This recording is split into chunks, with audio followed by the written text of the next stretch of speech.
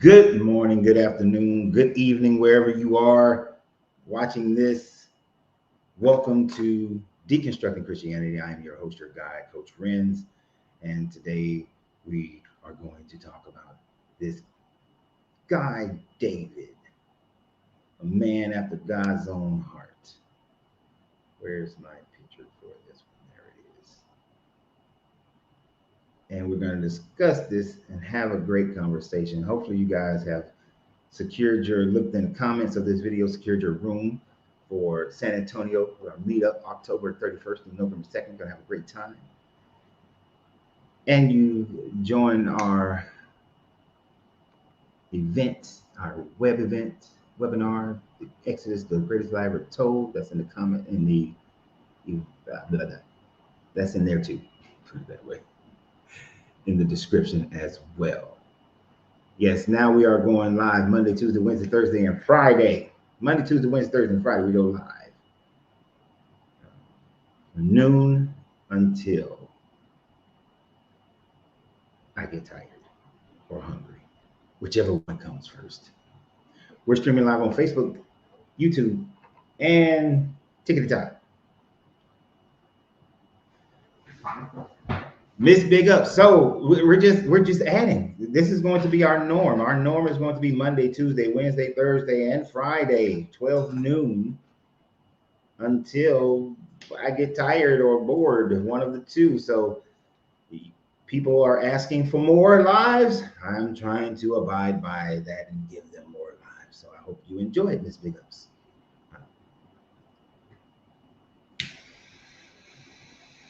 And also give me an excuse to have more cigars.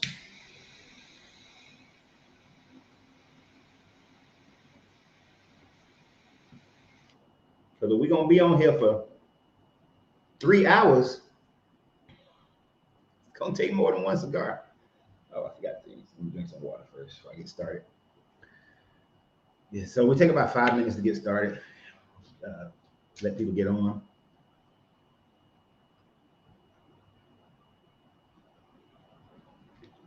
Let them notifications hit. So subscribe to the channel. Share. And subscribe and share. So Miss Big Ups, I hope you're having a great day. I hope you're having a great day. I hope all you guys are having a great day. It is Friday. It's Friday. It's the end of the week and the last day. So what you gonna do?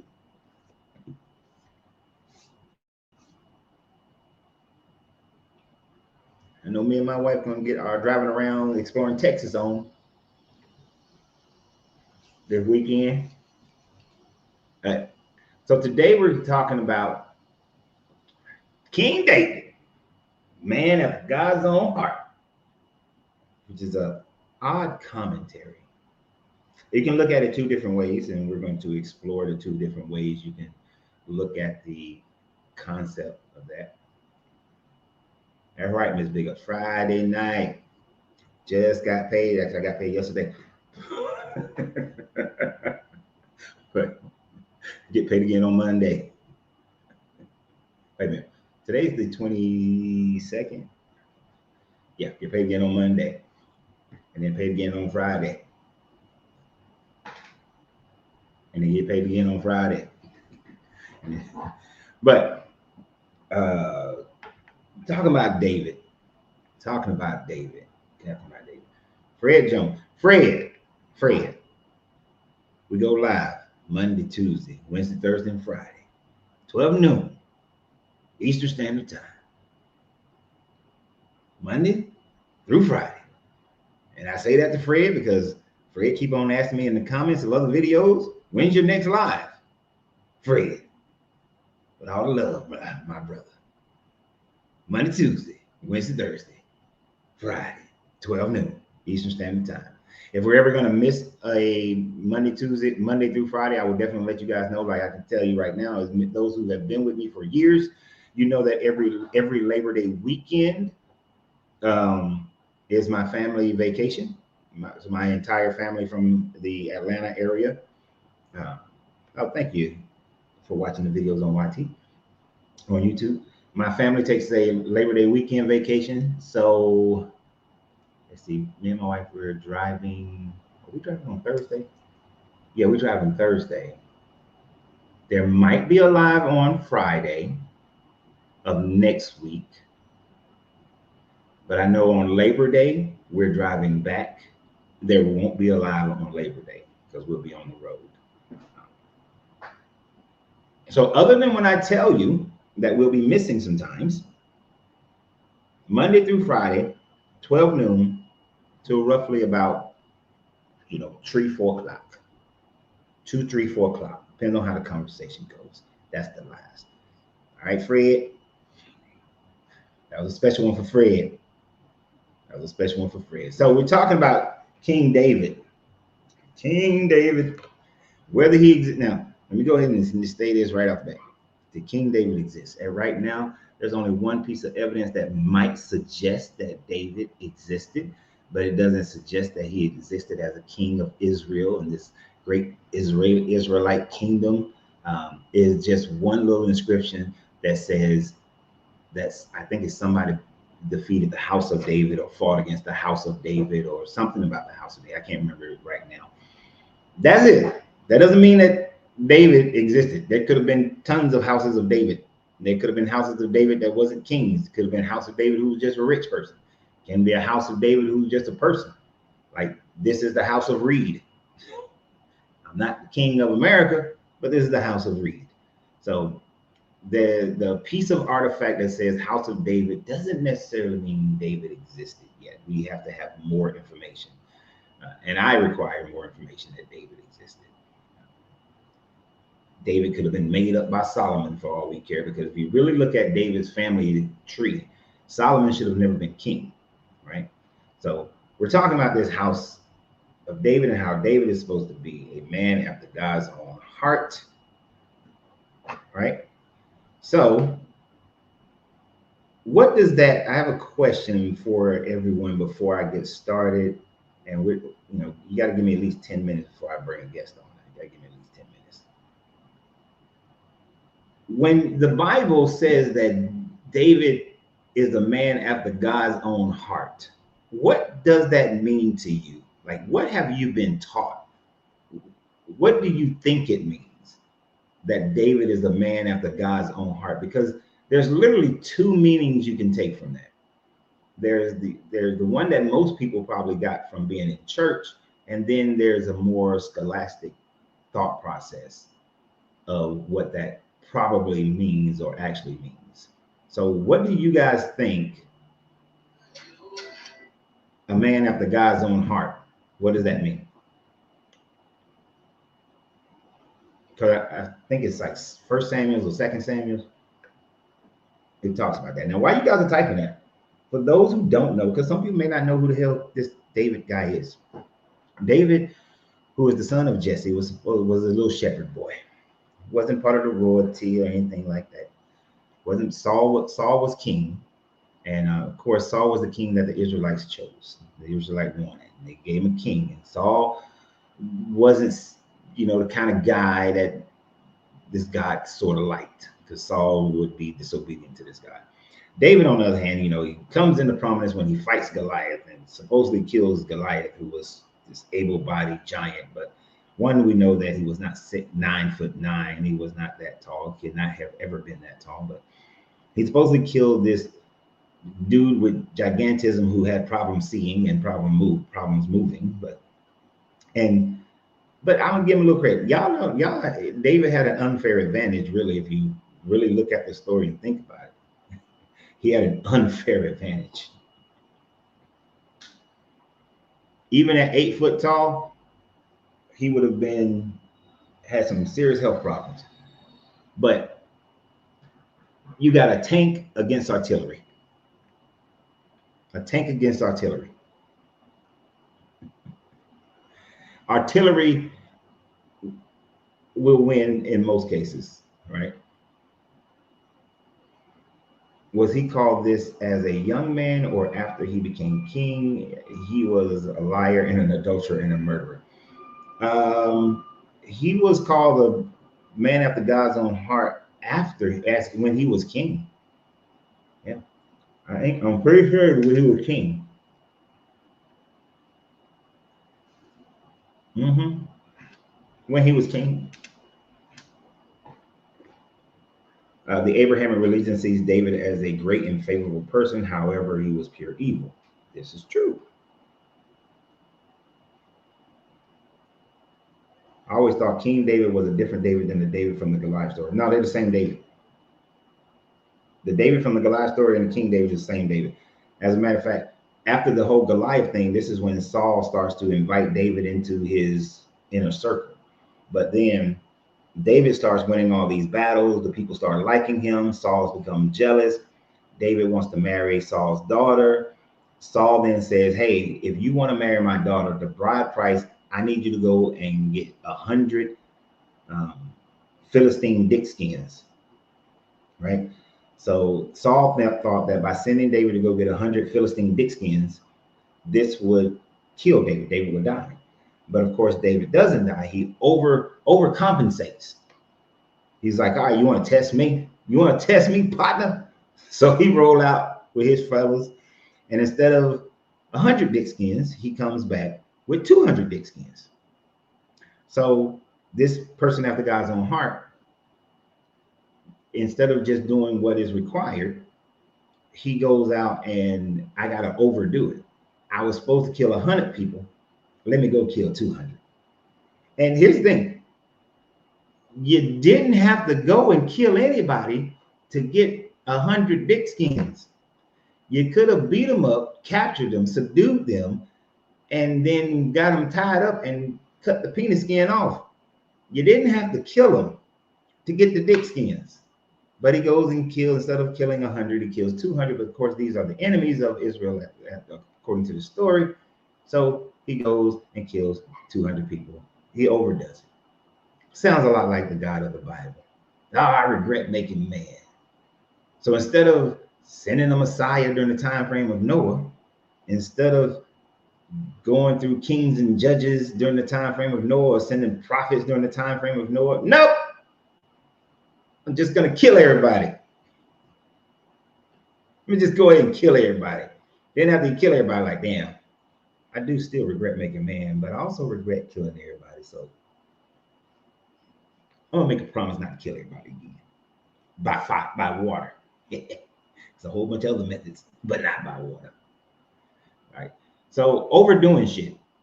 King David, God of the Bible. Same dude. Too many dick skins. And have you ever wondered what was Saul planning to do with all the dick skins? You know? I mean, if I wanted some, I mean, I understand he was trying to set him up to kill him, to get him killed, but I don't know. Bring me the head of all the people you killed, or bring me the armor. Yeah, like bring me the armor or the sword, something I can use of all the people you killed. Not, I need 100 dick skins.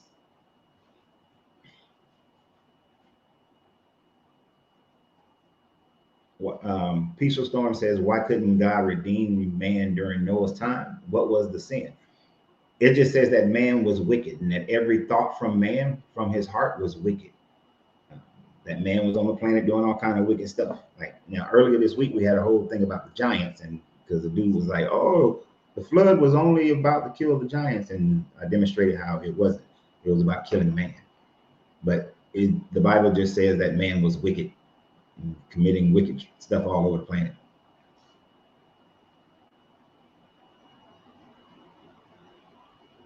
And from that day forth, I think Saul was released from the prison on some kind of reform program. And from that day, no, this is not the Saul that becomes Paul. This is the Saul who was king of Israel before David became king of Israel. So you got different, you're mixing up Sauls, right? So, or am I mixing the name of it? It was Saul who was the king of Israel before David, right? I mean, I'm quite positive that's the dude. But yeah. Yeah. And it's understandable that people that to get that mixed up. If somebody say Saul, you automatically go to Saul Paul. But no, this is Saul back in the day, whose death, there are two different versions of his death, but that's a whole nother conversation about how his death is different in one version and different in another version. That shows how the Bible is contradicts itself. But so David, a man after God's own heart. Now, y'all haven't answered that question though. What did so let me just go ahead and say it. So when I was growing up in church, and when I was taught in church, and when I was a deacon, and I would go to seminars, and I would go to classes and things of that nature, I can say for certain and for sure that the people that I was surrounded by, the churches that I participated in, the meetings and educational programs that I participated in, they always taught that David, being a man after God's own heart, was a favorable thing, that David sought out the Lord, that David's heart was in union with God. That even though David wasn't perfect, David was always seeking out the Lord in all that he does. He dances out of his clothes for the Lord and is not embarrassed. You know, he faces the challenge of Goliath because he knows that God is on his side, that he maintained a worship of this God. That was all that they would teach concerning him being a man after God's own heart.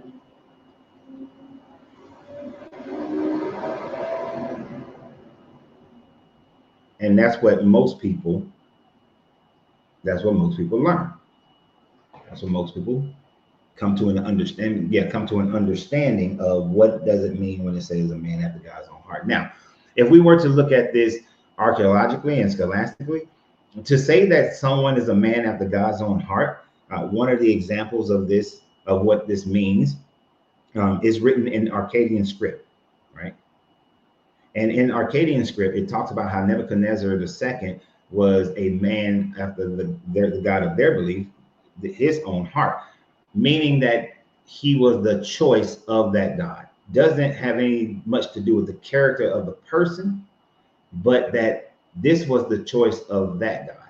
So when the Bible says that David was a man after God's own heart, it could, based on the language and the language of that era, it could simply mean that since Paul was Saul, you got me saying it, since Saul was the choice of the people, David was the choice of this God, not indicating that this God and that David emulates God, or that God emulates David.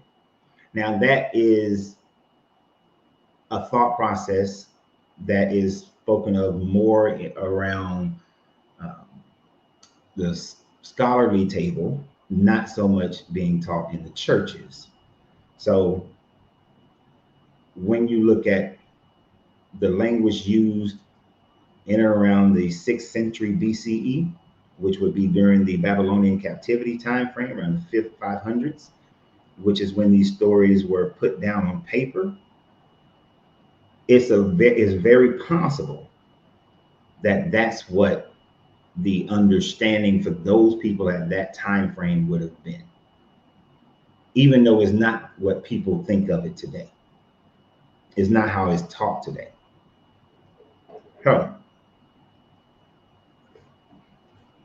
Before I go into how it's, and mainly I'm going to talk about how it's taught today, not so much about how it would have been taught back then, even though how it would have been taught back then is the correct way to understand those writings of that time frame. But even with David being this guy's choice is incredibly problematic.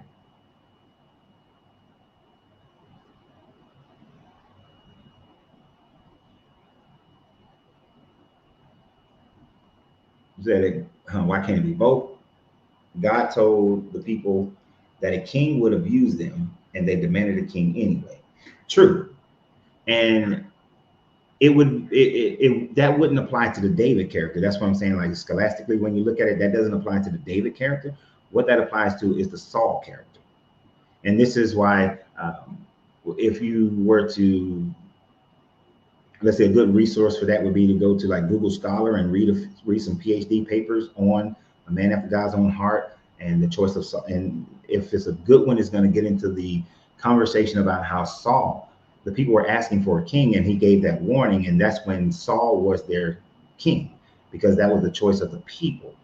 But then David, kind of being a redeemer from the choice of Saul, would be God's choice, man after God's own heart, because that's the choice that he wanted. Oh, you're agreeing with me? Okay, sorry, I wasn't sure. I wasn't sure if you were separating the Saul and the David part, but yes. So now, is that how? Like I said, though, that's not how it's being taught in churches. Churches don't go into that level of teaching on it. They'll just talk about how David pursued God in his dealings. That David in Psalms 51 was remorseful and asked for forgiveness, and asked for a renewing. Y'all know that one. Give me a renewing of my heart. That whole spiel that's been said in churches 11 times, right? So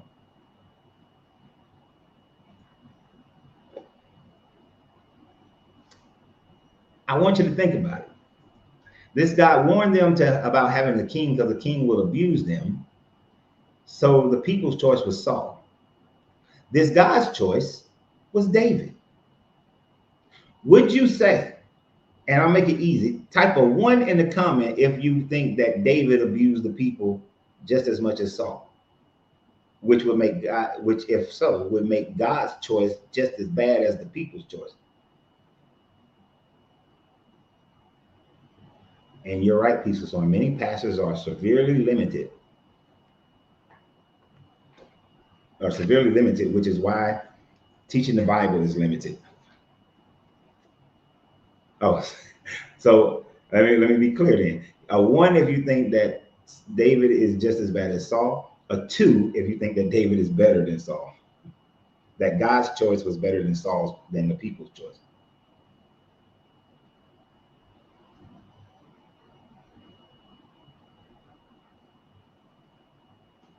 Florida Geechee Hoodoo. What up?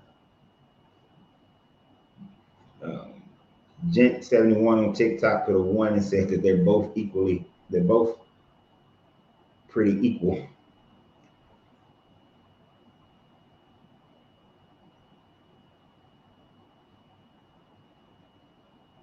Based off ifs, number 3. Well, it's not an if. The thing about it is, based on the literature that they wrote, we can identify the personality that we can see the personality that they're describing for this character David. And I want you to think, when you think about it, these people they praise up David. They make David into be this great guy, right? And I want you to think, if men were to act like David, how is that a good thing? That this choice that the God should have made, if someone emulated Daniel, it would have been better than David. Elijah was better. They were better than David. Job was better than David. I mean, there are so many other characters in the Bible who was better than David. Not saying that they were great either, but they were better than David. Right?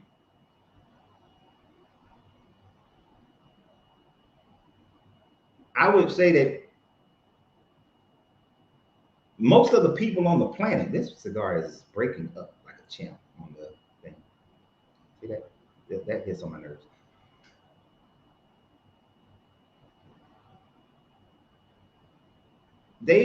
Most people on the planet today have a better character than David. You see, and they like to focus on the fact that when David was a young boy, he was believing so much in God because he was a shepherd boy, and he stayed home and he was doing the shepherd thing while his family was going out doing other things.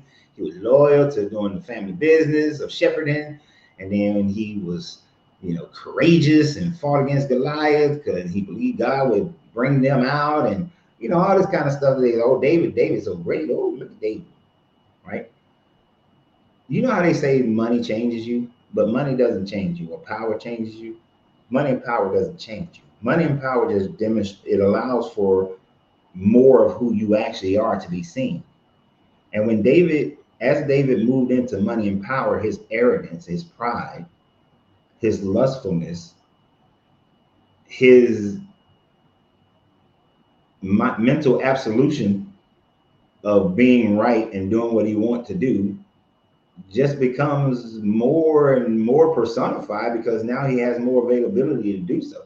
I mean, he inherits Saul's concubines and wives. He has two older sons. He has some daughters, right? None of his older sons, which should have been the heir, becomes the heir. And why? Well, they both get disposed outside of his kingdom, lose their positions. And then one of them dies, is murdered by the other one. And then the other son, Amnon, he essays his own sister and then disgraces his own sister. And then David has a problem with him. His other son, after he kind of sneaks his way back into the kingdom, he essays 10 of David's concubines, which was considered incest in their day.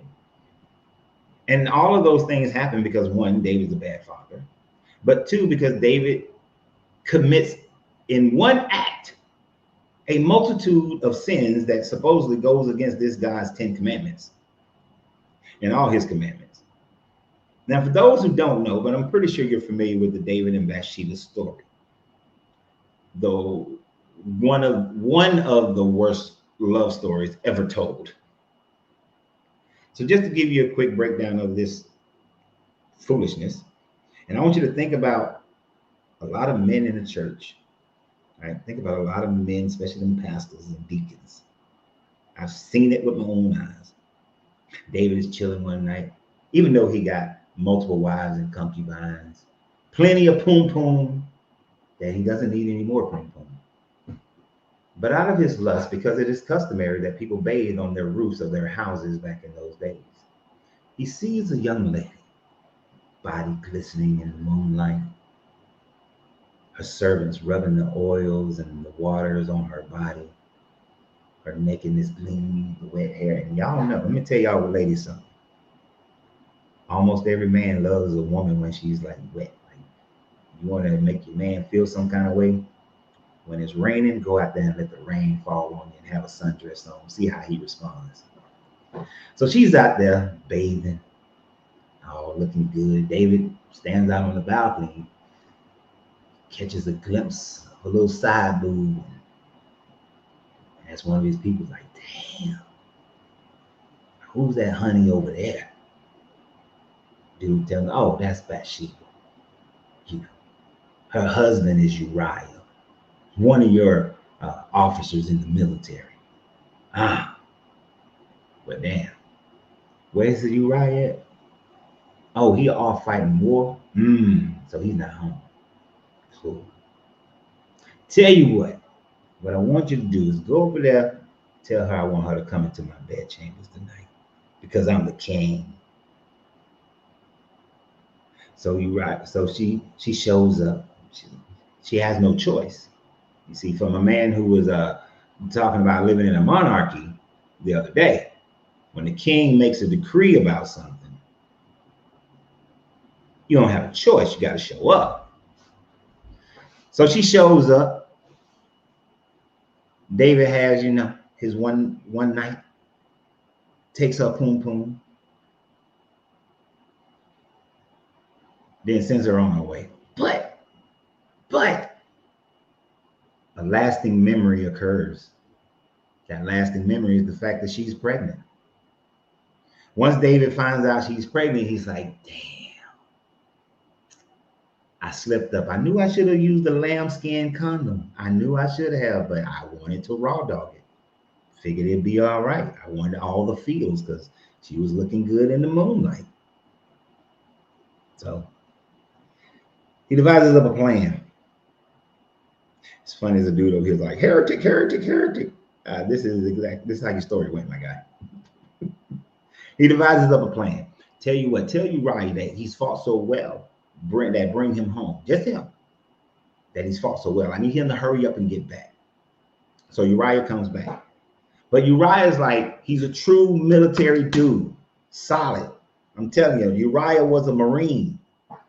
And Uriah was like, all right, king, I'm back because I have to, because you're the king. That's what happens in a monarchy. You're the king. I'm back. And he's like, you know, I appreciate you. You're doing some good stuff out there, killing a lot of Philistines. You're doing your thing. Hey, go home. You deserve a respite. Go home and see your family. Go home and see your wife. Uriah's like, nah, dog. King, I appreciate it. I appreciate it. I really do. But look, how can I go home when I got my other troops out there still on the battlefield fighting? They don't get to go home and rest. Why should I have the pleasures of going home? David, like, damn, this motherfucker. I'm trying to get him to go home so he can shaka like a boom boom with his wife. And then when she realizes she's pregnant, he'll think that that's his son. And it won't, then I would have gotten away with my adultery. So he's already had the sin of lust. Now, and then he had the sin of adultery. Now David is up here trying to massage the situation.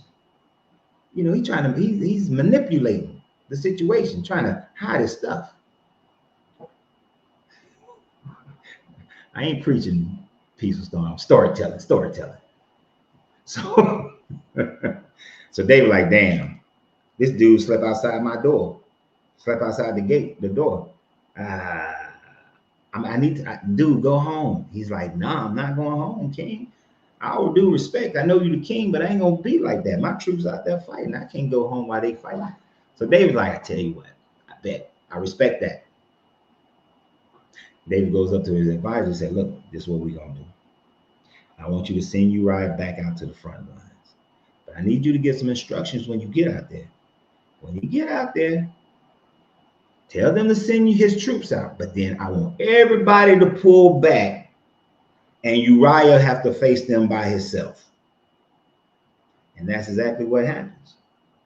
They go out, Uriah goes back, he's with his troops. He's like, yeah, dog, I went home. I ain't gonna see my wife because y'all couldn't see y'all wife. Because that's the kind of leader I am. Now let's go out here and let's take this hill. And they went charging. Uriah was like, yeah. And his troops was like, yeah. And they were like, oh. And Uriah gets killed. So now David now plotted murder. So David has now committed murder.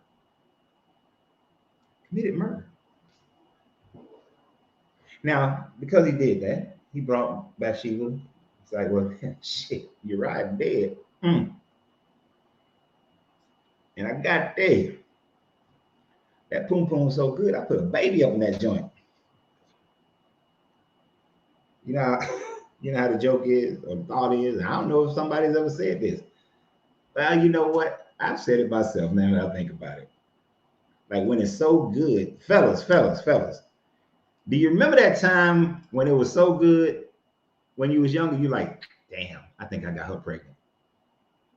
That's how I was that night. I think I was on top 10 game.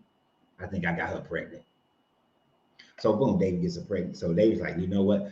That pum pum's so good. You know, I busted a biggin. I need her to come on. She's gonna become one of my wives, right? So he bring that girl in. Billy know what I'm talking about. Billy know what I'm talking about. Billy know what I'm talking about. Sometimes you're happy about it. Other times you're like, oh, hell, I think I now put a baby up in that joint. But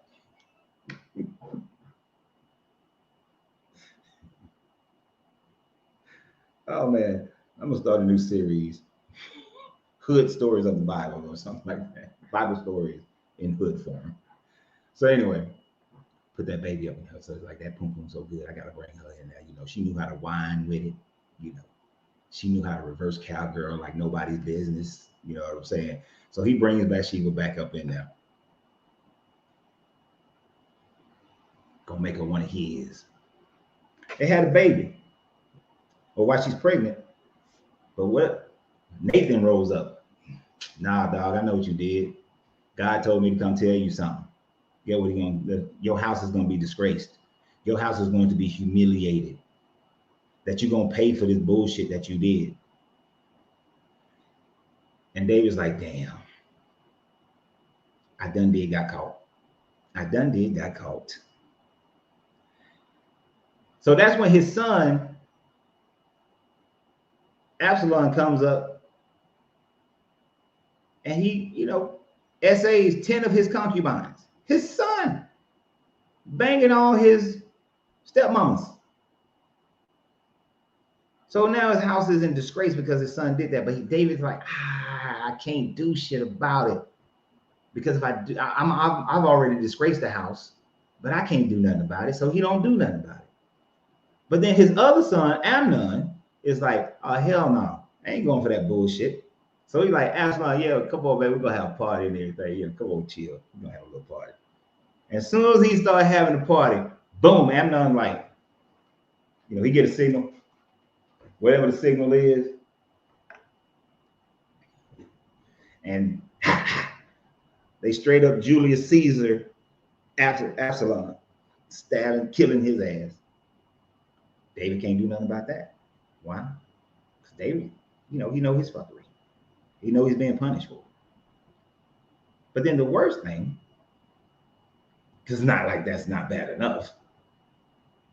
The child is born, but the child is born sick. David begins to mourn. And for I think it's 7 or 8 days, the child is alive and David is mourning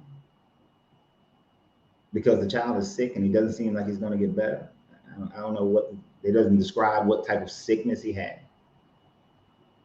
The child had, and then the child dies. The punishment for David's sin was that the child dies. Child dies. After the child dies, David takes off his sackcloth, his mourning cloth.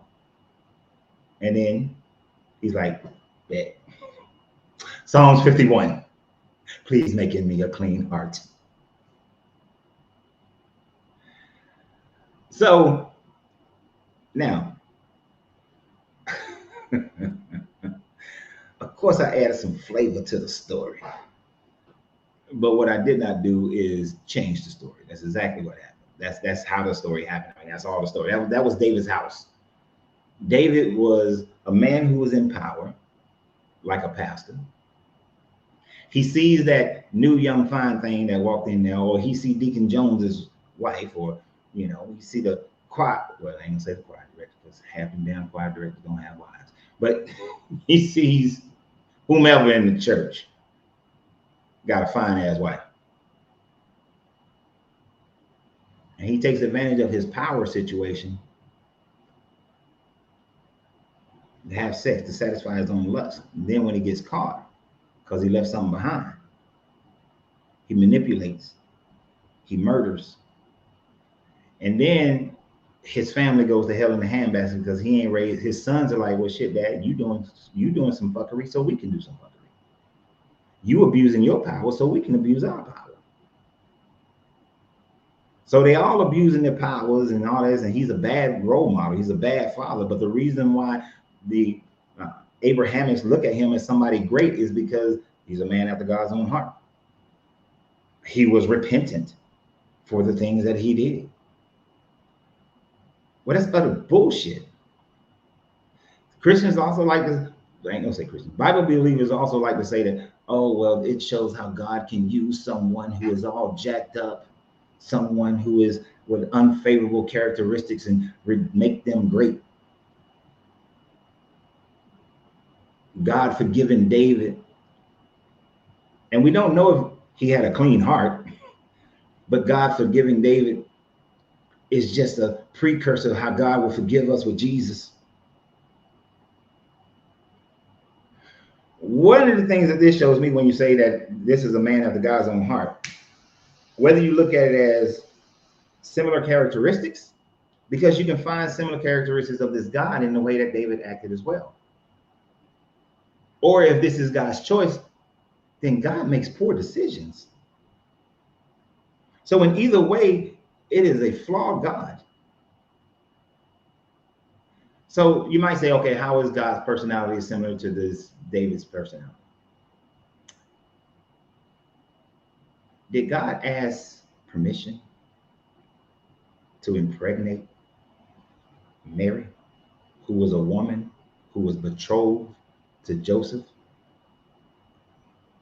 This God violated Mary through his power dynamic in order to produce a baby with a woman who was already betrothed to a man.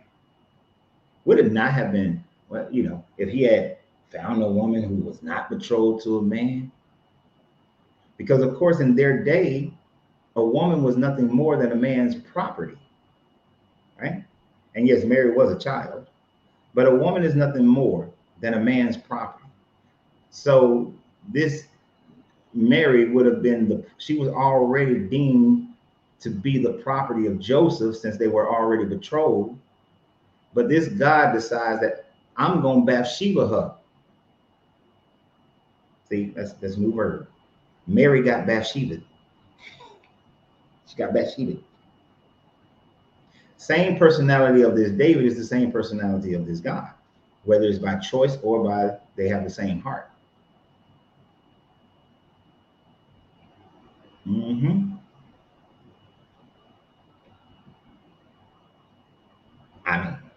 am I wrong?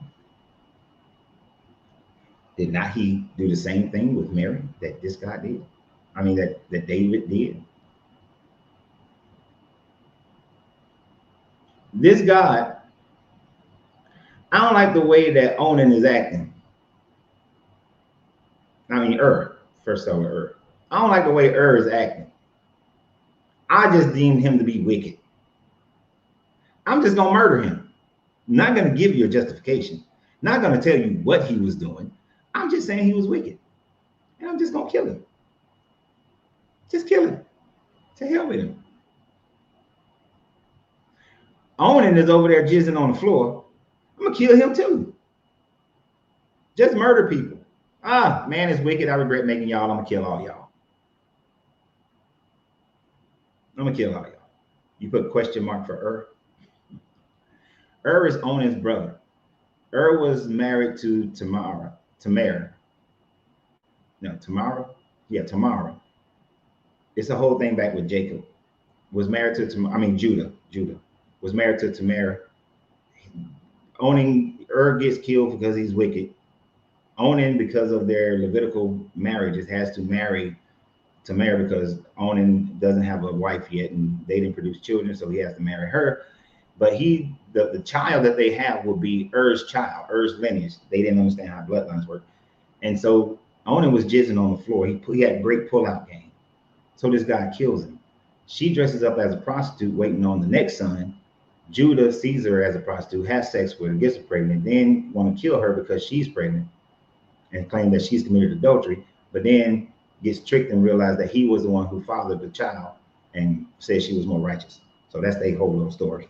And if you're from this area, my apologies. That's their whole little backwoods West Virginia story. And this God approves it. Judah's great, Lion of Judah. And I believe this is the line that Jesus, and this is the line that Jesus comes from. Technically, no, but supposedly this is the line that Jesus comes from because this is Joseph's lineage. But back to it. So this God demonstrates similar personalities to what David demonstrated in how he acted and in the things that he did, right? That he murders, that he sits up here and sets people up for failure, that he goes out in his own arrogance and lust to have what is had. Don't have any gods before me. Oh, you over here believing in another God because them Moabite women got that good pum pum. Kill a whole bunch of y'all. Oh, you build a golden calf. Oh, you commit. Kill a whole bunch of y'all.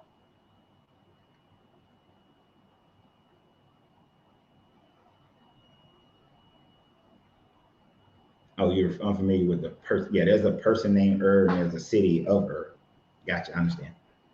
So this whole thing about David being a man after God's own heart just demonstrates how evil this God is to me.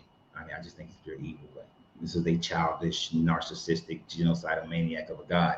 And David was a childish, narcissistic maniac of a person. You know, you only required 100 dick skins for Saul, but you go out and you get 200 dick skins for Saul. That's kind of crazy to go do all of that. So, but I'm curious, what are you guys' thoughts?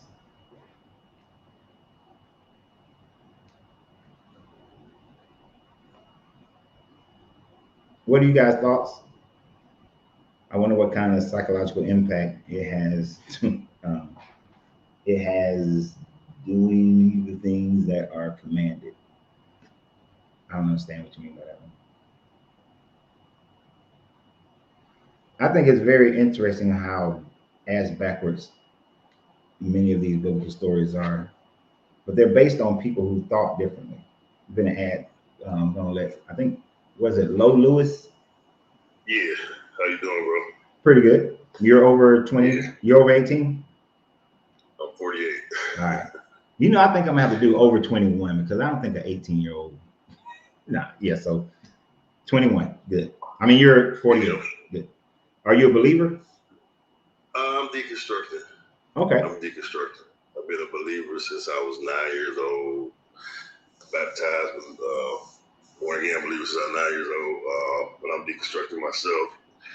And yeah, and David is one of those characters that when you read about that, even I was like a staunch believer, it's like you just accept it off of faith. You know, you accept off the faith that this is a man after God's own heart. You accept off the faith that God is somehow, something is going on that God understands that we don't understand. But David was a horrible person, man. It's horrible. Yeah. And I think just hearing you talk about what that might mean about David being a man after God's own heart, that might be a better understanding that actually just means that God, he was the choice of God. Right. Because there's no real, David was a murderer, he was a warlord, he used to raid people, take their stuff, he was strong-arm people, he was gonna kill a man all the men because a man wouldn't allow him to strong-arm him, and then the wife give him all this stuff, and then somehow God kills the man, and then David ends up with his wife.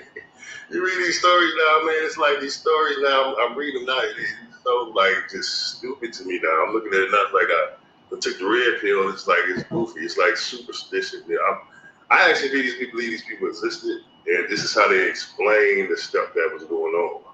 You know, you have a drought, 3 years drought, and we know droughts happen, it's a natural thing that happens. But in their mind, it's God punishing them, so they get together and they figure out God is punishing them because Saul killed the king, whoever the people was. And so they kill all of Saul's kids, all of his sons, and then that appeases God, and then the drought. And more likely the drought just was over by that time, but they superstition. Yeah. You know what I'm saying? Superstition around all this stuff, and they think it's God, and they come up with these stories to explain it. And it's like the one, I think, when I look at it now, I just think the woman just poisoned her husband and gave David all the stuff. That's what I think really happened. David meet up, met up with her, and she decided, hey, instead of you killing everybody, let me get him out the way. We're going to say it was God. Because who was there to verify God is the one that killed Nabal? So it's like, there's all these stories about David, man. It's just ridiculous. I don't see how David was a better person than Saul. I don't see it. David and Saul about the same. Yeah. I don't see them being any. And the thing about it, there certainly were people in the kingdom who were better choices. There's just like in all time in our modern history, and I'm throwing a little swerve on you. Of course, in the New Testament, it says that whatever government you're born under, God placed that government there. Like, so whoever your leaders are, that's God's choice, right? That's in the New Testament. Right. And that you're supposed to obey the laws and pray for that person and not speak out against them.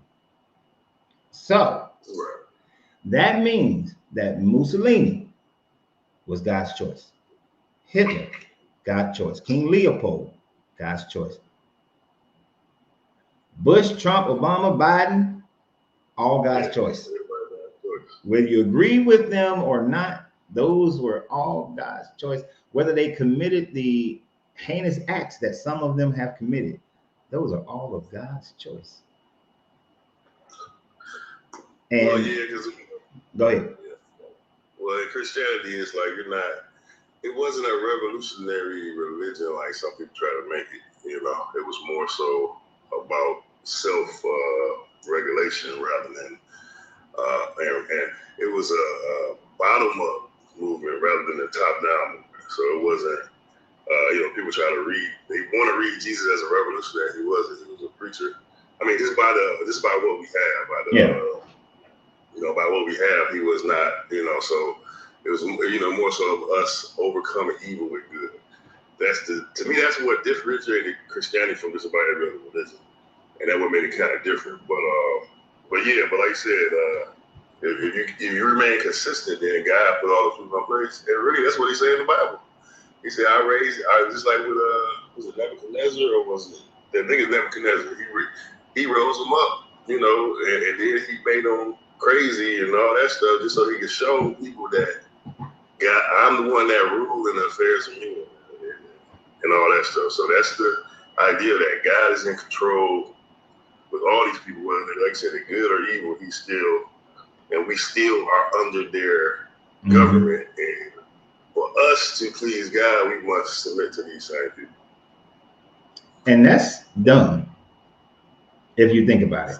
If you place that, if this God is saying that my way of demonstrating my power is by selecting the leaderships that are there, and you can't really show me any government leader who was a good person overall. And I'm talking about all of them. I know it's gonna hurt some people's feelings because I know a lot of people love Obama. A lot of people love Clinton. A lot of people love Reagan. How about Jimmy Carter? A lot of people love Jimmy Carter. Jimmy Carter was actually better than Reagan. Pretty good. But in their goodness, and it does take some level of being on the inside.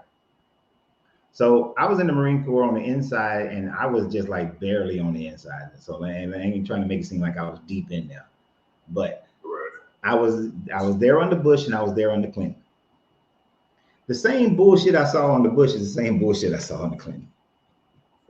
And I'm talking about the first Bush. It's the same bullshit. The same scamming, the same conniving, the same misinformation, the same self-interest. Is the same bullshit. What they personify one thing, but it's the bullshit that's going on underneath and the same lies that's going on underneath. I mean, I was privy to some lies that I was like, I'm looking at the news and I'm like, that is not what happened. I know the units that went out. I know the equipment they took, and I know what they did with that equipment. And that is bullshit that they talking about is some bullshit that's on the news. But of course, they lying all the time. Not some of the time, they lying all the time. Yeah. So, but you had other people throughout history who were teaching good things that should have been raised up more. So, for instance, let me give you an example. We was talking about slavery yesterday, right? And not that I want to get into slavery again today, because that'll be repeating the conversation. But I meant to bring this up yesterday. So Siddhartha Gautama, the Gautama, the first Buddha, the Buddha, he taught against slavery 500 years before the Jesus character. During the time frame that the Old Testament is being written, he was teaching against slavery. But Buddhism never grew to be a dominant religion in the same way of the pro-slavery religions did. So if this guy was trying to do something, why didn't he bring that religion, which is way more peaceful, which doesn't discriminate against women to the same degree. There is some discrimination against women. Why not that religion being the stronger religion? You know, like, well, because the reality is the religions are all made by men, and that's just how it works. You know, the power dynamic. Exactly. Men are, you know, with men dominating, I think that's something that could just have easily arose without religion, just because of environmental realities. But we created this religion to explain the reality, and so you get this, you know, this dogma that kind of continues to reinforce that. You know what I'm saying? So we get, you know, the guy, you know, it's just not real, man. Just it's a lot of myth and just, you know, just men coming up with these different beliefs and systems to explain the world, Gary. You know? So, you know, yeah, God could have came up against slavery, but the reality is it wasn't God. It was these men writing about the world they was in. Slavery was already something that was in that area that was just totally accepted. Everybody did it. Yeah. And so you gotta come up with an explanation, and that's what I learned in my deconstruction about religion. It's almost like religion is necessary to reinforce the things that are naturally known to be right or wrong. Something like slavery, we have a natural aversion to that, but because we do it, so the guy develops a system to make it okay. Right. When people go and genocide people, God, you know, there's a system in place to make it okay. We all know, Moses, you know, killed all those people, and then afterwards, you know, you leave out from the place and you wash for 7 days and you don't touch nobody, stay away from everybody, then you're clean. You know, stuff like that, just to get this ridiculous stuff to get around what we know to be wrong naturally. So we end up doing stuff that these systems set up, they're able to justify stuff that we know is wrong naturally. So now, you know, that's what it seems like religion, really, when you really look at it, it's like what's happening in the Middle East right now. Israel comes going and taking all those people's land, kicking them out their land, killing them, taking their houses. They can justify it because of the religion they have. Oh, that is the whole justification for it, is the religion. And that's the sad part about it. And I'm not saying that, well, shit, I forgot what I was about to say. But you're right. The religion, it is a man-made creation. And because it's created by man, and then oftentimes supported by government and military, especially throughout history, whichever one has the strongest military is the one that's going to win. I mean, the whole reason why Christianity became a dominant religion is because it gained favor with Romans. And then once it gained enough favor with Romans by the 5th century CE, now it got the backing of the Roman military, backing of the Roman emperor, and now everybody has to be Christian. Same thing with Ethiopia. Once King Azana converted to Christianity, he forced all of what is now Ethiopia into Christianity. No religion has grown by almost. There's very few religions in history that grew without governments forcing it. Right? Very few. And really, I can't even think of one that grew without the government forcing it. Oh, well, how about these Jehovah's Witnesses and stuff like that? Seventh-day Adventists and all that? I ain't never Christianity. Okay, you put that in Christianity. That's just a variation of Christianity. That's all it is. And yeah, I mean, you can have those variations of a religion that does grow. But I'm just saying the initial religion itself, governments pushes them, governments force them on people. Like Islam grew because of the Arab conquest. It didn't grow because there was this little dude walking around preaching. Right, exactly. No, it was a military campaign that was supported by people who had converted over to Islam, and they conquered the Middle East and North Africa, and that's how we grew. Colonization grew Islam and Christianity.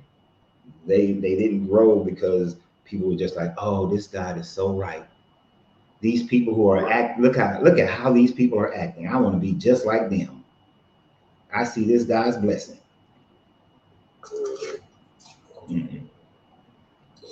Yeah, it's kind of wild. I mean, it's, you know, in some instances they would send missionaries first, but then when after they have whatever success or non-success they have, then they're sending then they send in the military basically, you know, the enforcers to, you know, colonize and subjugate. So yeah, you know, they call that manifest destiny or something like that. I think that's what they call it. Yeah, manifest destiny was when they were like, oh, it is our God-given right to conquer west of the Mississippi and, you know, all the way throughout the West, and we need to convert all the people, these indigenous people into Christianity, you know. So that was manifest destiny. It was just one, the government utilizing religion in order to acquire more land for the colonies well, for the United States to get bigger, have more resources. And I say all the way out to the West, that was all the way, I think, yeah, Manifest Destiny, does that go just to the Mississippi?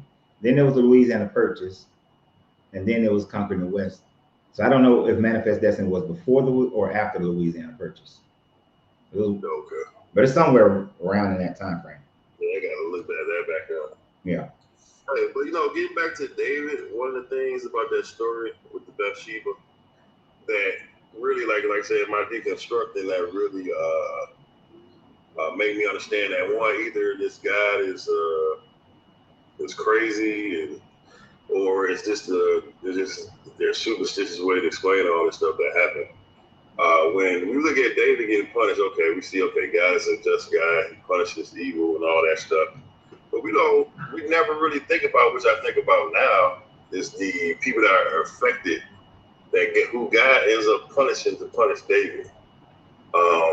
David's wives were raped by his son in the view of everybody.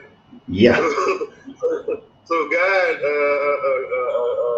allowed these women who didn't do anything to be raped in front of everybody to punish David. Then the child that's killed to punish David. Now, in some sense, you look at it like from a story point of view, like, okay, he kind of deserved to be punished, so that's what you get. That's what David gets. All this stuff coming to his house is what he gets. But how about his daughter that was raped by his son? How about, I mean, you know, just all this stuff that happened to punish David. But how about those people themselves? It's like we mentally like push that part out, that we don't recognize that these people are supposedly real people. So these are real people that God has decided to. That means at least about 11 women have been raped to punish David. It's just wild, man. You know. No, I agree with you 100%. And just real quick, Sean is saying that Manifest Destiny was to push to the Mississippi. So I want to make sure I get, because I didn't know. But you're absolutely right. That's one of the other aspects of this story that makes it so vile and makes the character of this God so vile, is the fact that, what about these women? What about these babies? They're being punished. They are the ones who are truly receiving the punishment. What? David's like, oh, my wife got raped by my son, and my son is so disrespectful that now I got to take away him being an heir to the kingdom. Oh, my baby died. What about the baby dying? Or the women and these women have to live with the fact that they were forcibly raped by this man, by the son, right? And they have to go with that for the rest of their life. But the problem with these people back then, is that they were so patriarchal that women were nothing more than property. Babies were nothing more than property. You know, this is why if a woman is SA'd, then all the man has to do is pay 50 pieces of silver, and she has to marry her essayist, because they didn't view women as having agency, as having emotional trauma from these events. They were merely just baby making machines to them. No more, no better than a cow. I kind of see that a little different. I think it was more so a way to, because in that society, a woman that wasn't a virgin, unless she had children from a previous marriage, a woman that wasn't a virgin wasn't going to be able to get married for the most part. Nobody was going to marry her. And so, so not that it's right. I'm just saying I don't think it's the same. It's almost in that mindset of that time is almost a mercy to her. Even though I know it sounds crazy, but it sounds crazy because and like I said, it's a patriarchal society, but it's a patriarchal society based off of the idea that men are to take care of women. So you have a woman need to be, because the financial, inheritance and all that stuff, and land ownership and all that stuff was mostly males will be the ones owning those things. So you got a woman, and she gets older, and it's time for her to, get out of her mother's house. Basically, who's going to take care of her? So a lot of that stuff is about taking care of the woman.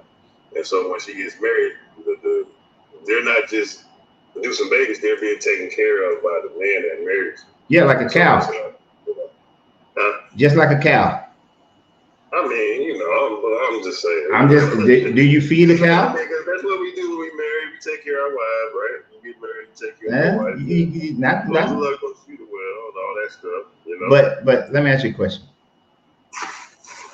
Does my wife have the choice to be with me or not? Yeah. Right. If I go and buy a cow and I put it in my backyard, does that cow can say, you know what, I don't like your backyard. I think I want to go to John's house and be at John's house. Or I want to go to Steve's house and be at Steve's house. Right.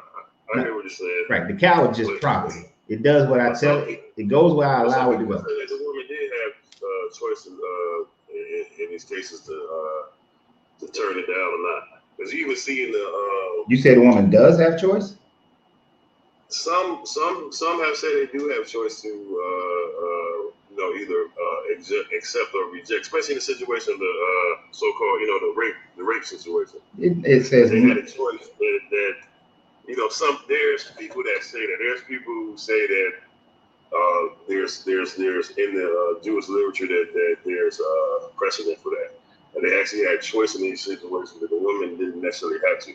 Now, if you look at David, hold on, no, let's not just skip over that, man.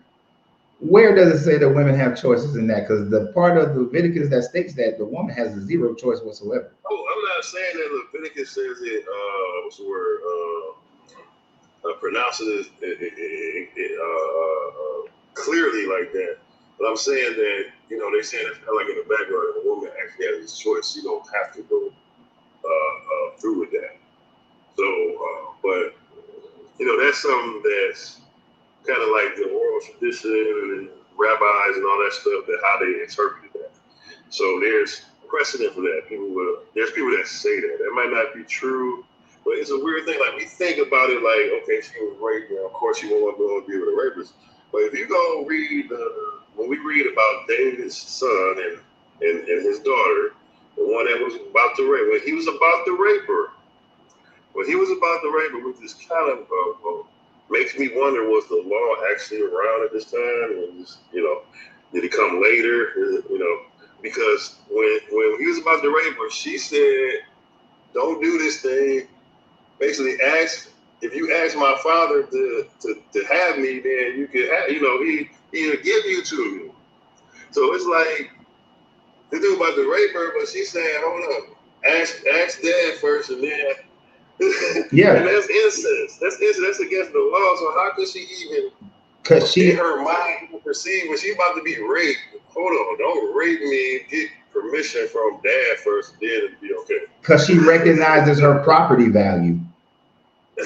That's it. I mean, if you not the men had convinced the men through strength of body had convinced the women of their property value. And so her property value was only that of her virginity.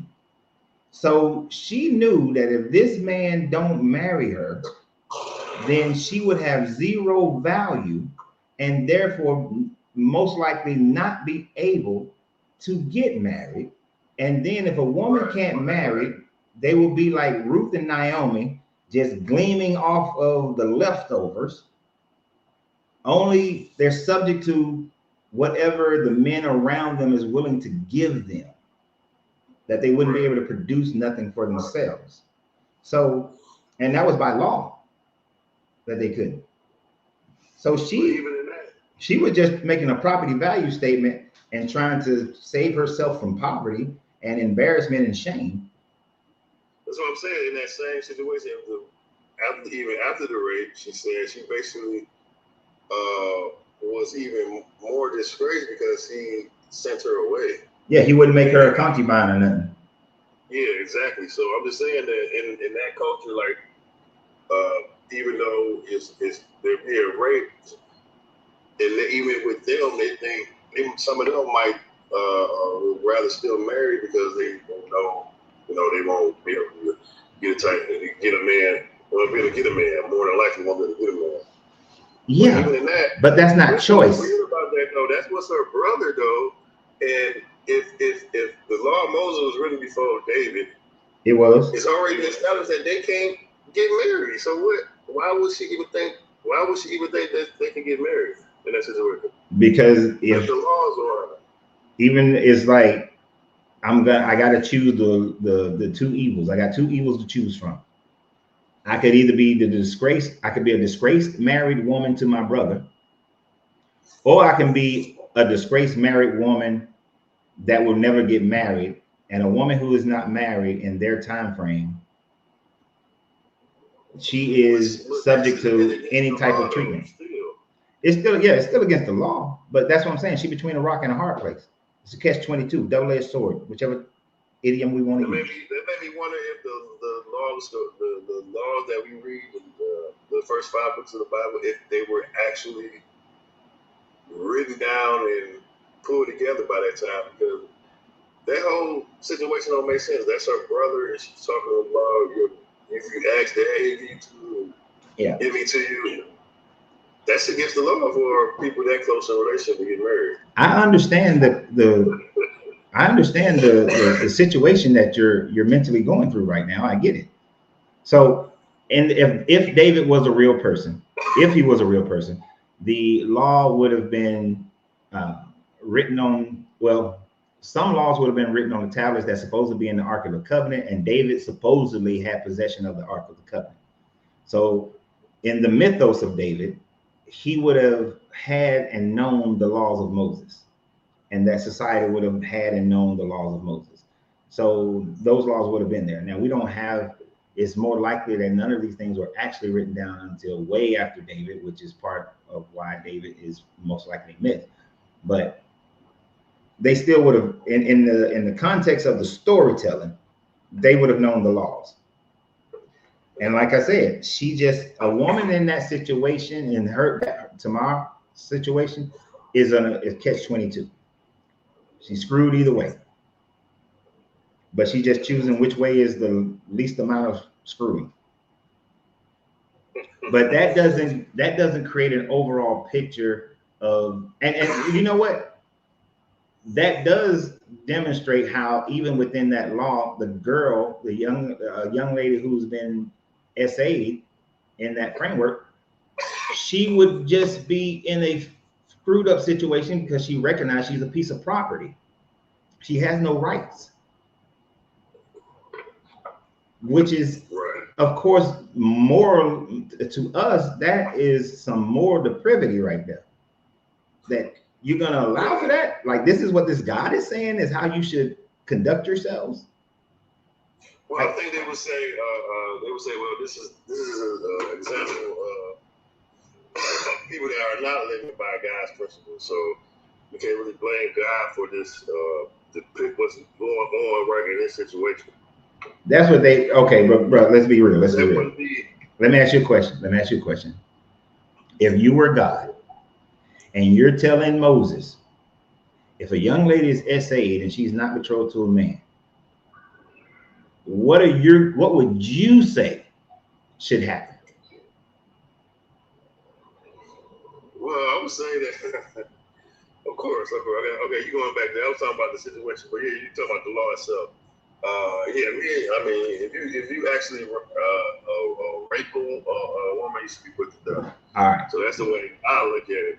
But I think a lot of that has to do with the fact that I think some of those things are more so because of, I mean, they don't have the technology and things that we got now where you could actually tell whether a woman is telling the truth when she says she was raped or not. So I think that's why you have this difference between a person that's, what's the word?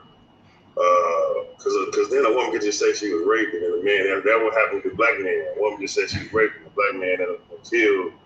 And it was actually a consenting situation.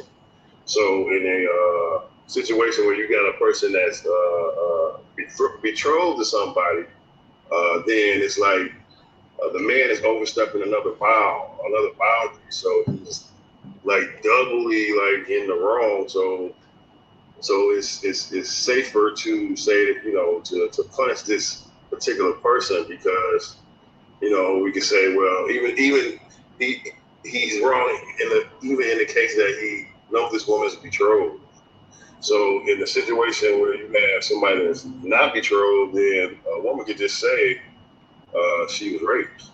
And I think this from the reason why they came up with the law this way, like I said, at this point, I don't believe God did it. The way they came up with this law this way is because of this situation that you really can't prove. Back then, they probably really didn't have a way to prove rape. Other than one person said he was raped, another person said, "Oh no, I wasn't." You know what I'm saying? So this is what they kind of come up with. Well, it does say if they are caught. When you look at the law, it says if they are caught. So right. There is a thing there that as far as an accusation in their time frame may not have mattered, but they have to be caught in the act of it. If they're not caught and the woman claims it, of course, we have other parts of the law which says that a woman's testimony really ain't worth shit unless it's backed up by a man. And then that woman is the woman is going to be put to death because according to their mindset, every woman bleeds on the marriage bed.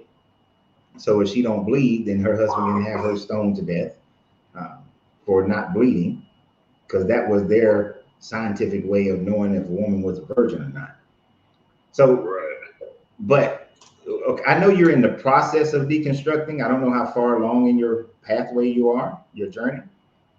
But a lot of what you're saying sounds just like I'm gonna justify their behavior back then because of their lack of. I think I understand the mindset it's coming out of. I mean, I think it's okay. I believe I'm a real person that's capable of doing that. I can see a person's why they see something, why they believe something, and not necessarily accept it.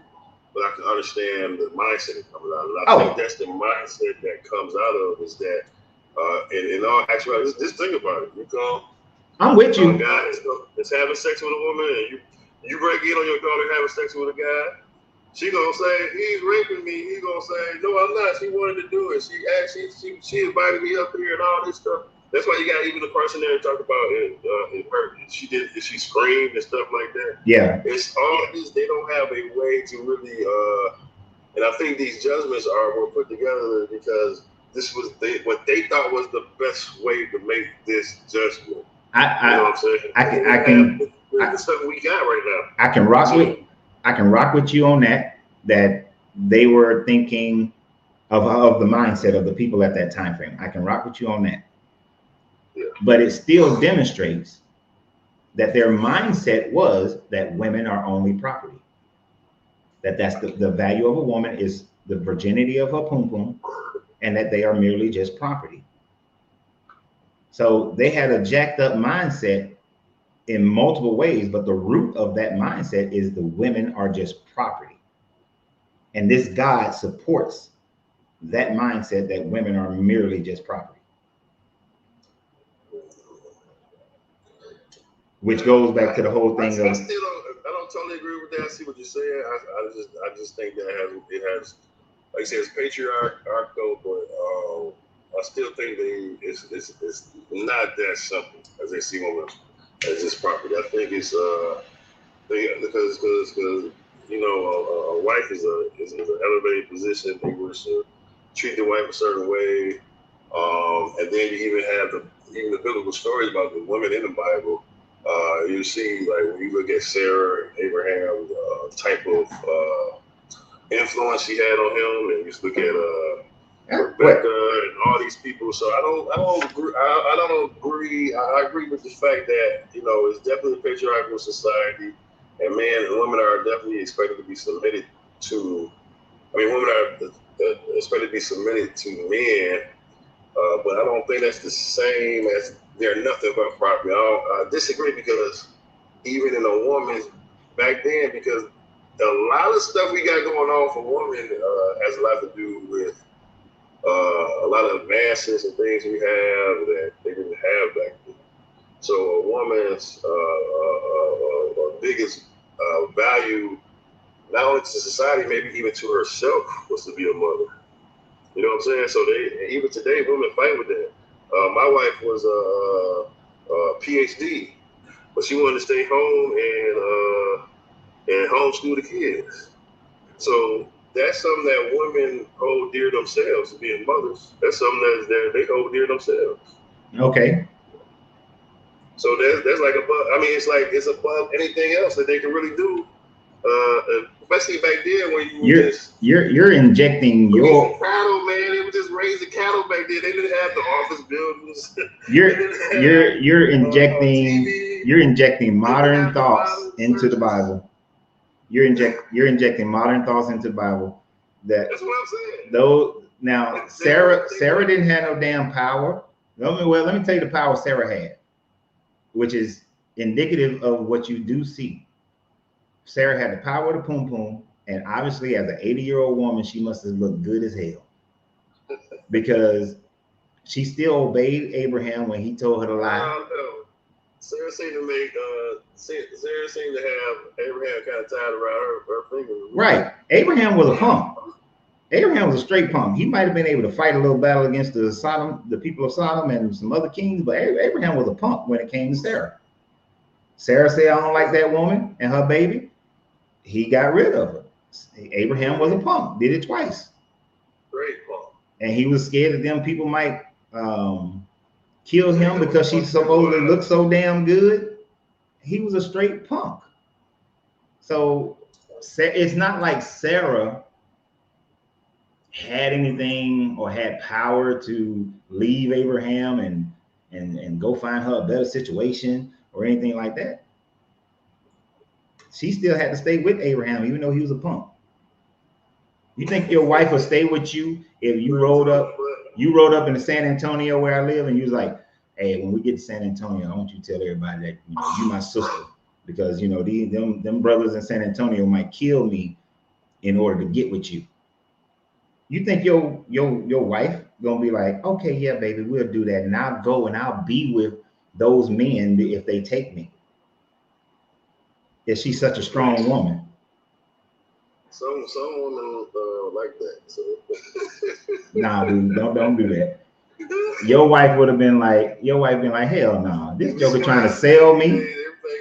He gonna let some other man just take me. And here's the thing, Sarah didn't have a choice when they went into Egypt. Sarah had to go with the Pharaoh. When they went to Amalek's kingdom, she had to go and Pharaoh slept with Sarah. But then when he went to Amalek's kingdom, she had to go there. And Amalek didn't sleep with her, but she had to go into his house. And then those some crazy stories, bro. And then you think that when your wife come back, she gonna be like, oh yeah, baby, let's have some more sex so maybe we have a son.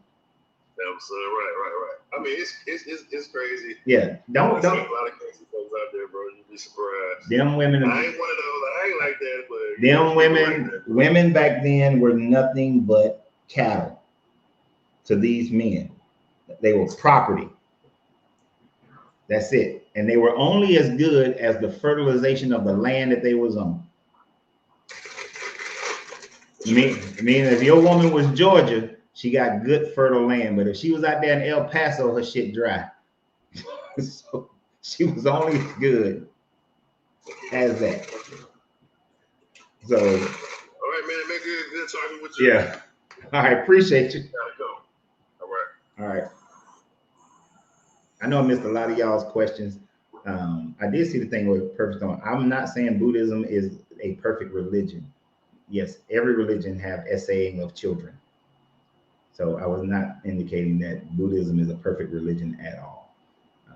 I've seen some other comments that was in line with what we was talking about.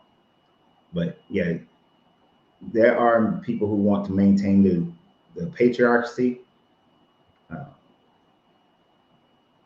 But that but a lot of people want to maintain the patriarchy, but bring it into a more modern age where women do have agency. I think we should get rid of the whole the idea of patriarchy. We don't live in a world today where we're hunter-gatherers or even agrarian. We're in an information age.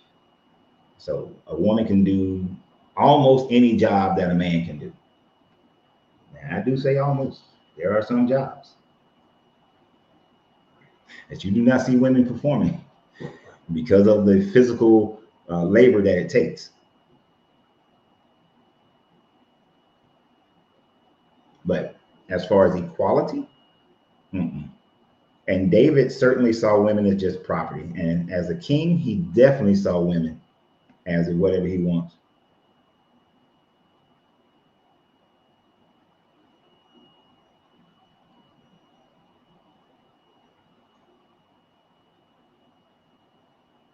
I don't know who David's heart is. Well, we answered that earlier. So get here at 12 noon, city. No, it was a Dirty Roger. Get here at 12 noon. Yeah, talking about the so-called King David, the mythology of King David. In that one. Let's see. So it's one of my favorite people, Miss Fifi. Oh, let me put the invite up on Facebook. How are you doing today? I'm doing well. How are you doing, young lady? I'm doing fine. Good. I was just listening to your last caller, and I was getting very frustrated because he was trying to interject, like you say, what's going on now into what was going on then, and it wasn't until probably the 1920s when women had a choice, because even then brothers and fathers was telling women who they're gonna have to marry. And it was surrounding the same thing. Like, brother boy over there, he got 10 acres. So, you know. And it's still in the 1920s. If you really look at it, it was poor people are the ones who started romanticizing love during that time frame. People of means still was forcing their daughters to marry other people with means. Right. You really don't get into even where rich people aren't doing it as much until like the 1970s.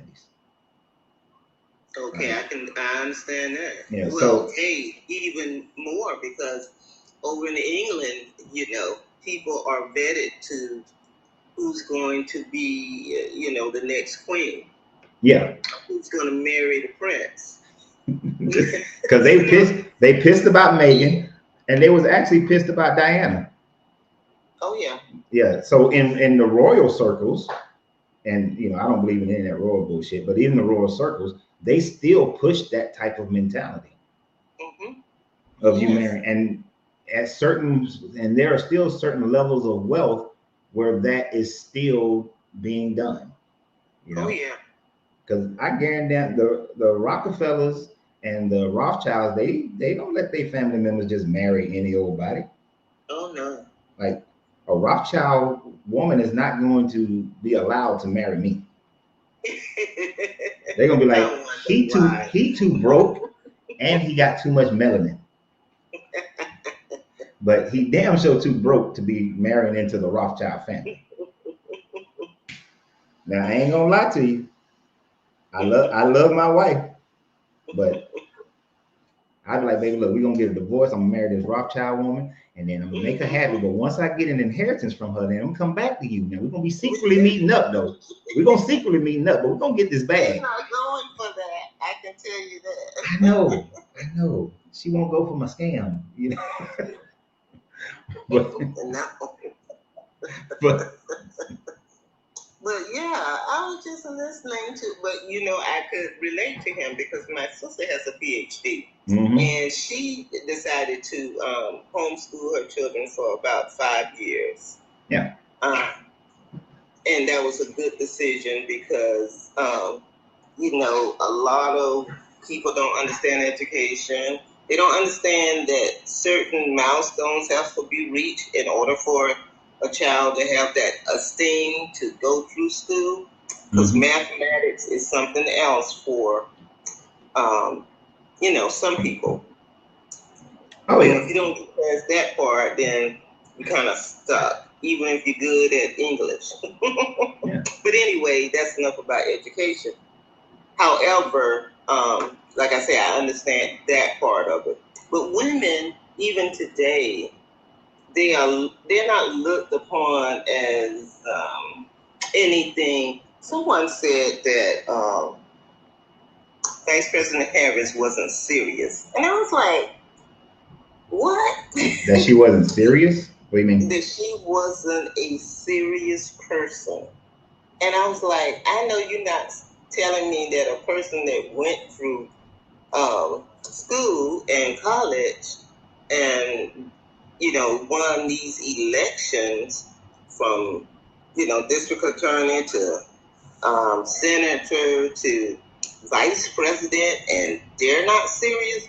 But I understood that because she's a woman, she's not taken serious.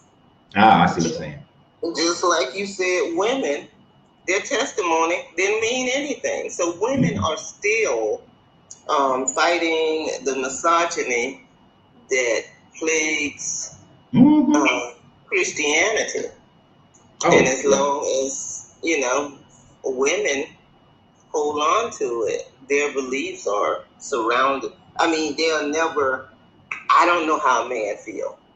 But to me, it seems like a man is free to do as he please. A woman is not. Yeah, you're right about that one. Okay. And I mean, I quote movies a lot, right?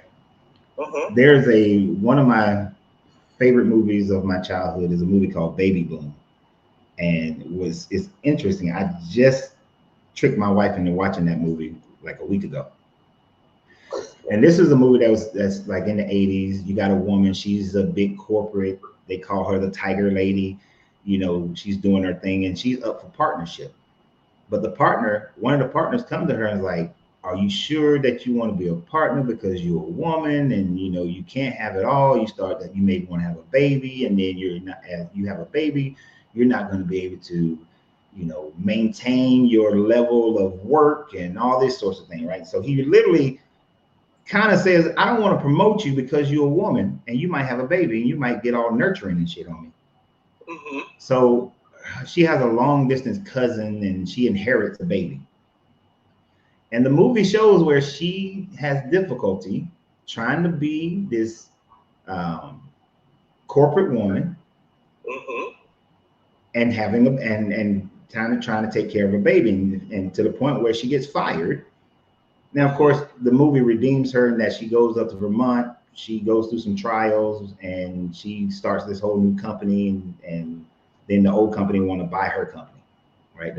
So it's kind of like showing that women can have it all if things are put in perspective, but it's that 80s mentality. Now, I love the movie because it had Diane Keaton in it, and Quiet as It Kept. Back then, I kind of fancied Diane Keaton a little bit. I don't know why. It's something about them damn turtlenecks that she was wearing, but she's not the prettiest or the finest woman, but something about them damn turtlenecks was throwing me off when I was a kid.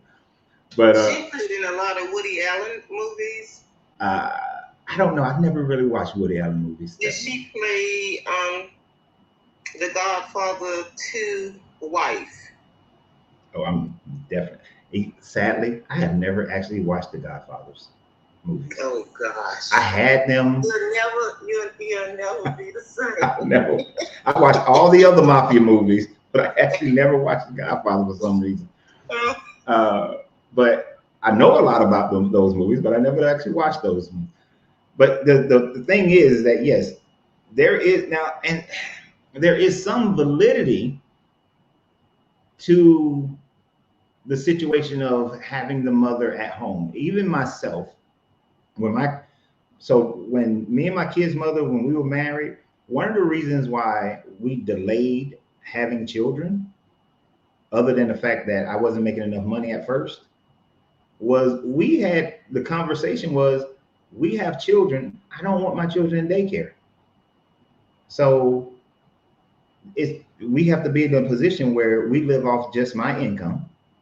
And so we need to wait till I make enough money where we can live off just my income. And I was in the Marine Corps at the time, so it's best to do that anyway because they can move you around. But then I was like, I want my kids, I need my kids to come home and somebody's there. You know, that was because I thought it was best for the children. It wasn't about me dominating her or anything like that. It would just been best for the kids because I used to tell her as well, especially when I got out of the Marine Corps, if you can make more money than me, I'll stay home with the kids. I don't have no problems. But so my mindset was just somebody needs to be home with the kids. And of course, that usually is pushed towards mothers more so than men, because men do have that thing where it seems like we're free, but we're not. Because when she was at home with the kids, I used to be jealous because I would go and work 10, 12 hours a day. And then, you know, I'm calling, what y'all doing? Oh, we at the park. Oh, we decided to go to the beach, and we are over here at the High Museum. They having Kids Day, and I used to be like, damn, y'all having a good ass time while I'm up here working. and then the other part is that I worked so much that I missed a lot of good stuff with my kids. You know, so especially with my son, he was the last one born, but I missed some of the things I missed with him. You know, I don't regret anything anymore, but I used to regret those things. So we're not free. You know, we're out there thinking that we're free. We think that we have it all, but men don't, because if your situation is like mine was, then you're spending so much time outside the home and away from the home that you miss out on a lot of the rearing and connections with the children. But so none of us are really free. But I will say women are less free, just society-wise, because you have more hurdles to overcome in general. Now, if we break it down into racial categories, I would say that a black woman is more free than a black man, because a black woman has more opportunities in our world today than a black man does. Y'all fit 2 quotas, minority and women. So companies, schools, they're more apt to grab a black woman before they are apt to grab a black man. That is true. Yeah. But and let's jump back to the subject though. What do you think about David? In God's card. Huh? You said David's in God's card? Yeah. What do you think about David? What I think about David? Well, I mean, it's a good story. It's about someone whose heart is always singing out to God with his songs, and well,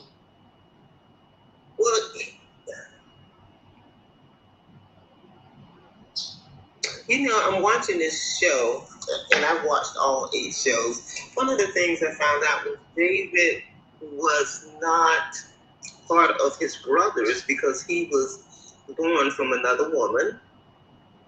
Right. And I verified that in the scriptures because I wanted to follow along to make sure that the Bible story they were telling was close to what the scripture says. And so he was away from the brothers, and he was not part of the brothers. That's why he said, "Is there another?" So David kind of is the person that some people heart relates to because they were not part of the group, maybe the black sheep of the family and everything. But he did learn some skills on the way protecting the sheep, which he used in the Bible to defeat Goliath. But, you know, he had some situations going on. You know, he married many women, and many women were concubines, and, you know, him and Jonathan had a questionable relationship and all of that. So when people say God, you know, some of the songs, am I rambling? Some of the songs. A little bit. So the thing about, I'm so proud in my head. I mean, Jesse, I mean, first you have to recognize that polygamy is not against the Bible. That's right. That is, polygamy is more. I mean, the monogamy is more of a modern creation. Right. That most civilizations throughout time and history have been polygamous. So when we try to, and then in Christianity, they try to force polygamy to be something that's wrong in the Bible, but it's not. The only thing the Bible says about that is in the New Testament says that I think deacons and priests should only have one wife, but it doesn't specify. Is not saying that if you a man can't have multiple wives. Well, at that time they almost had to, because I'm telling you, people were fighting left and right. So you lost a lot of men in combat. And so, hey, women were there waiting for them, and some people came back, some people didn't, but you know, they needed to be taken care of because they didn't have any rights to do anything, rights to hold property or, you know, anything. So, hey. Yeah, and they didn't. Even when Moses gave them rights of inheritance, their inheritance only remained if they married somebody else within their own tribe. If they marry somebody outside of the tribe, then they lose their inheritance, right? And when you look at the Ruth and Naomi story, these two women couldn't inherit Naomi's husband's property because, and which is kind of crazy, they should have been able to, Naomi should have been able to get the property based on the Levitical laws. So it kind of makes the story like, why are these two women out here poor, and why is Boaz trying to say that somebody got to take care of their cousin's property and all that sort of thing, and the only way to do that was to marry Ruth? It was like, that's stupid. It doesn't fit with the rest of the Bible and how it talks about that. But effectively, yeah, women couldn't inherit nothing. They had to have a man, and so polygamy wasn't necessary because of wartime. Polygamy was happening before war. When you look at Genesis, who is it, Tubal Cain or Lamech, I think Tubal-Cain was the first one to have multiple wives, or Lamech, one of them two, had multiple wives. It wasn't seen as a sin though.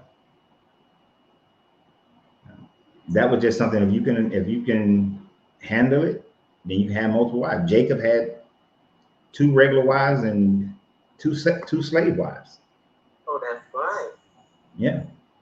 And none of those women had a choice in No. that situation. No. So David, and then this God gives David Saul's wives. So obviously this God is cool with polygamy. The only reason he had a problem with Solomon was because Solomon supposedly started worshiping the gods of his concubines and his wives. So it wasn't the wives, having the wives was the problem. It was the worshiping their gods. The Esther story, Esther is looking, she becomes one of the wives of Xerxes. You know, so, and she's a great savior of the Hebrew people of that day.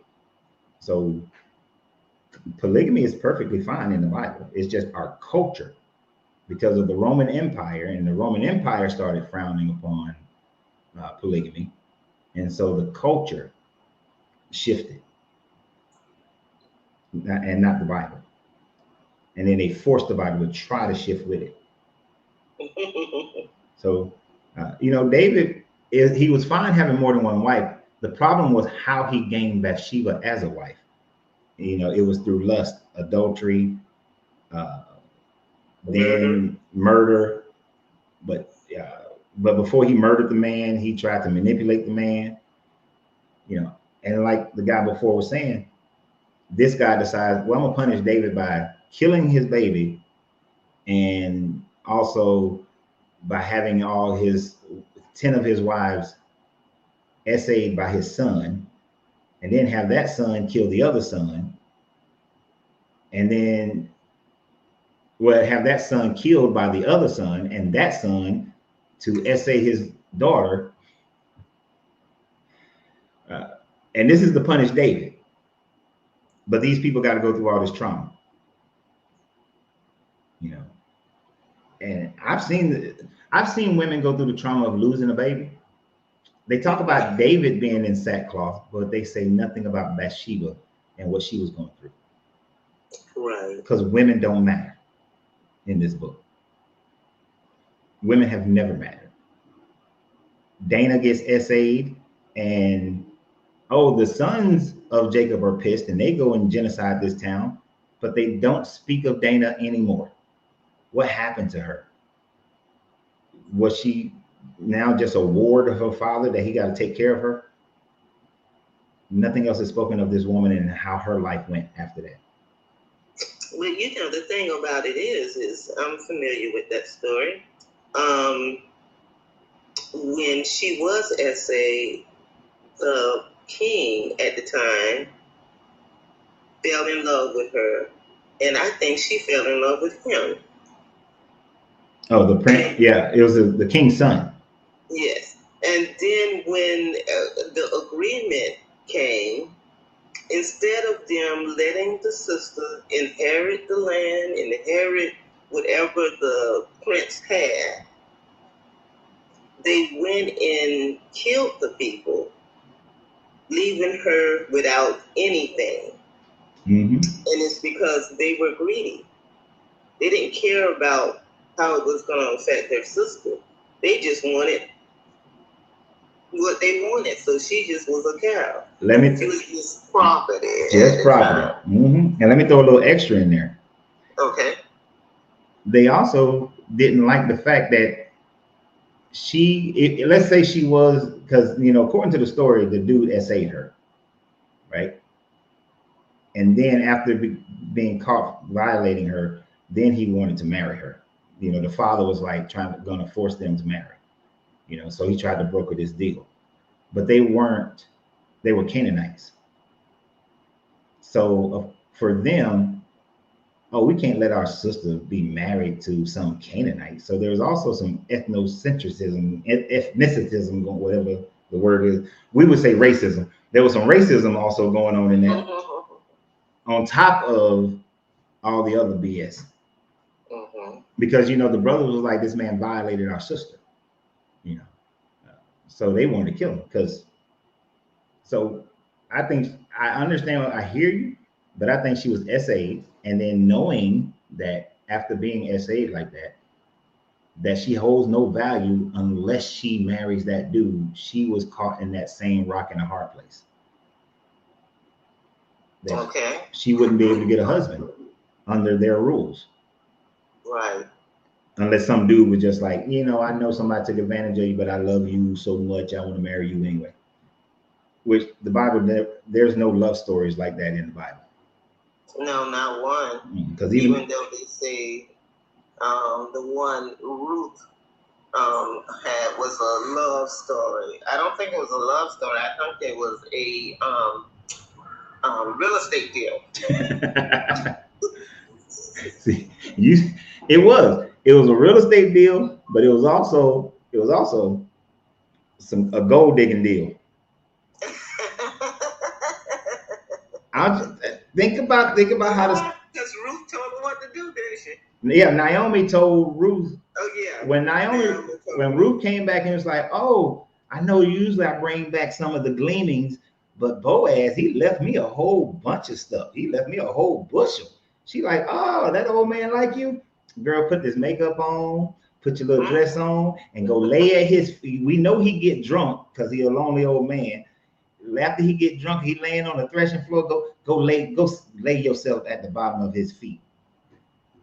That's some serious gold digging going on. And I ain't too mad at him at that time frame, because at that time frame, what else could she do but sell herself as property? Right. You know, and then he saw it as, oh dang, I can get this young little fine honey. I've been peeking at her, and I can get the land that our cousin owned too, so I can enrich myself at the same time.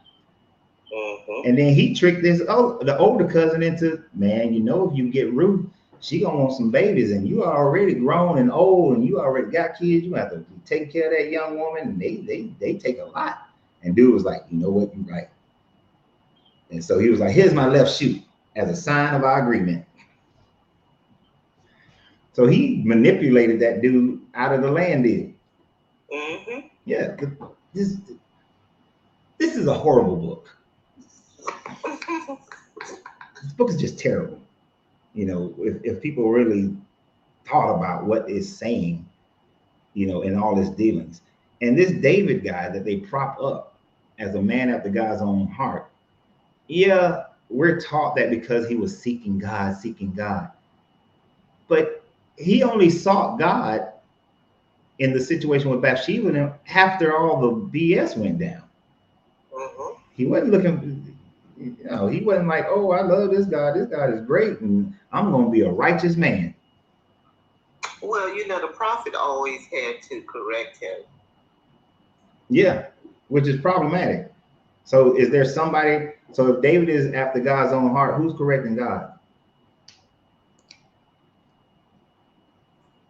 That would be the question I would ask. If David needed Nathan, who's God's Nathan?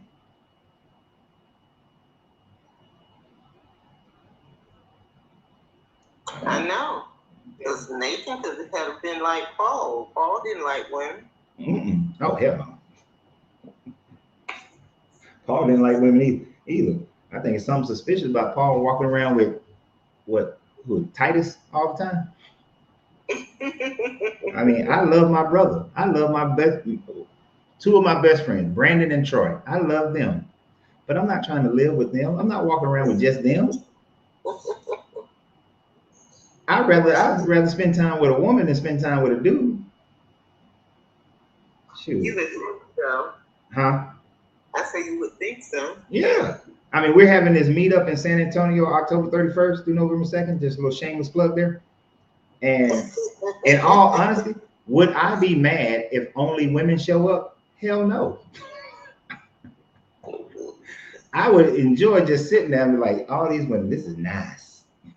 You know, your wife is listening to you probably. I know. Oh, I know she's listening. Wait, what time is it? She might not be. She might be listening. Here's the thing, though. Here's the thing about that. My wife already knows this. Okay. Yeah, my wife already knows that. She knows I would not marry a woman who is so insecure that if we're in a space and there are beautiful women there, that I got to try to look away or not look or not notice. I'll even tell her, I like the dress on that one. You know, if you're not secure enough in our relationship that you can't handle that, I wouldn't deal with the woman. I would never embarrass my wife. I wouldn't stare and ogle a woman and all that kind of stuff. But I'm a man. I'm going to notice women, and the same thing with her. I expect that if there's a good-looking man, like we was at a cigar lounge a couple days ago, this brother walked by.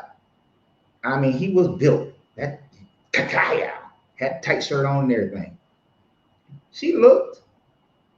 I don't care. I know she gonna look. If she didn't look, I'll be like, "What you looking at? What else are you looking at then? If you ain't looking, like, what's wrong with you?"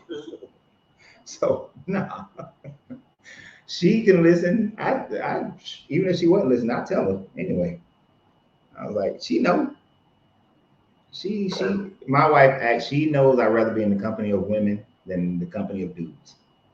Most of the time. Sometimes there are times where I'd rather be in the company of dudes. Like if I'm watching football, I don't want football, basketball. Women who are not into sports, I don't want them around me because they trying to talk. I'm watching the game. Leave me alone. So, but anyway, yeah, I don't have those problems. I had that problem with one woman, and that's why that woman is not in my life.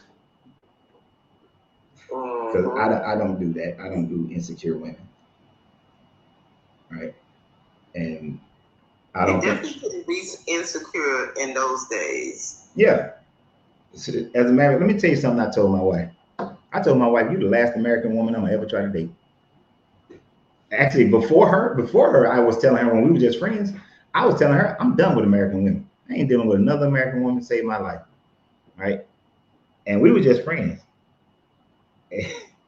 And then me and my brother was going on to this motorcycle event, and I said, "You know what? I want you to go with me because I know I can just have fun with you. We just friends at the time frame." And it was after that I said, "You know what? You my last American woman. We dating now. You my lady. We dating."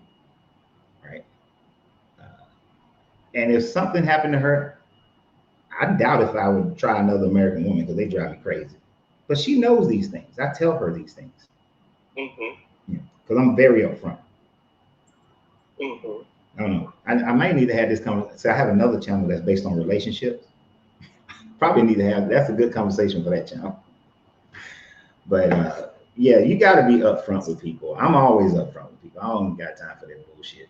And those men back then, you know, they had multiple wives. That was the norm of their society.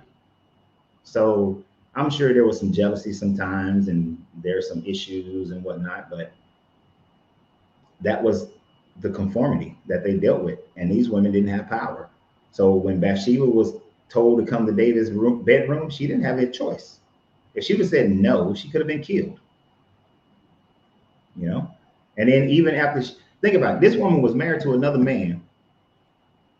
Then she slept with the king, got pregnant. The man kills her husband, and now she got to go and be the wife, be one of the wives of the very man that killed her husband. What kind of trauma would this woman would have been going through for the rest of her life, having to deal with and make love to and be pleasant towards the man that killed her husband?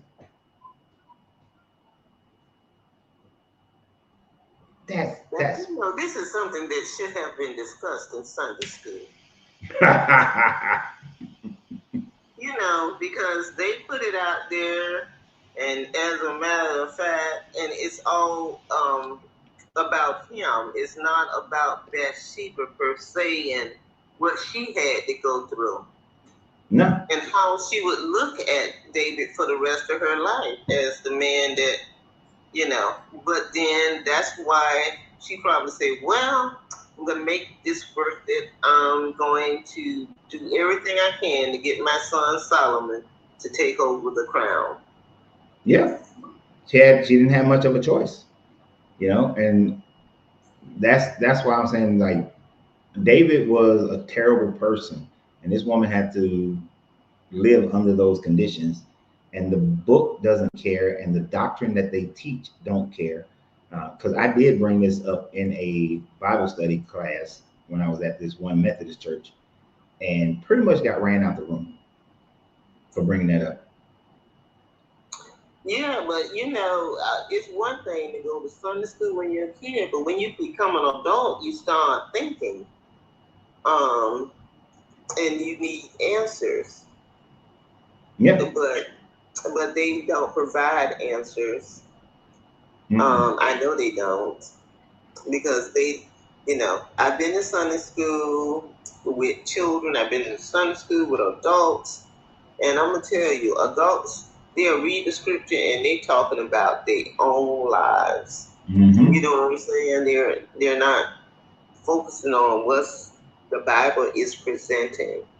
They're focusing on their own lives, and they talk about, you know, things that's going on with them. It's more like a therapy section. It is. Adults. And I stopped going because I was more interested in what was going on in the Bible, although I grew up learning those lessons about Jacob and David and Moses and Joseph and Paul and Peter and Jesus. So, you know, adults, they want to go to, you know, I became a full-blown Christian. I didn't have, I didn't have much of the self-esteem I have now. Mm-hmm. And I needed something to lean on, I thought.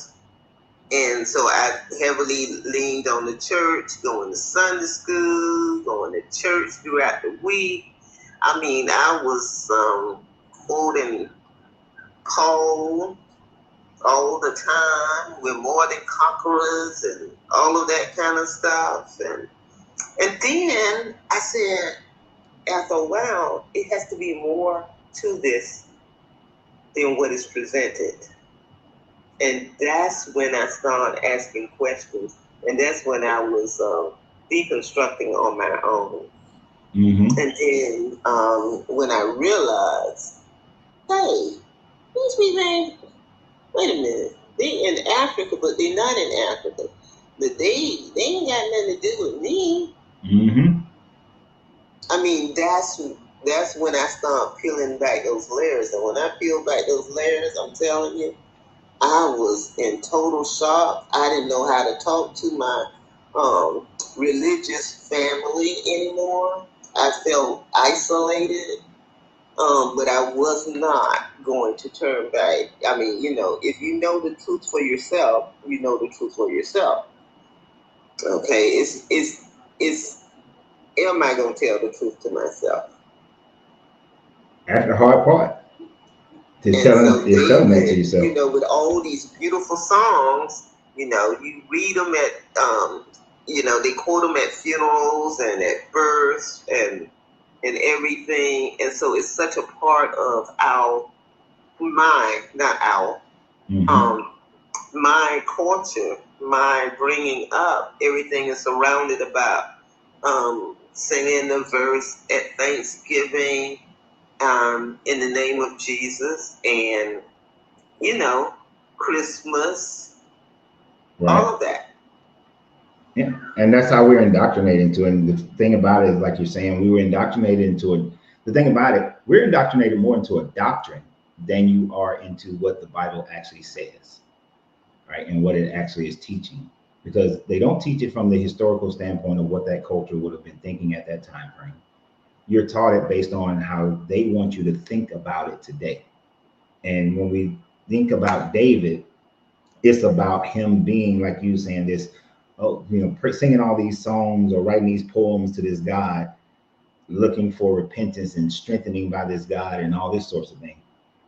But this was a terrible human being that God chose to be the king.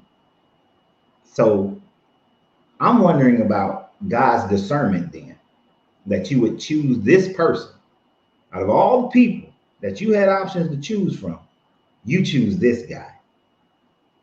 And they will convince you that, oh, God likes to choose people who were jacked up so he can show you that even the worst person can be redeemed towards him.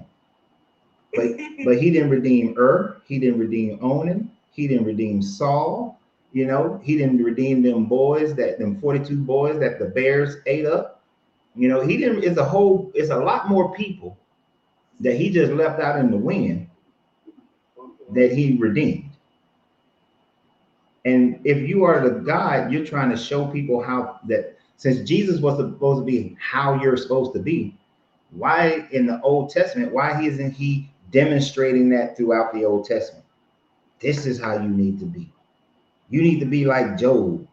You need to be like, and Job should have become king of Israel or whatever, because that would have been a better example of somebody being king.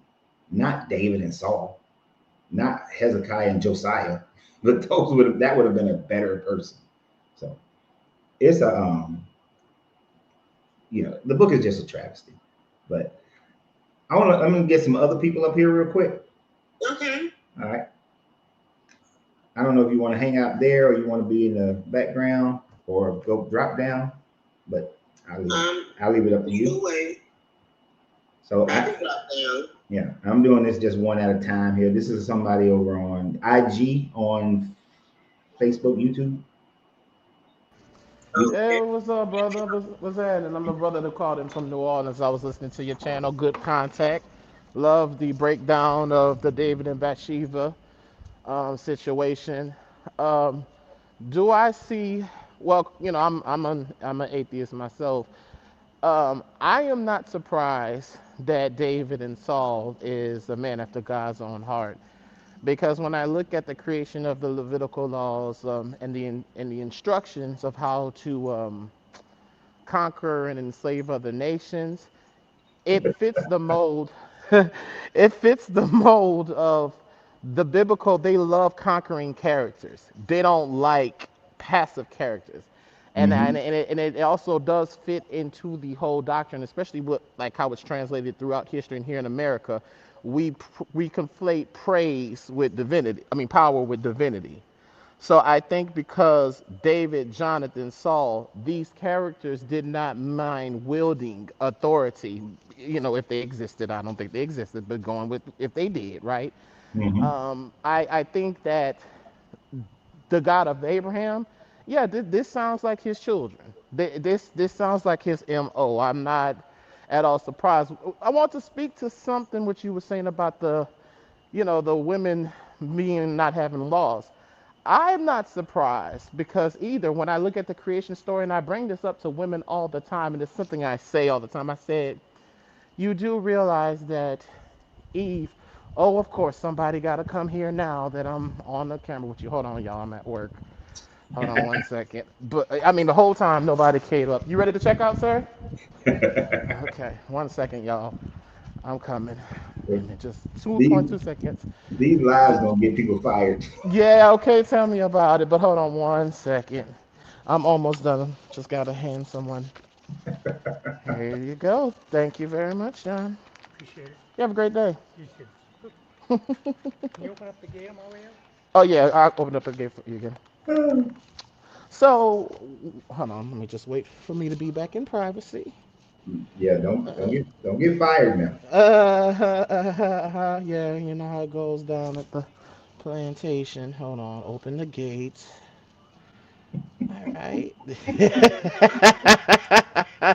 Oh, what you call it? So, I've always mentioned this. I said when you look at the creation story, there's no antiquity of women being um, in creation. And I would always bring this up. I said, Eve is not the first natural woman. And they'd be like, well, what do you mean by that? I said, let's go here. I said, If the first woman and was created from all male derived ingredients, the deity is a he, him, and his.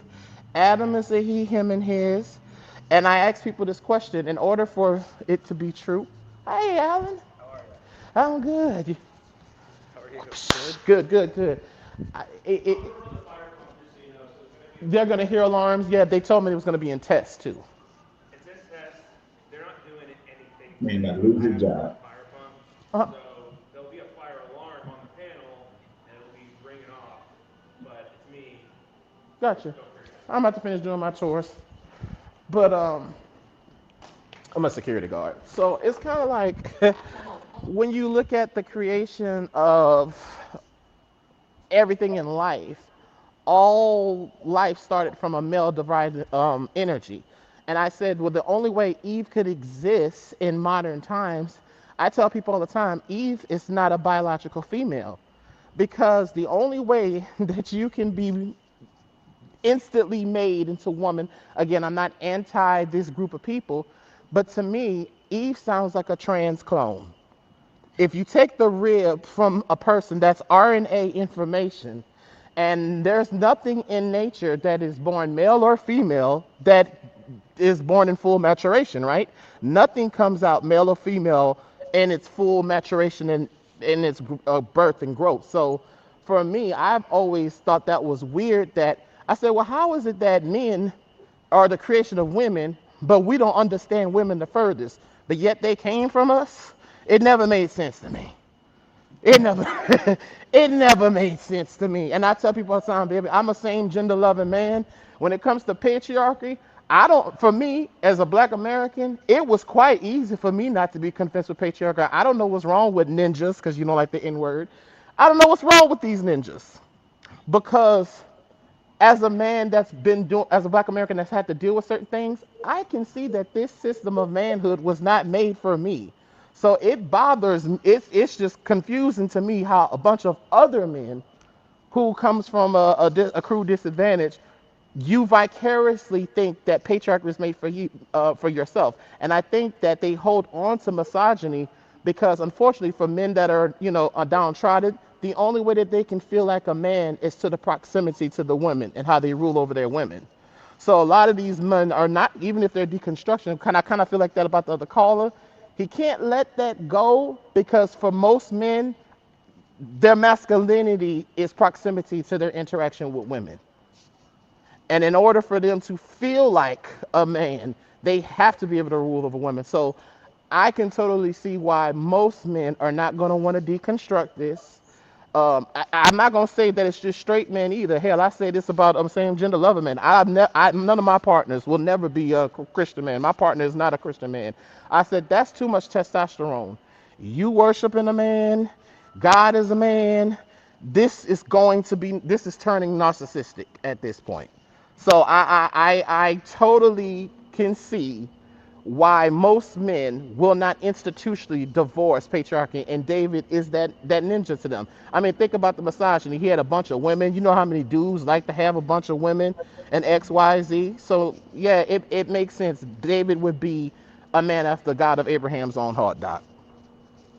I cannot go against what you were saying because that the general man that is caught up into these religion does have the narcissistic components to be where they need to dominate women, which Mhm, is why women have been dominated through the majority of our, well, even still to this day, women have been mhm, dominated through our societies. mhm, And now, as far as like the science of taking a rib out of a man, yeah, men have the XY chromosome. So if you are scientifically advanced enough, which is why a lot of people like the Anunnaki story of right. Enki, Enlil, and Harsag and Anu, uh, taking the components and separating and making an XX chromosome, which would then create the female version of a man. And so it would still be, like you said, a clone, you know. Now, at least the Anunnaki story, it incorporates some Anunnaki DNA, so it's not a full Mhm, clone. But in mhm, the biblical story of the garden, it would be making a clone of Adam but eliminating the Y chromosome within Adam. So he's basically married himself and then asserted dominance over that. Well, was given dominance over that woman, over that version of himself.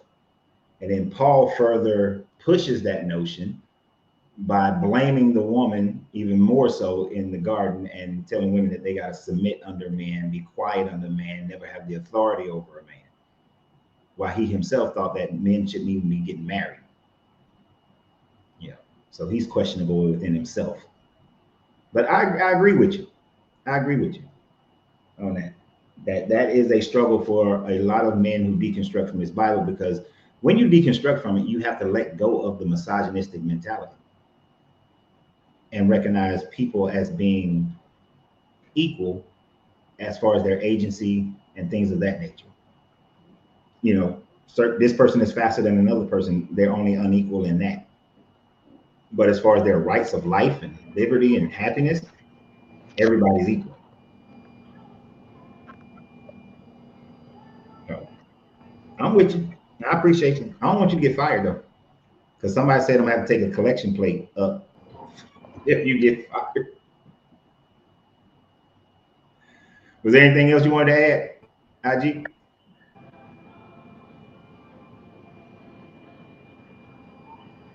You, IG.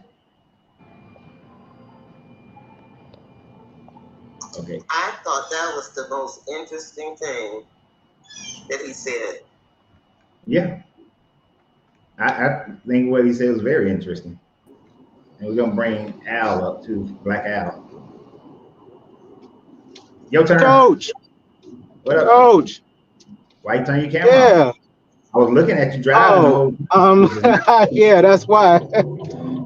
yeah, That's why. It's not safe to text and drive or talk on the phone. Plus, I'm not looking very presentable. I'm on my way to work. Yeah. But no, about the whole David situation. Going back to what you were saying, why would God choose this type of person? And you can hear me, right? yeah, loud and clear. Oh, okay, yeah. Yeah, same mentality. That's why. Like Yeah, attracts like. You can see yeah, that all throughout the entire Bible. exactly. So, and but yeah, the last person that was up there, yeah, she pretty much laid it all out on the table. That's pretty much why, the Bible, you know, heavily evolves around, narcissism, and strong testosterone type, and yeah, and dominance over women. So, and yeah, that I myself I can't get down with, So, and but yeah, David doing what he did, and all that, God approved because they have the same mentality. Yeah. I So, mean, this guy punishing other people's for somebody else's actions. This guy likes to kill other people who ain't got nothing to do with him, ain't bothering nobody. The people in Jericho, according to the story, wasn't bothering anybody. But yet this guy hmm had all them genocide. Same with AI. right, The same with when right, Joshua was giving out all the promises and inheritances. He just and I mean, genociding people, making them into right. slaves. And these people were hmm minding their own business. The hmm only crime against this God is that they didn't worship this God. But who is this God to think that he has dominion over everybody? Exactly. You know, See, you chose Israel to be your bride. exactly. So these other people supposed to just sit out and say on the wayside and just let you kill them? It makes no sense. But David Yeah, and Abraham and all these people have the same mentality. You the know, same mentality. So, so and that's like, and I also liked the one live you had. What was that the other day when you had the live up there? You had the live with the Muslims, and how you were discussing about the taxing, and them having to pay extra tax because they're not Muslim, and I'm like, yeah, that just doesn't make any sense. You said that at one point, let's see, you said that was I forgot what you had called it. Cause see, I extortion. was working too. Extortion, yes, Mm-hmm. that's extortion. And yeah, you see a lot of that in Islamic community. So I'm like, because I'm not Muslim, I have to, at the gas stations, shit. You see that at most gas stations, a lot of Arabs, and they run businesses and stuff like corner stores and stuff. And I'm like, sometimes they'll hike up the price on your ass too, because you're not one of them. And I'm like, I thought this was such and such price. And some one Muslim guy told me, he said, oh, we don't price that. The people that put that stuff up there, that's the price that they give. And I'm like, well, if that's the price that they give, that's the price I should pay. Right. So I'm like, yeah, it's extortion, when it comes to that too. I'm gonna tell you the way And that they really extort you. was that? Uh, Go. So it looks straight up, but it's really not. Mm-hmm. When they charge you an extra fee for using your card. Now there are companies that charge you an extra fee for using your card because they're causing you to pay their transaction fees. Mm-hmm. But I was in there one time in the store one time, and I watched another Muslim, and he didn't charge him the extra fee for using his See, card. And I was see. sitting there like, and I put my stuff down and I left. So if I know if I'm going to a store and it's ran by some Muslims, and I'm not saying they all do it, Mm-hmm. I'm either not going to shop at that store or I'm Mm-hmm. going to come there with cash Mm-hmm. because you're not going to get me with that extra fee. Exactly. You know, when I know Yeah, goodness, bullshit. yeah, and the times that you'll notice it is when it's not labeled there that they pay you that you have to charge the extra fee. If it's labeled that you Mm-hmm. have to pay that, then they're doing it to Yeah. everybody. But when it's not Mm-hmm. labeled, then all of a sudden they tell you that, I'm like, that's sketchy to me.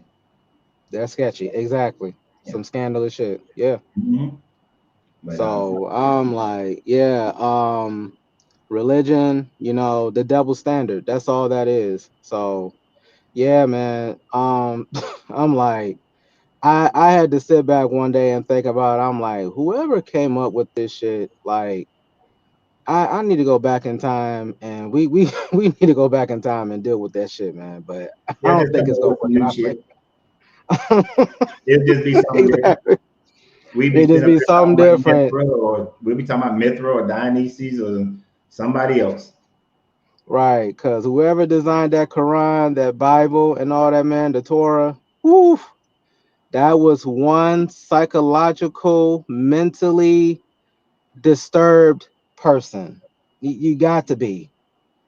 You got to Mhm. be. We came up with all that shit. You got to be one mentally and psychologically disturbed. I'm sorry. So, oof, man, No, I I'm, tell I, you. I agree. I agree. And to promote people like David, and their culture, they're writing these stories based on the culture that they're living in. So when the Mm-hmm. story of David is being written, it was an oral. It's most likely was an oral tradition up until about the 500s BCE, Mm-hmm. and then it Yep. becomes something that is written down. So they're basing Mm-hmm. it off of living in their Babylonian captivity, trying Mm-hmm. to create this time frame where they were a great nation, or taking the whatever the oral tradition of them being a great nation and expanding upon it and making themselves seem greater, because everybody would have known about the Bronze Age collapse and how that Exactly. Yep. went. They wouldn't have called it that at that time frame, but they would have known about it. Right. And so that's who's going to question them. My Exactly. people are in captivity, so I'm gonna make up a bunch of bullshit. But that's what we even do today. Uh, Mm-hmm. we going through Jim Crow. I'm gonna make some bullshit up called the Nation of Islam. We going Mm-hmm. through Jim Crow. I'm gonna make some bullshit about one percenters and Hebrew Israelites and all these other religions that, oh, God is really for us and we've been suffering, but we used to be great and we gonna become Mm-hmm. great again. So Mm-hmm. Right. it's the oppressive hero journey that people want to write about and create some narrative to give the people some level of hope, and so Exactly. put it on a deity because they don't Mm-hmm. want to deal with the reality of how to get out of this oppressive nature. Right. The reality of getting out of oppressive nature takes you got two pathways: Mm-hmm. warfare or money. Or money. Those are your two Exactly. pathways: warfare Mm-hmm. and wealth. So Mm-hmm. and people don't want to do either one of those. No, they don't. No, they want shit. They want things given to them. Exactly. So they want this God to just give it to them. And So you can't get nothing just by sitting back on your ass and just, wishfully thinking, and for something to pop out of thin air. Just like, for example, I want to be a six-figure earner one day. So the only way I'm gonna do that is by either holding more than one job or working overtime, which I'm about to do next week, and investing, taking that paycheck. Cause see, I have crypto and and stuff and all that. I got money put up in crypto.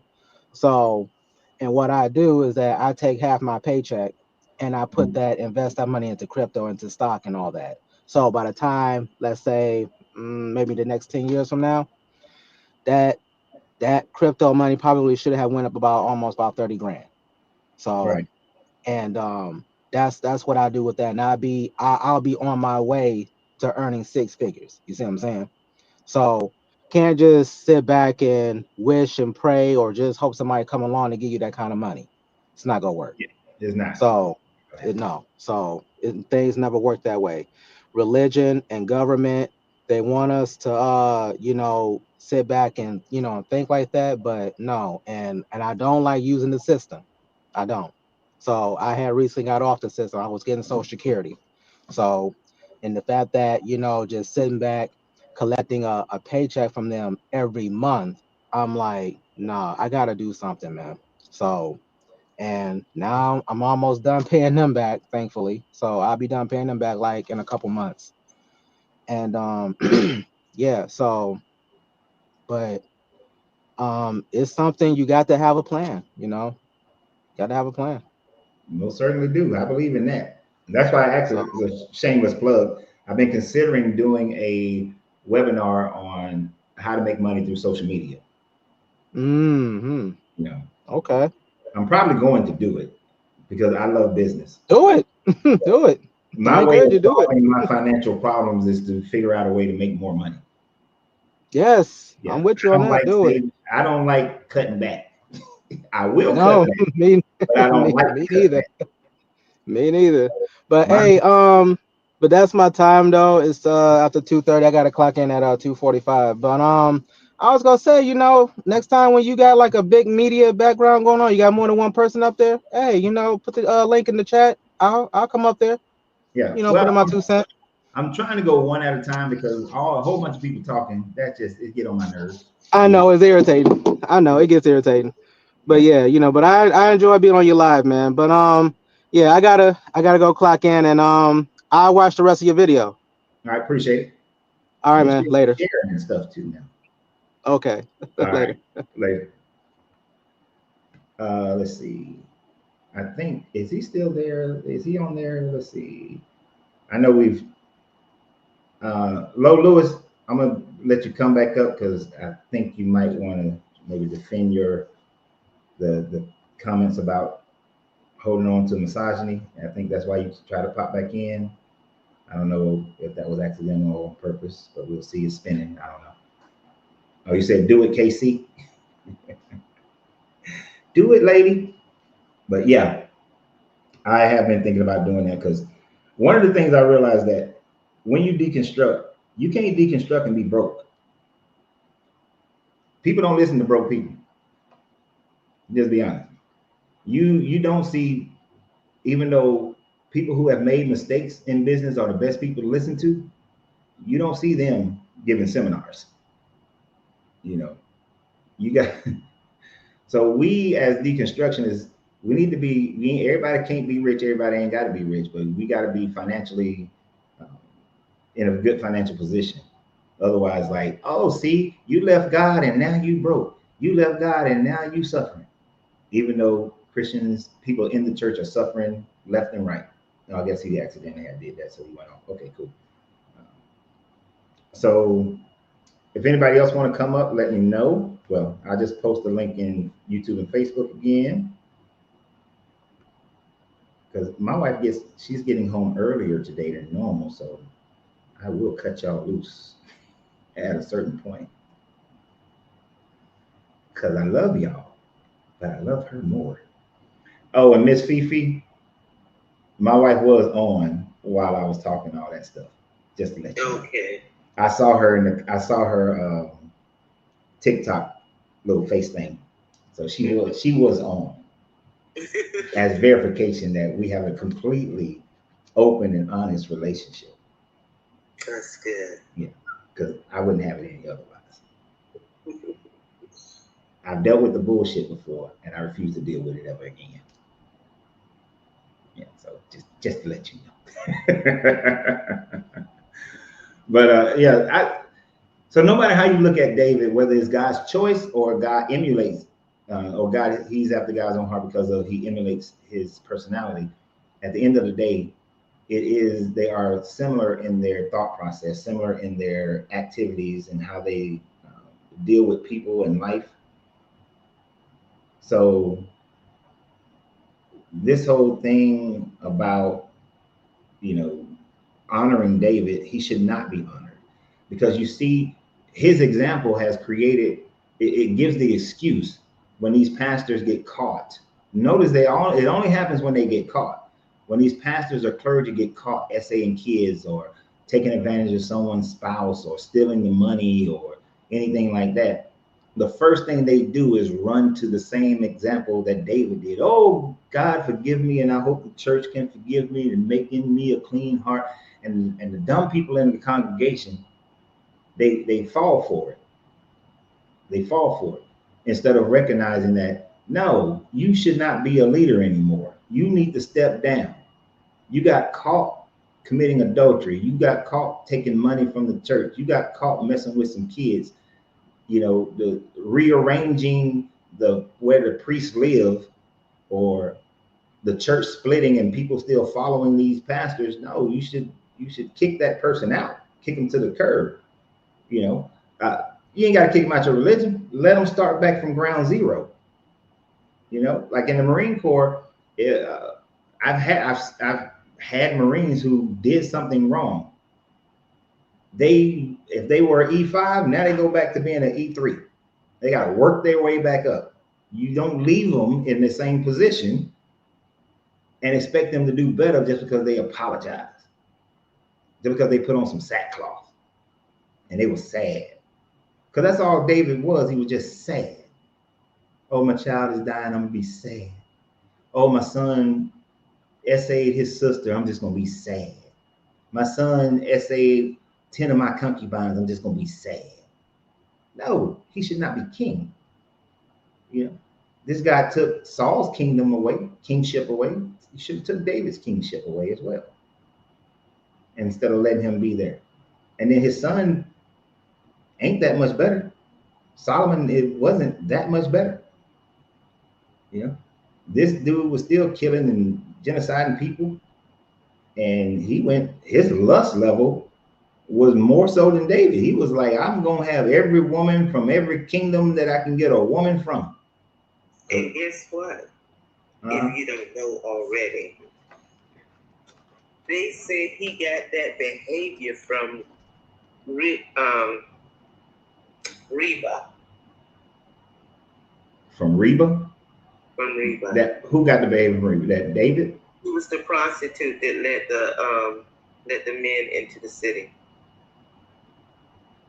Oh, that's in the Jericho story, right? Yes. Mm-hmm. And you ever notice that they love some prostitutes in this book? I'm just saying, it's one of those things that probably people don't think about. Well, that's the only way I think a woman could, get some change for herself. You know what I'm saying? Yeah.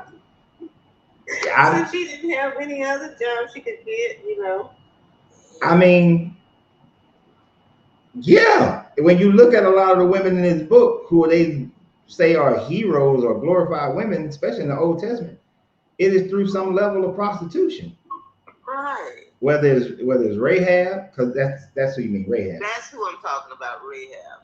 You got Rahab, you got Tamara, you got you got Sarah, because Abraham got rich off Sarah twice. With her putting that pum pum out there. Mm-hmm. You got Ruth, laying at that man's feet. Mm-hmm. What do you think an old man gonna do when some little young thing come lay at his feet? We're like, yeah, finna get some of that. You got, yeah. I mean, it's just all these times. I mean, Judah supposed to be a great dude, but he on his way to the market and he sees the temple priest prostitute, and he like, hey, I'm gonna get me some of that on my way. It's been a couple days. Yes. They, although he got plenty of stuff at home. yeah. Delilah giving up, it's the pum pum. Mm-hmm. It is, as I have said many times before, the pum pum is undefeated. Well, see, that which she has that is sacred to her becomes property of the man. And that's why that's one of the reasons why they try to control women, is that they want to control the inheritance of where their money go by controlling her births, and then they want to control who get that good pum pum.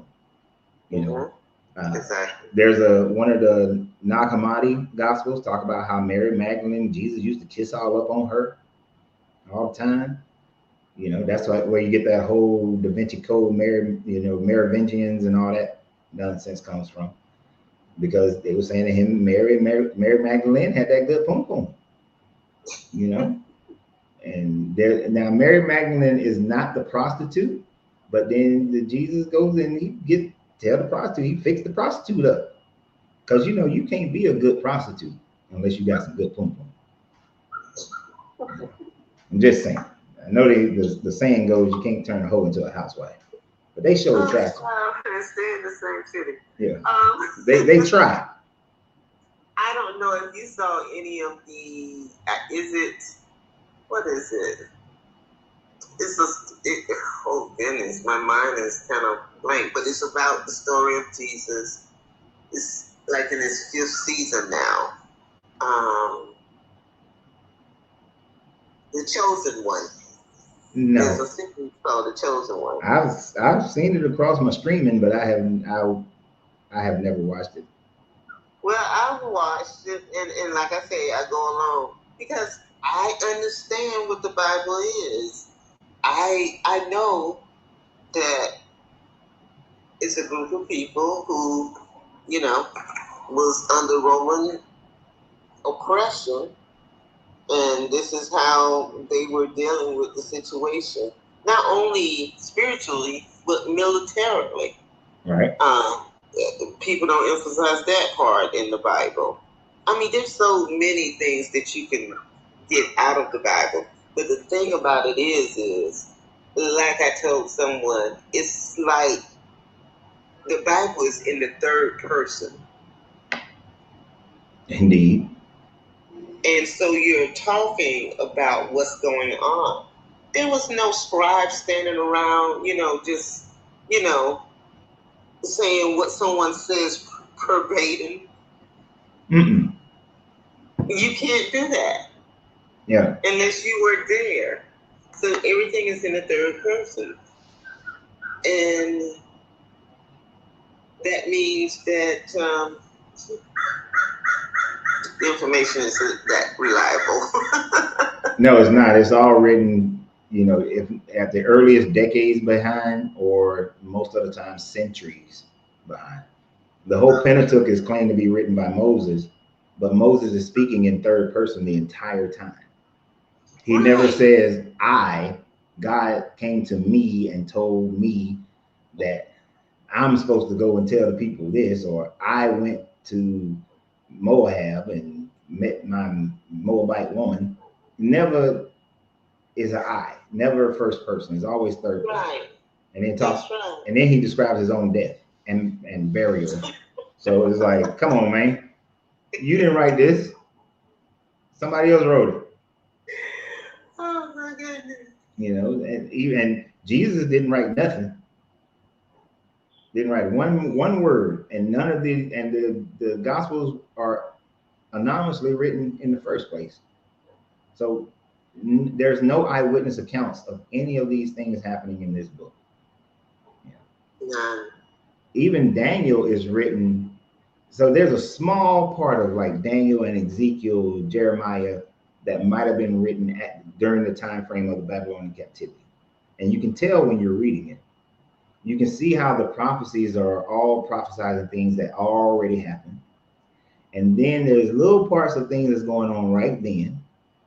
And then all the prophecies after that right then moment, they all turn out to be wrong or they're vague as hell, you know. But there's no firsthand at all, which is why the whole David story is a mythological story, telling them of, oh, see, we were great, but then David was disobedient. David did all these horrible things, and you see how God punished everybody around David, and that's why we're in this Babylonian captivity because we had bad leadership. No, you just got your butt whooped by the Babylonians, and prior to that, you got your butt whooped by the Assyrians. That's all. You got your butt whooped. Mm-hmm. Oh, IG is back. He was gone for a minute. What's up, IG? Wow. What's that? And I'm still safe. Look, no plantations IG, were you pop back harmed. up.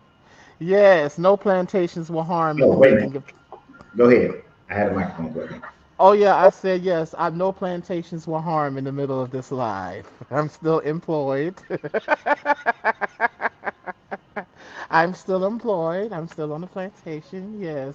I just don't know. I'm sorry. I had to take a call, but uh, I didn't want to just leave off all out the blue like that. I definitely want to say appreciate you for the conversation, and these are the type of conversations that I wish more Black Americans would have around deconstruction. I found myself following other channels and stuff like that, and it's more mixed race, which I'm okay with that.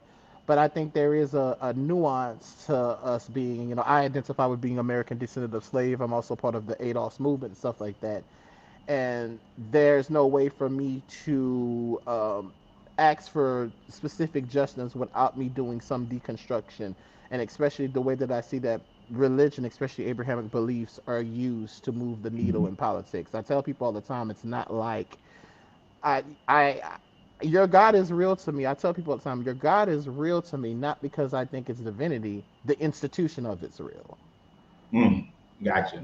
Every knee shall bow, every tongue will confess. That is a declaration of war. So, this is why it's hard to get people not believe this. Because, and I explained to people, I said, did you have a meditation? People like to say, well, I know for myself. So you're just going to ignore that your material's only been canonized for the last 600 years? So you're going to just ignore the other forms of history that people say that they practice your faith? I'm not saying that makes your faith, that I think it's divine, but it definitely makes the practice of it real.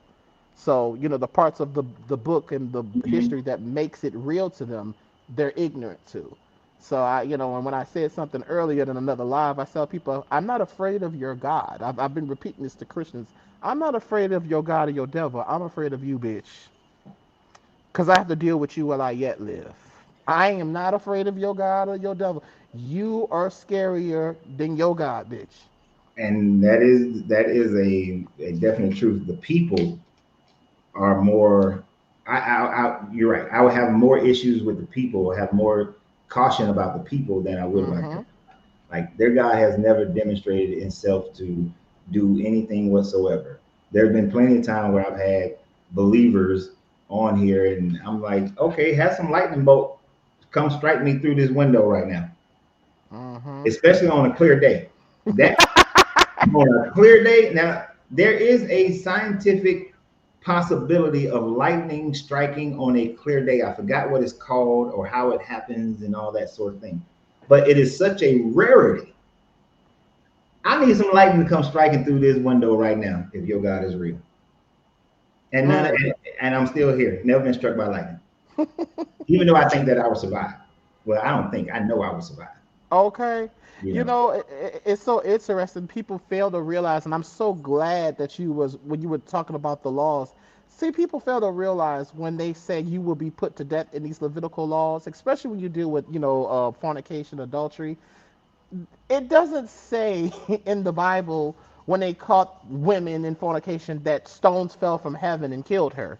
No, the people got together and stoned that ass to death. and exactly. the, and that's the thing, the objective morality is when people think that they can speak and exercise judgment for the divine. That's why that's dangerous, because there's assurance there. You don't move in a I don't know. You move in an affirmed assurance, and you're able to be assured because it is indeed institutionalized.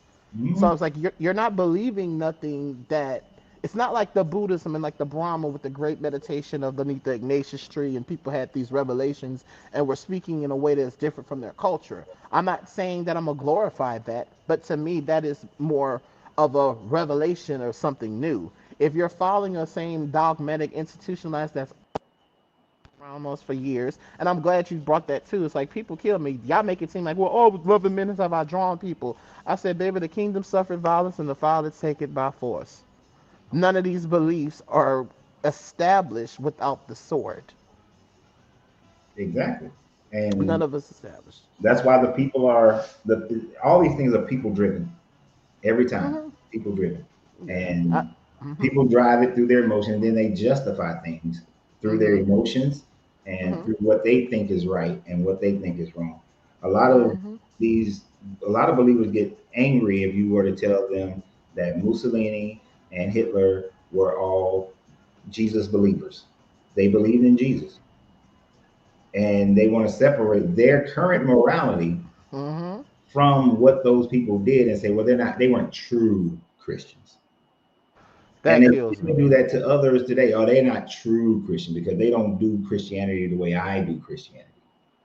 But no, they believe just as much as you do. And they're acting based on that belief from them reading and understanding this book and really how they just want to live. And they're justifying it through this book. They all Yeah. do it.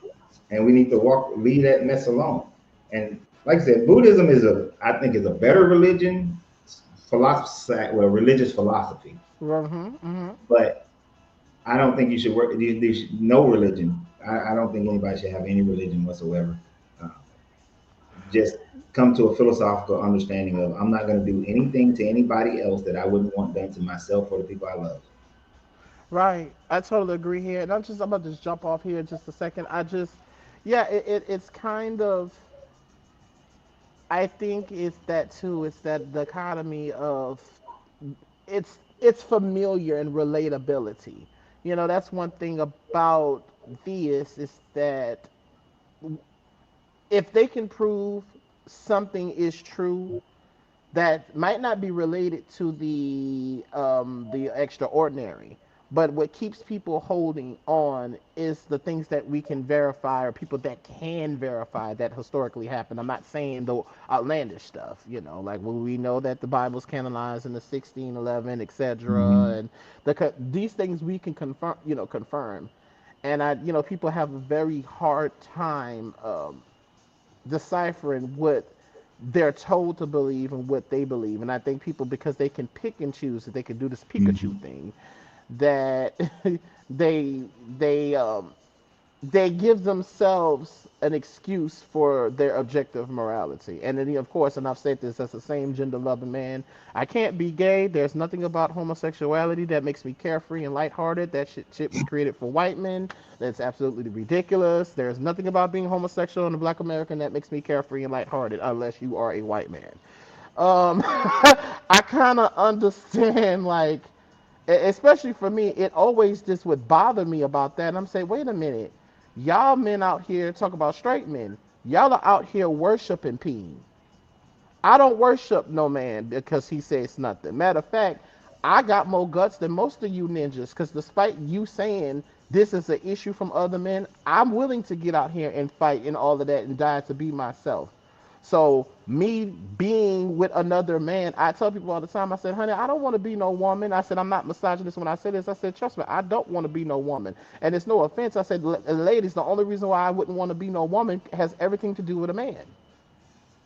The reason I tell women all the time, I am not envious. I do not desire the nature of relationships that you have with men because trust and believe there are ways that a man in patriarchy, now I'm not saying this is nature, there's a way that he is going to do you that he is not going to be able to do me. I understand what you're saying. Yeah. I agree with So you. I appreciate you for letting me talk. I'm definitely gonna be chiming in more lately, and I'm a whole Virgo. I'll be 40 years old next month. You heard me. I'm always working, and I enjoy being around like-minded people. And, my baby's a Texan too. We've been together for 16 years. He's from San Antonio. Oh, that's why. So, yeah. My baby's a Texan. So, I definitely appreciate you, man. Keep up the good work. I will be supporting you and chiming in. I appreciate you. You're more than welcome to return. Yes, sir. All right. I heard that New Orleans come out.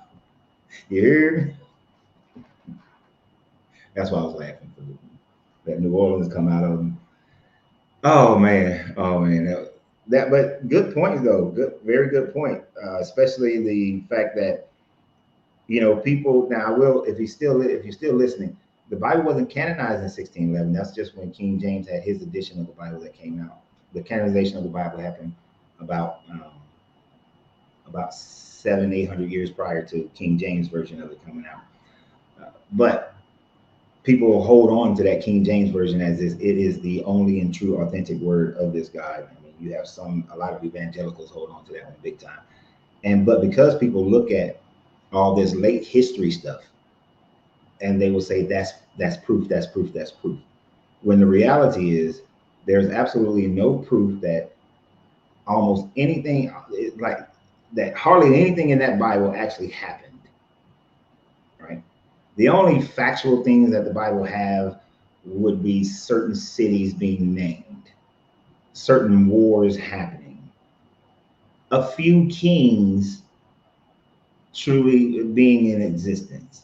None of the miracle mythical stuff is verifiable, right? None of that stuff is. So there is no proof that validates any aspects of the Bible.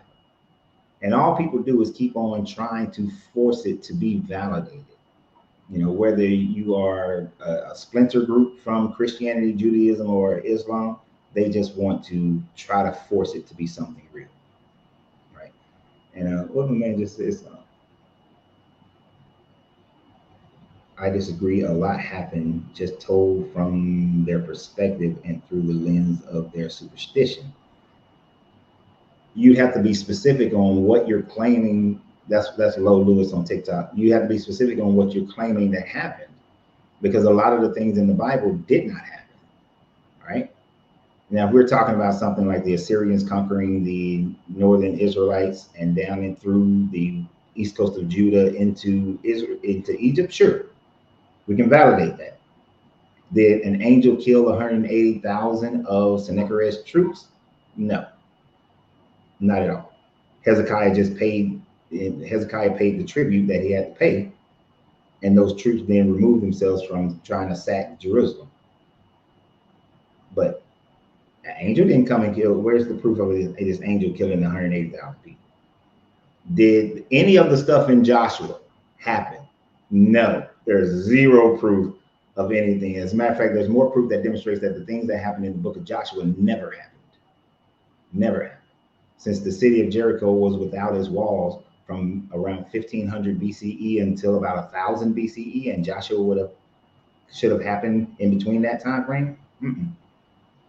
The wars and the history narratives in the King's Chronicles.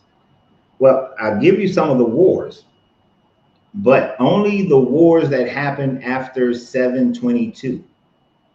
After 722 BCE. Any wars prior to 722 BCE, there's zero proof of those wars happening as far as the Israelites are concerned. See, I know you're still in your process of deconstructing Low Lewis,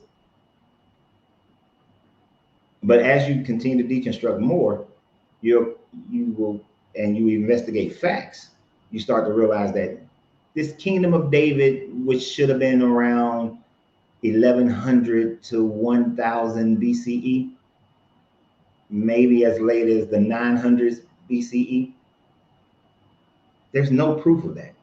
None. No Israelite kingdom. None of the wars that he supposedly fought. There's any proof of those wars ever happening. And mind you, that the time frame of David would have been during the Bronze Age collapse period. So during that period, there were many warlords that was running around the Levant trying to stake claims. So if the most logical standpoint of David's existence would have been just some localized warlord in the Levant at that time frame who was trying to establish himself like a whole bunch of other people.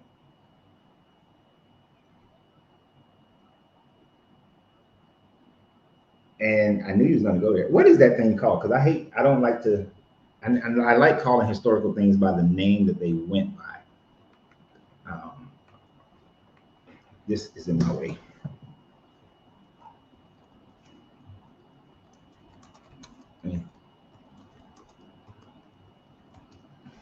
What was that? What was that inscription where it says House of David, but it doesn't. The Tel Dan Stela. I should have known him. So you're talking about the Tel Dan Stela. The Tel Dan Stela is a 9th century stela, which would put it around the 800s BCE, and it mentions a victory by an Armenian king over the House of David. Now, does this mean that there was a House of David that this Armenian king defeated? Yes, it's most likely. I will grant you that. Now, does this mean that this was the unified kingdom of Israel? Doesn't mean that. David, the House of David, could have been no more than a city-state in Jerusalem. You see what I'm saying? You're saying no Judah. The David kingdom was supposed to encompass what we know in the 700s as the kingdom of the northern kingdom of Israel and the southern kingdom of Judah was supposedly all unified under this one grand Israelite kingdom under David, then under Solomon, and then after it starts to split a little while after that. So by the time we get into the 700s BCE, you have a northern kingdom and a southern kingdom. So this Armenian king defeated somebody who claimed to be the House of David. But that doesn't mean this whole entire kingdom existed.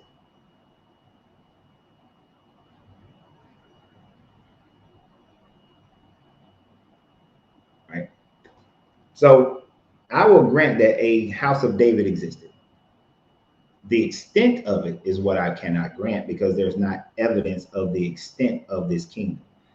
If the Tel Dan Stela described the fullness of the land, then that would have given us more indication as to whether or not it would have given us an indication of how large of a kingdom this was, or if it was just a city state.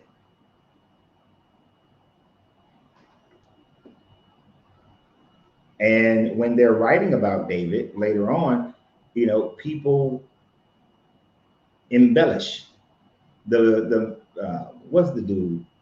Shit, I can't think of the dude's name, so I'll go to another perfect example. The whole King Arthur legends is an embellishment of somebody who might have been a small little fiefdom, but then it gets legendized.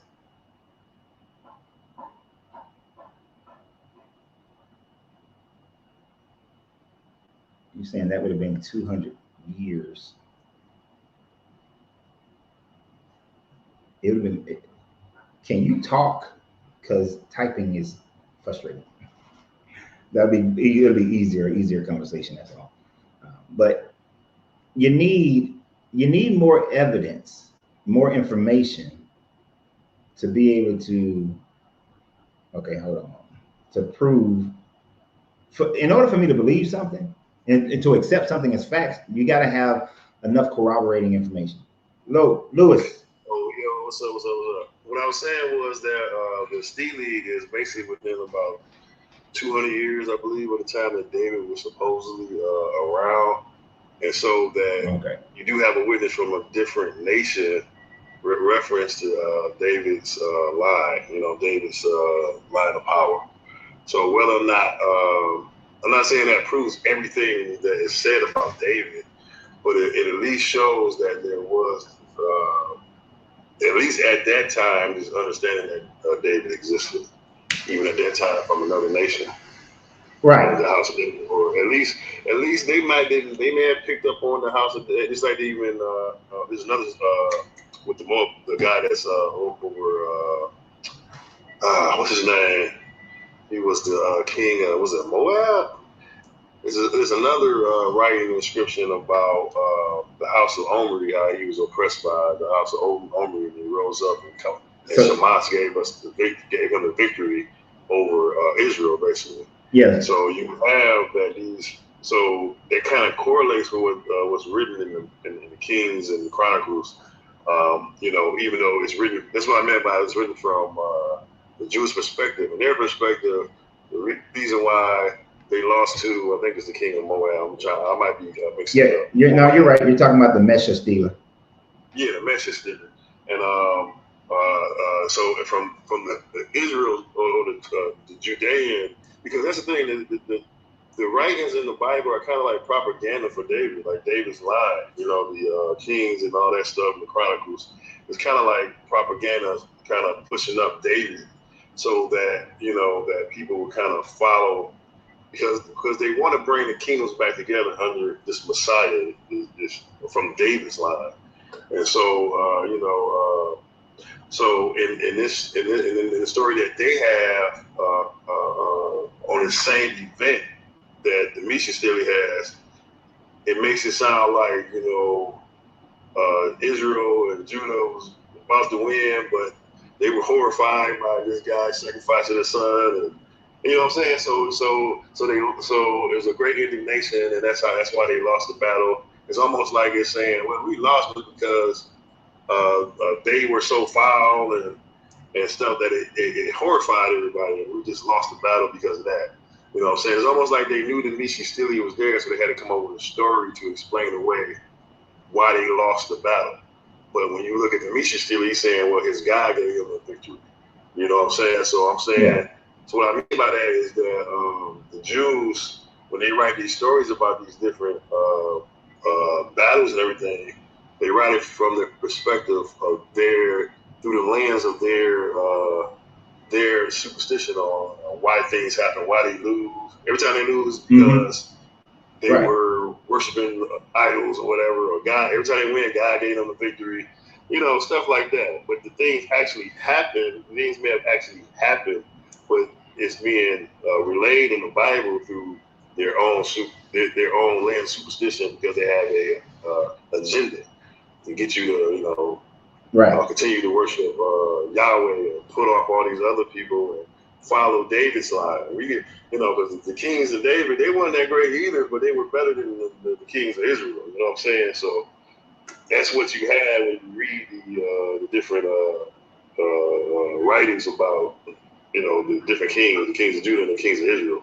It's like you know, even in that story, you have the prophet. I forgot who the prophet was. Was it Elisha? I think it was Elisha. But it was a prophet, and the prophet was almost like, okay, you know, Israel wanted Judah to join in and fight against Moab, and it was like, okay, because Judah joining in, I'm gonna prophesy for you and tell you what to do. You know what I'm saying? It's almost like because the kings of Israel are kind of what you call a rebellion against God, because they're no longer under David's lineage. You know what I'm saying? So it's kind of like, even in the writing, is giving this preference to the kings of Judah. Okay. You know what I'm saying? Yeah. So just to. I said a lot. Well, you did and you didn't. You said a lot of the same shit over and over again. To be honest. So to put it in a concise format, what the Tel Dan Steeler tells us is that this Armenian king fought against what he called the House of David. What he does not describe is the size of the House of David. So it could have been anything from a small township to a city-state that was centered in Jerusalem. Since most scholars will agree that if this House of David existed, it would have been the center point of it would have been Jerusalem. Now, the United Kingdom of Israel that they are saying was under Saul and David, and the battles that they claimed that they fought and won against Philistines and all these other people, it was all one kingdom. There was no kingdom of Judah, kingdom of Israel at that time frame. It would have been all one kingdom. This would have been around, and the Mesha Stele places it around 800 BCE. But like I said, we did it stretch past the Sea of Galilee, the Dead Sea? Did it stretch past the Jordan River as the United Kingdom map would demonstrate, and all the way down, close to the Sinai Peninsula to the bordering Moab and Edom? We have no idea that it was of that size, because one of the things we don't see is the Armenian. If they defeated all of that, the Armenian kingdom then would have extended into all of that, where it bordered Philistia and all these other kingdoms. But their writings doesn't demonstrate, not that I've seen, but their writing hasn't demonstrated that they went that far. So there's still a lot to be known. A question about that. Now, when it comes to the Mesha Stele, yes, their perspective is that they lost. Yahweh lost the battle against Shamash because Mesha was willing to sacrifice his son in order to. You don't say that in the Stele. Huh? Yeah, the Stele doesn't say that, but so you're right. The Stele doesn't say that, but that's what the Israelites say, because they need to blame it on something. So they blame it on themselves, or they blame it on this dude doing a human sacrifice in order to win this war, which shows that all these people were henotheistic in their beliefs. Right. So they believed that Shamash was a real God that actually existed, and he was the Moabite God that Mesha worshipped. And because Mesha was willing to do that, that's why he was able to win this battle. Now, in the Mesha Stele, they just say we whooped their ass, right? Right. So right, yeah. Now, because the Bible is supported by the fact that the Mesha, King Mesha, ruled over these people, doesn't mean the Bible writings are all correct and true. And that, I agree with that. I would say, well, I'm just saying that, like, when you say that these things didn't happen, I would say I think a lot of it did happen, but a lot of it is being represented from the standpoint of the Israelites, which is not necessarily truth, like infallible truth. See, you didn't hear what I said. You didn't hear what I said. I said that from, and let me amend it. So from about 800, I said 700 the first time. So from about 800 BCE, as far as certain kings existing, certain kings existing, certain cities existing, certain battles happening, that is about the only truth that it has. Which that is a very small percentage of what the Bible says that happened. You see what I'm saying? Yeah, but I think it's possible that some of those things that we may not have discovered it yet. Like, they have it in their records. It may be some of these things we didn't, even with the Mesha Stele. When was that discovered? Mesha.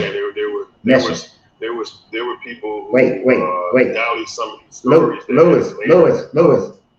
Mesha. I mean, I'm not gonna pronounce everything right. I know, but I'm trying to help you so that you know. So you said Mesha. Okay, Mesha. I always read Mesha. Yeah, you're right, Mesha. You're correct. I got the A at the end. You're right. Or is it okay, Mesha? We can go with that. But so here's the thing, though. You use the term "a lot of these things happen." A lot would mean that the overwhelming majority happen. And that's where I'm drawing the line. Okay. Is that very few, in comparison to what it says, very few things happening. And you with me?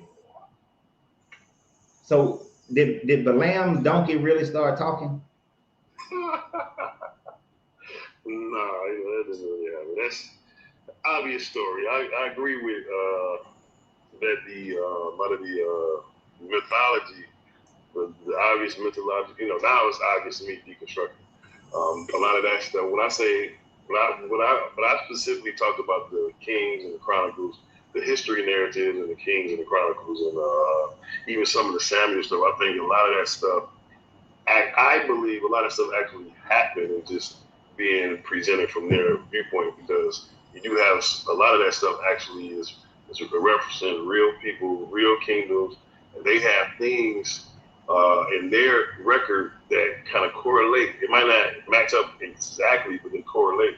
So I'm saying that I believe in their history keeping, that in that period, in those periods, but you're saying up to like 700 or 800. I'll give you 800 because of the tail Dan. I give you 800. Actually happened. I think some of the David stuff actually happened. And these stories that we have are to kind of give a reason about even the add some of the scandals that are going about David. Even like the Book of Ruth. To me, I believe the Book of Ruth was just in the Bible just to give an explanation on how they could have a king that has Moabite blood. So they get this story where you have this woman who's a Moabite who leaves her people's God and her people to follow after the Jewish God. So now you can say, well, it's okay, that she left and became a Hebrew, or for David to be king because it had this Moabite blood. Because when you look at the Old Testament, a person that has a Moabite bloodline is supposed to be able to come in the temple or around the people in the tabernacle and all that stuff.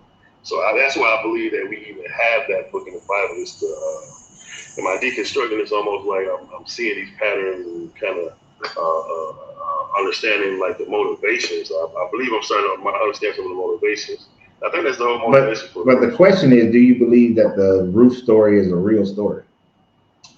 Nah, not real. I believe that the people are real, like the genealogy, but how it happened, I believe that's more than likely something they made up.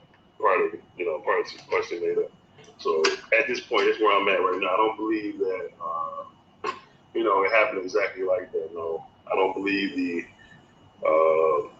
Esau Jacob story happened at all. I think that's straight up bullshit. Yeah. It's kind of like obvious bullshit, but see, that's where I'm at now. That's just where I'm trying to get. I'm trying to get you to where you are being specific and not vague. So, like, if you're talking to somebody and you say, "Well, I believe a lot of the things happen." Okay, a lot of the things, it depends upon what my perspective is. I can take a lot of the things to mean that, that David went to Philistia and came back with 200 dick skins. Or if you say that a lot of the things happened that Goliath was, this actual giant. Right. So it's like you want to be specific as to what are the things you're saying that is acceptable based on evidence and the things that are not, because otherwise you leave a door wide open for people to say, "Oh yeah, a lot of things happen." So an angel came down and killed 180,000 of the Assyrian troops. Now, you would think the Assyrians would have recorded in their own writings, and we have hundreds of thousands of their writings during the time frame of Sennacherib, and there's never a mentioning of even something that would be plausible, like a plague hit them or sickness went through the camp. You know what I'm saying? Right. Sennacherib's writings, he's saying that Hezekiah paid the tribute and he pulled his troops back and then sent them troops on down to continue conquering. Right. Yeah, I'm not saying what they're saying that it's all true. I'm just saying that these, like you said, even in that situation, there was a battle or war, and there, but they may have lied about about how things turned out. So I'm not saying that. But that's what I mean when I say a lot of it is true from when you look at the Kings and Chronicles. You gotta be specific. Specifying that. I need specific. I was specifying that as to that. I need y'all to wait. I need y'all to hold on, but How about you and Miss Fifi talk for a second, because I've been sitting here for 3 hours and I gotta use the restroom. Oh, me and Miss Fifi. What's up, Miss Fifi? No, I'm just listening. I'm just checking the guys out and seeing what you all saying. Yeah. Oh, I know earlier, like I think you said something about me like reading like today's stuff back into the old stuff. I was really trying to attempt to do the opposite. What I was meaning it was saying that the way their sensibilities were at that time is different than our time, and the way they would perceive and look at things would be different. Like even a woman at that time, you know, would see like not being able to have children and things like that, not being able to get married. That would be for her a like horrible existence, you know, a horrible situation. You know, they don't have the you know the society we're in is totally different, even in the way of financial support and the things that women normally did and what men had. It's just a you know different situation. So the way they would look at those things and those situations would be different than how we look at it. You know. So I wasn't trying to. I was trying to do the opposite. I wasn't trying to read.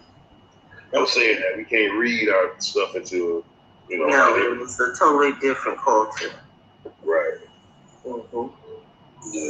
But it influences this culture. Yeah, I mean, we came out of that culture basically. Yeah, I hear what you're saying. Our culture kind of evolved from that culture. Dominated culture. I have a different theory that we have a religion that gives us that, but I believe that certain environmental situations probably gave rise to those type of things, and the religion came later to kind of explain it away. You know what I'm saying? Give it a explanation, like the whole idea of a woman being submitted to their husbands, and you got the Genesis story to kind of explain why that situation is here now. So it's like the well, you had to be listening. Well, I've been doing some work. I had to get off and do some work, so that's why I'm back in it now. I know I might miss a whole lot of stuff. Yeah, you missed the Genesis story. Yeah. I don't know what y'all talking about. It didn't seem like a woman was involved in that whole situation. It's a byproduct. Yeah, what she's referring to is that we had another caller who was saying that, you know, you basically breaking it down that the Eve character would have just been a clone of Adam. And that's it. Just a clone of Adam, according to the Eve story. And one of the things that I didn't touch on when IG was on here is the fact that the Genesis 2 story was written prior to the Genesis 1 story. And they're actually two different creation stories. Yes. That's what scholars are saying. Like, yeah. Well, just when you look at the language of it and you look at the contradictions within it, they are two very different. They're two different stories. So, like in the Genesis 1 story, the grass and the animals are created before the Adam character is created. But in the chapter 2 version, Adam is created before the animals are created. Right. So we have two different creations in that one, as well as, you know, all the heavens and earth and everything was created in one day in the Genesis 2 story, but in the Genesis 1 story, you have 6 days of creation. So there are some conflicts within it, but based on the language of it, you can see that the Hebrew wordings that are used are from different time frames as well and different groups of people. This is why they place one as an Elohist. Huh? That's how they come to that conclusion, the different word usage. That is one way to be able to tell when something was written.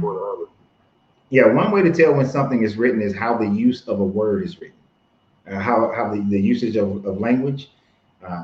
So a good example for us in our time frames, because I think we're all close enough in age to know this one. If somebody wrote in the 1950s or 60s, and you're reading a book, and the book says that that's a bad man. In the 1950s, that only means the person was up to no good. But if I wrote that that's a bad man today, most people might think, oh, it's bad meaning good, because we've changed how we identify with that word, and you have to look at all the other wording around it, of course, to be able to tell. But a person would know that, okay, this person who's saying he's bad but good, and all the other words around it, could not have been writing in 1950, because it would not have been understood that way. The same with the word awful. Is a different understanding today than 200 years ago. The IG was making a comment about the word gay. The word gay in 1950 is different than how the word is used in today's language. So when you look at a lot of these biblical writings, based on how the language is utilized, you can get a sense of what time frame it was written in. So that's linguistic archaeology does that, and then just the way the way the story is told, and then you can figure out who wrote it or what possible group wrote it. So that's why there's the Eloist text, you got the E text, the J text, the D text, and I forgot what the other one was called. Deuteronomist. Mm-hmm. So was it Deuteronomist, the Judy? You got the Deuteronomist, the Eloist, the I forgot what J is. I think J is for Judas, meaning Judah. And J was Judah. Yeah, and there's somebody else. But yeah, but those two stories are very different. They're two different stories. Trying to get across the same message, a similar message, which is somebody I'm trying to explain to you how the world started, how the universe started, and how our people started. Yeah, the Book of Genesis is mostly a document for telling the story of the Jewish people. The beginning of their people. It's not really, when you really get it, it's not really a story about about the world. It's really about the Jewish people and how they are God's chosen people and God's certain people. Yeah, but they're claiming, just like every creation story around the world, they're claiming that this is how the entire world came into existence. But of course, their perspective of the entire world is just their little corner of the world. Right? To them, they had no idea that the Americas over here existed, that Antarctica existed, and the Arctic, Asia existed. Just their little Mediterranean world is all that existed for them. Right, exactly. That's why the table of nations, you don't have nobody in America, you have nobody in China, it's just the world that's known to them. And so they have to explain like where all these people come from. So you have these so-called fathers, whatever, and of these nations. Esau is eating them, So it's just their story. It's not really, it wasn't meant for everybody. And every other group around them had their own stories, and most of them are telling their stories based off of the Anunnaki story. So the Sumerian Akkadian story is the premise of their stories, because those were the stories that they were more familiar with. Right. So that's why Yahweh is a Canaanite god who was the child of El and Asher. But of course, later on, Josiah gets rid of that. We'll be finding that out. Like, wow. Yeah. That's a big eye opener for. Like I said, when you deconstruct, that's a big eye opener when you see the difference between. That there's a possible difference between El and Yahweh and all of those things. And it's a big that difference. was something that kind of spoke to me when I saw like writings from the Hittites and like you said with the Moabites and the people in that region. It was kind of just common in that region to ascribe the same type of narratives to their different gods. And Because I always thought the Bible was kind of unique, even in the way that in the so-called chosen people, they kind of self-deprecating a lot in the books, and even in that. And when you look at the writings of some of these other people's, it's the same thing. It's like it's just they coming from the same like genre of storytelling, you know. Well, they kind the of same genre of storytelling. They kind of have to. Anytime you look at the writings of any group of people that was surrounded by the same group of people, they're all going to write incredibly similar to each other because they're all experiencing similar effects of nature.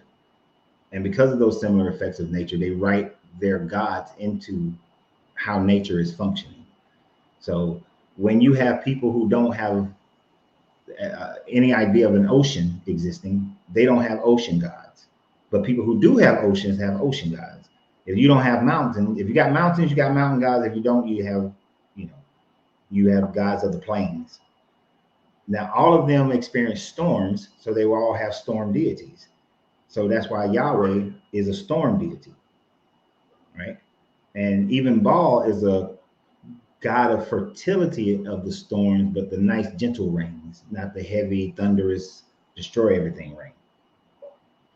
And Yahweh is the storm deity of the Canaanites, which goes all the way back to Enlil, who Enlil is a storm deity as well.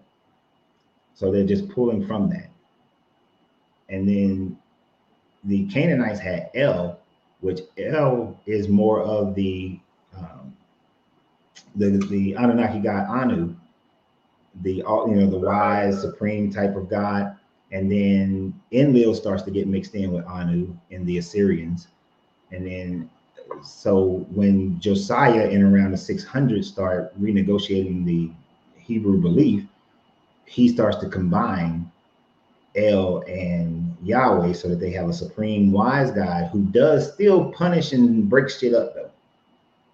So that's why this God, by the time it's being written down in the 500s, has this kind of bipolar mentality. So, but the thing about it, as we realize these things, we should say, okay, these guys don't exist then, because we know how storms are created. We know why the Caribbean have destructive storms all the time. We have a season for it when we know it's going to happen. There's a big Texas-sized hurricane out in the Atlantic right now. Back in the day, they would have been like, oh, the storm deity Yahweh is mad at us because we didn't sacrifice enough deer and shit. You have a drought. Right. So. Right, you have a drought because, you have upset God somehow. It's like you have, this is a natural thing that occurs, right? So a lot of this, so once you take that red pill, man, it's like, yeah. You start seeing things, you start going down a rabbit hole, and you start seeing things a lot different. Exactly. A lot of the, motives and where a lot of this stuff really comes from. Like I said, there's a lot of superstition, just people, period, not understanding how this stuff really works in nature because we didn't have the knowledge. Exactly. I'm gonna bring to add some flavor to it because I probably got, what time is it? I got maybe an hour. No, I ain't got an hour. I got about 30 minutes left. So, Baby Bible, how old are you? Hey, how's it going? I'm good. I know it's Bible baby, but I'm actually almost like a 40-year-old man. Okay. So I'm not a baby. All right, good. That's why I have to ask. TikTok be tripping, so. Yeah. But I'm trying to figure out what your angle is. Are you a full-blown atheist? I'm more of an atheist agnostic. Agnostic atheist, okay. That way you don't have to make a position and defend that position. It has nothing to do with that. I defend my position all the time. Well, I mean, you don't have to prove that God doesn't exist because you're not making that claim. You're just claiming that you don't believe. That was the whole reason why they changed it. It used to be atheist and agnostic. Now it's agnostic atheist. So you don't have to demonstrate anything. You don't have to say. Okay. You know what I'm saying? But here's the thing. When it comes to God, the belief, the Abrahamic God, it is not my burden of proof to prove that this God exists because I'm not making the claim that this God exists. That's why it's agnostic atheist. That's why. Right, but it's still the angle that you're taking right now is somewhat pointless because it is still your burden of proof that the Bible is correct. Well, I take my personal position is I follow Jesus, I follow God, but I don't believe the Bible is the inerrant word of God. Yeah, I mean, I know it's not.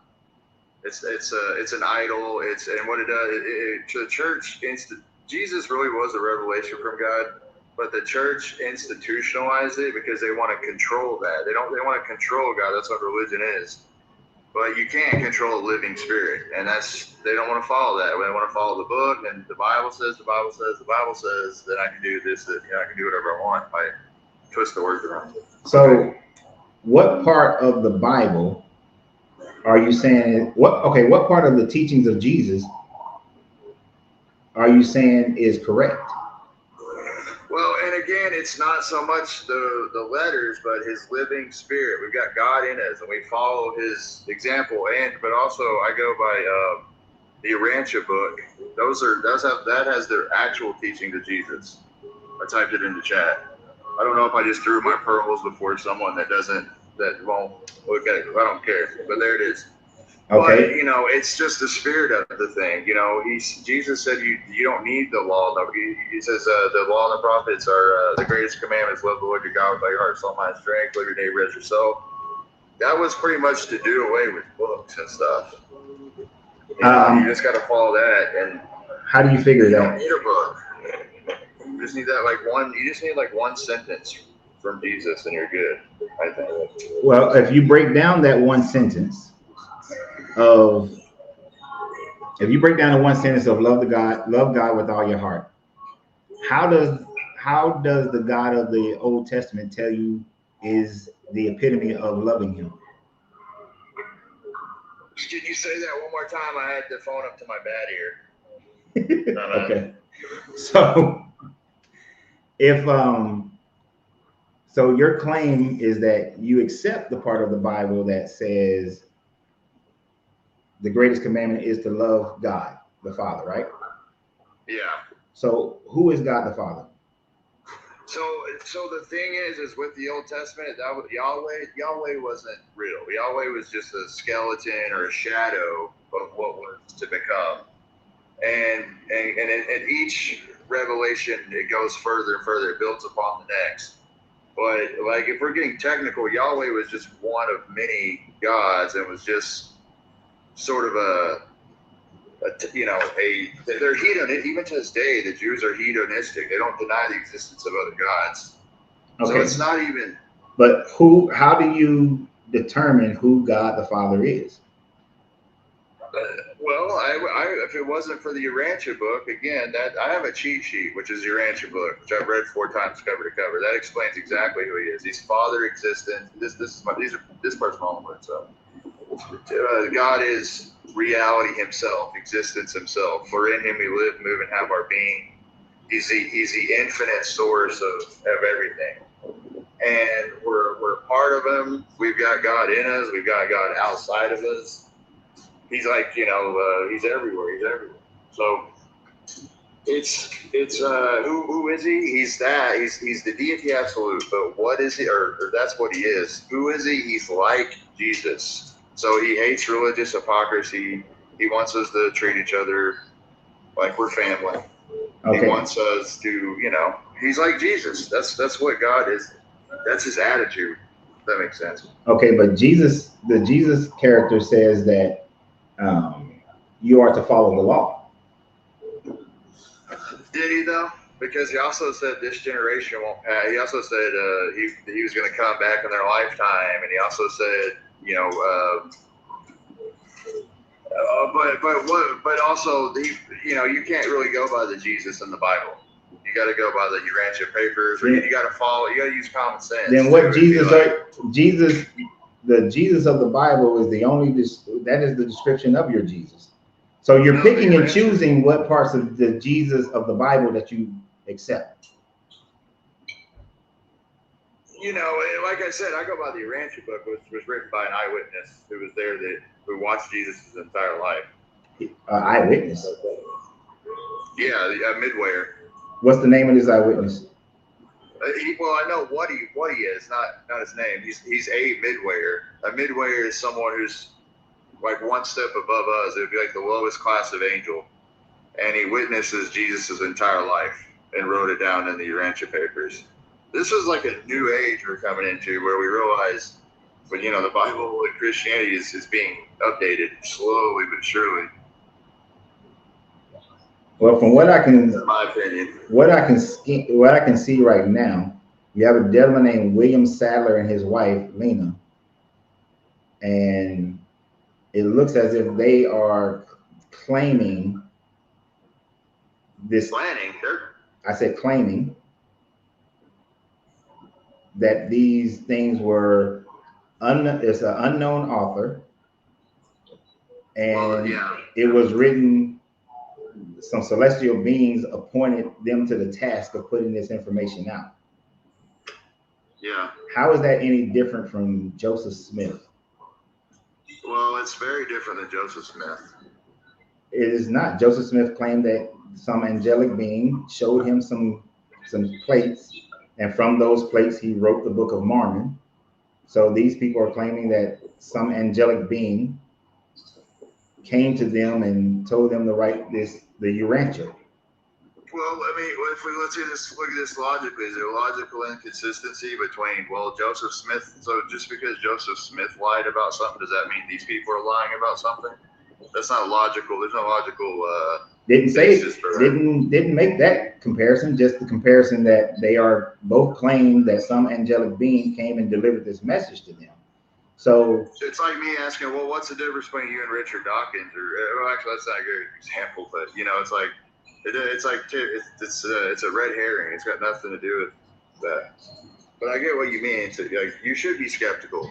You should think that I'm crazy, because if you didn't, I would think you were crazy, right?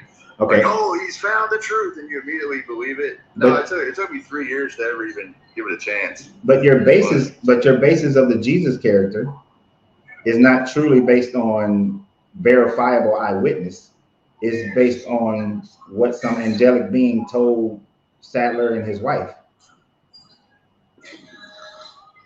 Yeah, so it's that. But I think even with the Bible, and you just get the idea that Jesus wants us to. What matters is where the rubber meets the road.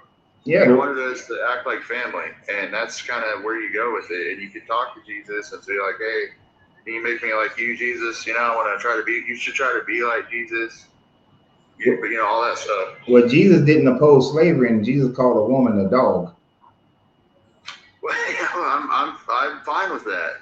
Because you're fine with calling women dogs, and you're fine with slavery. And did he really say that? And did that had some kind of meaning to those people? No, yeah, he called that woman a dog. He said that you are not meant for the children's food because you're a dog. And then the woman said, yes, I am a dog, but even dogs eat the crumbs that fall from their master's table. And he said, you know what? Since you recognize you're a dog, I'll heal your child. So yeah. He don't say that. He praises her for her faith. You know. Now he praises her for admitting that she's a dog. Within the admittance, she admits that she is a dog. So he's fine with her admitting that. Instead of saying, you know what, you're not a dog. You deserve to be at the table just like the children of Israel are at the table. So like I said, I don't believe that Jesus said everything they said he said. I don't believe Jesus walked on water either. I don't believe Jesus was born from a virgin. I don't believe Jesus fulfilled any messianic prophecy. I believe Jesus said he would return in the first century. So there's a lot of things. I'm like on the you know, what do you call that? The outer. I don't know what the heck you call that, but there was a fancy word I was going to say, but now I'm going to say it. So you self-admit that you only accept certain parts of the Bible that follow the narrative that you have of Jesus. With the Urantia book, yeah. And like a Gnostic or something. Is what? Yeah, I think that's where the truth lies. The truth isn't Orthodox Catholicism, and the truth isn't agnostic atheism. It's like it's a tightrope. It's a mystery. You got to be And it's not for everybody. Not everyone's gonna find the truth. Well, the Urantia book is not Gnostic because it believes that God exists in a Trinity, and it's a different Trinity though. The Gnostics don't. The Gnostics doesn't have a. They don't have a Trinity. The Gnostics believe that Jesus was a created being who was designed in order to teach people how to return back to the Pleroma, which is the supreme energy of God. Oh, I gotta tell you, we believe in a Trinity. Your Urantia book teaches a Trinity, rather, but it doesn't teach that Jesus is a part of that Trinity. So Jesus is a created being, and according to your Urantia book. So it's, but we're not Gnostics, not not necessarily. But But still, though, so you're identifying this God as existence, right? That's me, though. Omniscient, omnipresent, omnipotent, infinite, eternal, all that stuff, right? Yeah. Okay. Now, but you're not identifying him as the same God of the Old Testament. You see Yahweh as being more of a demiurge. Not really. No, I don't really subscribe to the demiurge. I just think that it was a skeleton of the real God, and eventually they went from Yahweh to starting to it dawned on them that there's only one God. Like what Isaiah said, "You God are alone. There are no others." And some of the Jews got that. That was why Jesus came through those people. I guess he could have went through the Zoroastrians or whoever believed in the one God concept. He came to amplify that message and be like, yes, there's one God. Now this is who he is. This is what he's like. He's like me. I'm nice and I'm fair, but I hate religious hypocrisy. Okay, but so to go back to one of the things you said, the Urantia does say that the Trinity, part of the Trinity is the Father, Son, and the Spirit of the Trinity. The Son is the Creator Son. He's It's the eternal Son. You can read it. The eternal Son is different than Jesus. Well, no, it says that the Jesus of Nazareth is identified as the Creator Son who incarnated on earth. Creator Son is different than the eternal Son. Basically, for all intents and purposes, he is God. He has all the powers of God. He runs his own universe. But he's not God the Father, and he's not even a part of the Trinity. He has a finite beginning. But it says that the eternal Son is called the Creator Son, and Jesus is identified as the Creator Son. No, I don't say that. So whatever you're reading is false. Okay. You go read the chapter on the eternal Son. It'll tell you it's not Jesus.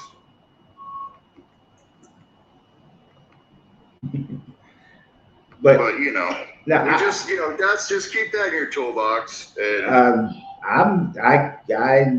is not something that I would actually put in my toolbox because this is no different to me than the Seventh-day Adventist, Jehovah's Witness, Mormons, somebody taking pieces and parts of the Bible and trying to bring it into a New Age mindset that doesn't have all the negative things that would be outside of our modern day morality, as the Bible has a lot of things outside of our modern day morality, and trying to make a new Testament. Well, I got to tell you, I think it's a step in the right direction because let's say you're right. It teaches evolution. So if it wasn't for the Urantia book, I'd still think that maybe they planted dinosaur bones or maybe the Earth is 7,500 years old. But it dawned on me that it's true, and I looked at the evidence and found it's a God-guided evolution, and it says that abiogenesis will never be demonstrated, which so far science is having a really hard time solving abiogenesis, and apparently it's never going to be solved. Trying to prove what? So, but at the end of the day, I couldn't understand what you said. Trying to prove what? Science is having trouble trying to prove what? Abiogenesis, which means how they're studying how life could have began through a natural process. But anyway, you're not going to get people out of theism overnight. You would need them to take that that's a step in the right direction. At least we're not denying science. At least it's and you know what? Another thing it says that there's deep time. 13 billion. The universe is much older than 13 billion years. Well, James Webb is starting to show evidence of that. That Earth, that just like your ancient book said, that there's way more time involved than just than what they say. Yeah, and like I said, it's Martin Luther to me. It's a reorganization of Christianity, because if you really want to take a step in the right direction, then you detach from the entirety of the book, of the Old Testament, of the New Testament. Because as long as you maintain your connections to some previous religion, then you are still held accountable for that religion, because you're pulling your information off of it and you're presupposing certain parts that are right and certain parts that are wrong that just fits your narrative. So to me, a step in the right direction is to get rid of the whole book, get rid of the whole idea of it, and start new instead of nitpicking. If you're right, but if agnostic atheism is right, sure, but what if it's just like I said, like what it teaches is evolution happened. Then humans eventually, what happened was something called evolutionary religion, which is when they started being afraid of ghosts. They thought, well, when someone passed, it was superstition. That's why you have these elaborate funerals, you have these elaborate, because it's superstition. They thought those ghosts were going to get them if they didn't. And they thought the ghosts were jealous of us. But anyway, that eventually evolved into this idea of like, oh, there's bad spirits and good spirits. And then they eventually arrived at like gods and stuff. Oh, well, God made us. And from that's when they start actually sending real revelation to us to try whatever we can take. And they start prepping us for something in the future. So it's never ever about. So like I said, so it's like a building. They build the foundation of the one God, and they show us what one God is like, and they keep on getting us further and further along with these ideas. So it would be a folly to completely throw out all the old stuff in the Bible. No, not throw it all out, because you first have to be able to establish that this supreme God exists. So Urantia would still have the burden of proof that there is this God that's a supreme father, that's omni everything, that exists. So how do you quantify that this supreme God exists? I mean, I've got my personal experiences. I've got the fact doesn't that count. Personal experience doesn't count. And that's what I'm going to stand on. I'm standing on the fact that I know, but personally know every morning. Like that personal experience. Personal experience doesn't equate to facts, because I understand that's not my. Everybody got personal experiences. We've got number 2, abiogenesis, which you want to call it the God of the gaps, but if God is real, then yeah, he's going to fill in the gaps. We know that abiogenesis is apparently hitting a brick wall here. They're not going to be able to ever prove that life just began on its own. I wouldn't say ever, because I'm pretty sure that there were people who said that man would never fly, but that was proven wrong. So once you understand what it would take to even begin to create the first life, a little bit of it, you'll see what I'm talking about. You can see Dr. James Tour on that one. I do understand what it would take to a certain degree to begin it, but I don't think that it's an impossibility with just the volume of matter in the universe and the chaotic nature of our known universe. It is possible that the elements could have all come together to create life on Earth, which is one of the reasons why life is, in the grand scheme of it, there's not a lot of life in the universe, right? So that would demonstrate the possibility of it, with everything coming together in a situation that produces life. Yeah, but that's the problem. What situation? That's what they're trying to figure out. They can't figure out. They looked at it. They thought, well, maybe light. They actually thought maybe at one point lightning would have hit a pond and made life. But they realized just how complex it would be just to make just to store the information that life passes on. Which they're trying to look at this RNA world theory, but that's basically been debunked too. Well, that's the thing of science. Science is not a closed book, like believing in a God is a closed book. Science is saying, okay, we have a theory, let's test it. Oh, that theory didn't work. So let's test another theory. Let's look at what we've learned from our previous test and let's add to it. And that continuous process of adding to and standing on what you tested and failed, tested and failed, at some point you might get to, you get to an answer. But to say that, to use the finite term of never ever, that would indicate that's closing the book so that you can have your God of the gaps. No, I understand. I agree that in academia that we have to take off we have to take our God's hats off to do science, and we can't invoke the supernatural. So they need to keep looking.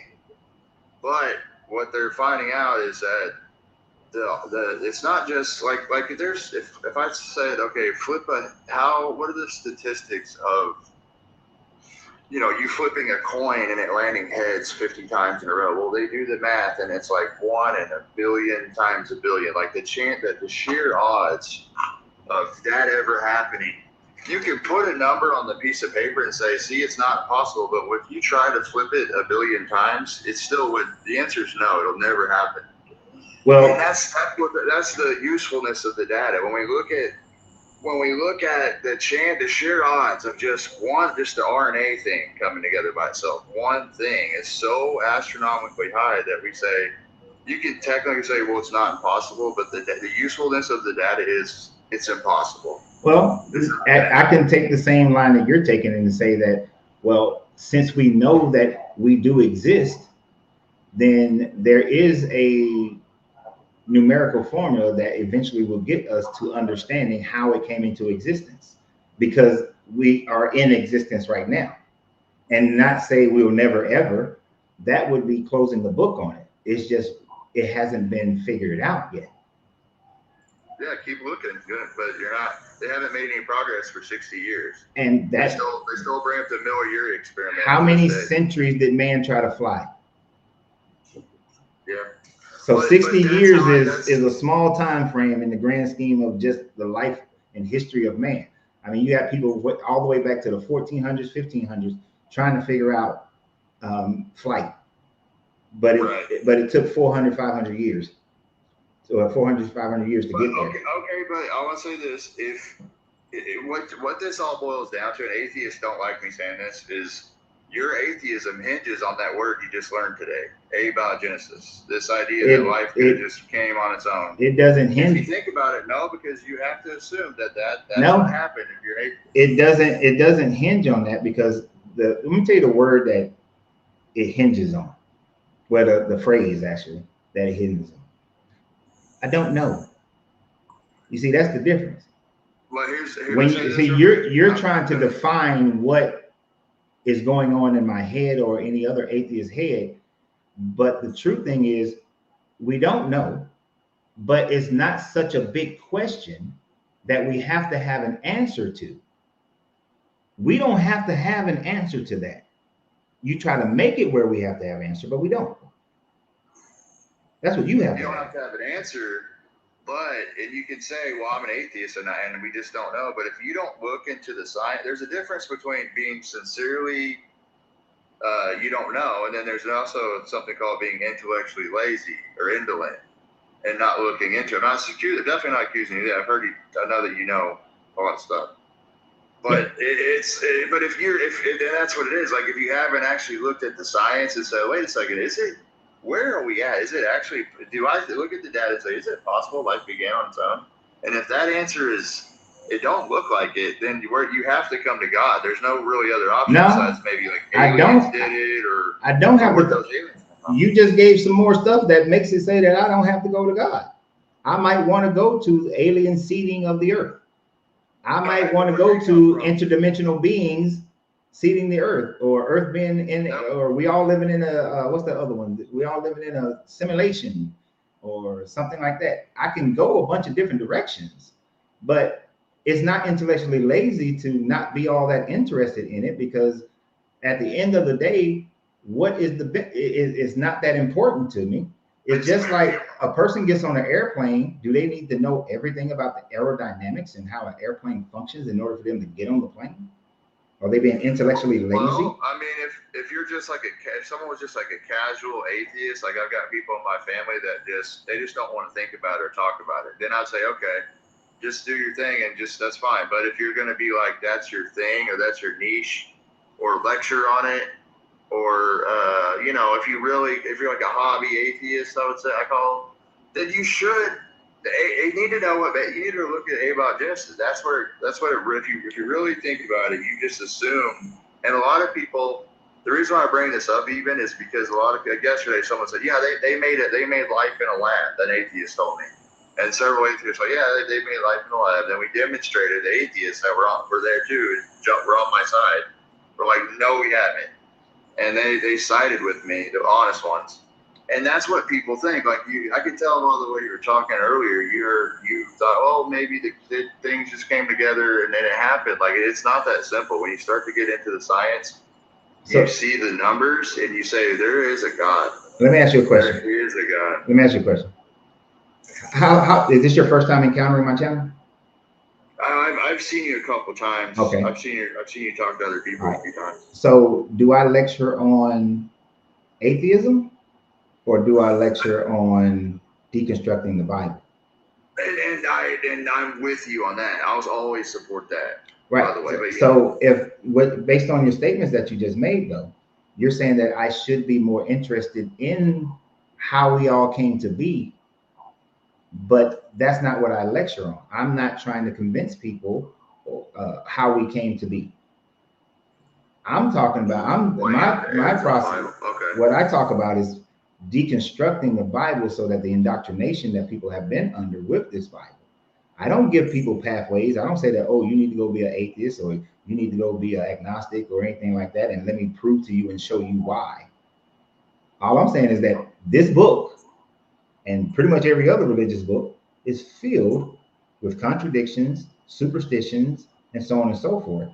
And even when Bible baby, I'm saying that your doctrine of religion is still a superstition because you have to be able to prove your God. Well, we don't have to prove it, but yeah, You're claiming he exists. Why don't you have to? If I claim that the flying spaghetti monster on Saturn existed, would it not be my burden of proof to prove that the flying spaghetti monster on Saturn existed? Yeah, sure. If you want to say it that way, yeah, sure. So then it is your burden of proof to prove the Urantia is the God of the universe, of existence.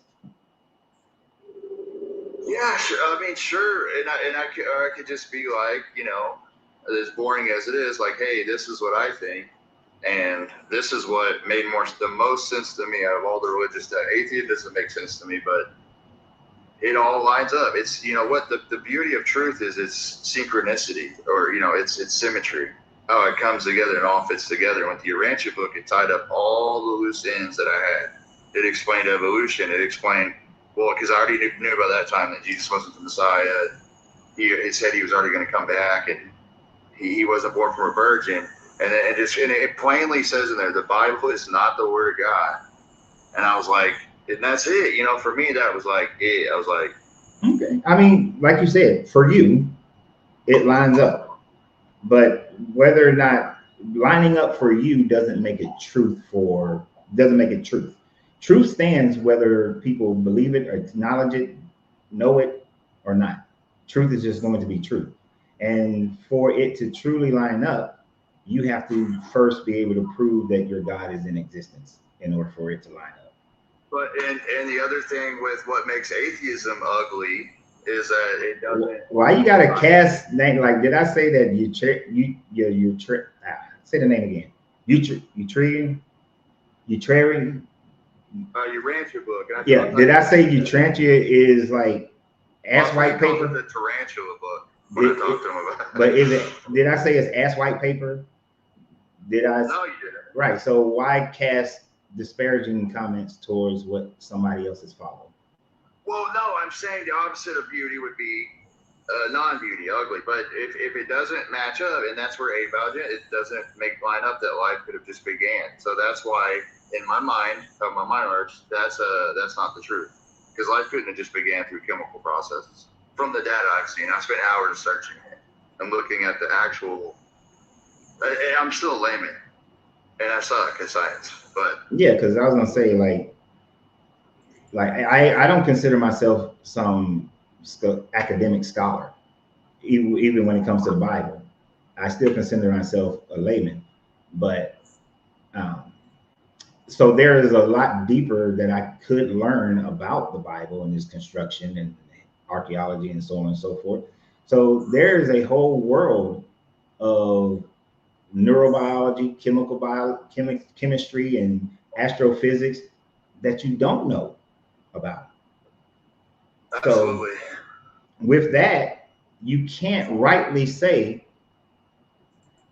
what their progression is.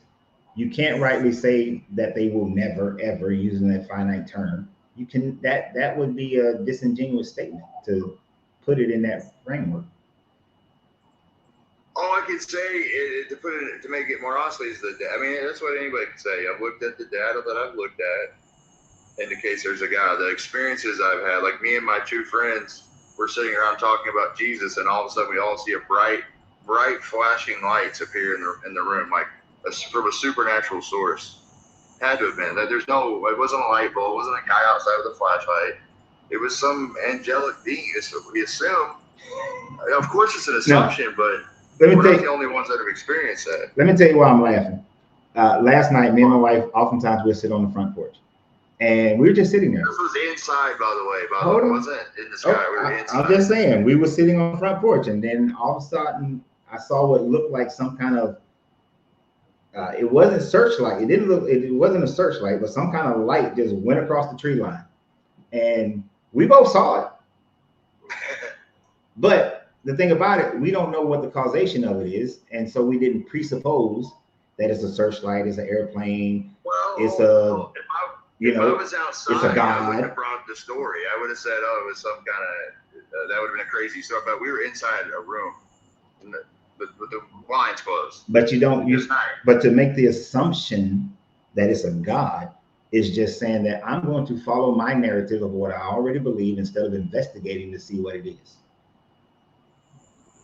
Yeah, fair enough. I understand that, but I'm saying that the total totality of it, that's not my only story. I've had dreams, I've had God speak to me, and again, you're like, well, you're crazy. I get it. If you didn't think I was crazy, then you would be crazy. No, I don't think you're crazy. I just think that you're human. And because I can claim that my grandfather, a week after he died, sat on the edge of my bed and told me that, hey, the family is going to fall apart, but it's going to be up to you to bring this family together. Now, after my grandmother passed away about 4 years later, not about 4 years later when she passed away, my family did fracture. We fractured until I moved to Tampa and then, came from Germany, moved to Tampa, and then I insisted that my family show up for a family vacation because we had fractured. Now, it's been 27 years and we've been doing this family vacation, which has brought my family back together. I could claim that my ancestor came. I could either take that and put it as God of the Bible, or I can make it Ifa, my ancestor came and spoke to me. I can make all kinds of claims, but each one of those claims will be based on what my narrative that I already accept is. And since I was a Christian at that time, I accepted it then as this was God, Jesus, sending my grandfather to tell me this. But as I matured and realized that none of those things can be proven, most likely it was just me and my mourning from my grandfather and recognizing that the bond that held my family together was my grandparents. And since my grandfather just died, it's likely that my grandmother is going to die at some point as well. Who would bond us together? And so it's a logical conclusion that without that bond, the families would fracture. And somebody who loves the family being together, is going to have to bring us together. And vacations was one of those things that kept my family close. So now there's like 90 of us who gather together every year a couple of times. So experience, dreams, they are not conclusive of a God or any other deity or anything. They could just as well be your mind and your ability to evaluate situations and make predictions. I agree with you, and you got it. There's nothing wrong with thinking critically about everything. I've got ghost stories that turn out not to be a ghost too, right? But Yeah. I was sitting and I saw a Mountain Dew can slide across the counter one time, and for years I thought that was a ghost. But then I looked into it, and it's condensation building up on the bottom of the can, and all this. You know what I'm saying? Like, that's what I was about to say. I said that wasn't nothing but a water slide. Yeah, that's what that was. Yeah. But you know, that's just it. You know, it's my entire collective experience of peace that I have when I'm trying to live a righteous life and obedience, and you know, and when I do what I think Jesus would want me to forgive my enemies. It's waking up and being just a great gratitude I have. It all comes together to it's the fact that human beings are like gods amongst animals. Right, there's no denying that. We're so more advanced than any other animal. It's crazy. I mean, we're talking. I don't know where you're at. I'm in Missouri. I don't know where the heck you're at. There's 1,000 examples. I can tell with all them bugs in your background that you somewhere like that.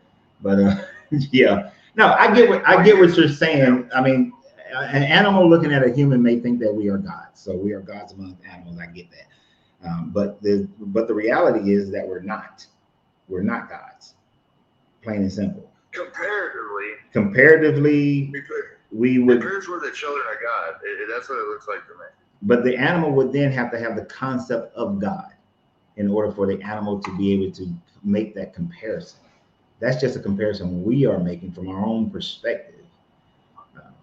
And I can applaud the fact that you are trying to live and be a better person. And if this helps you to be a better person, then great.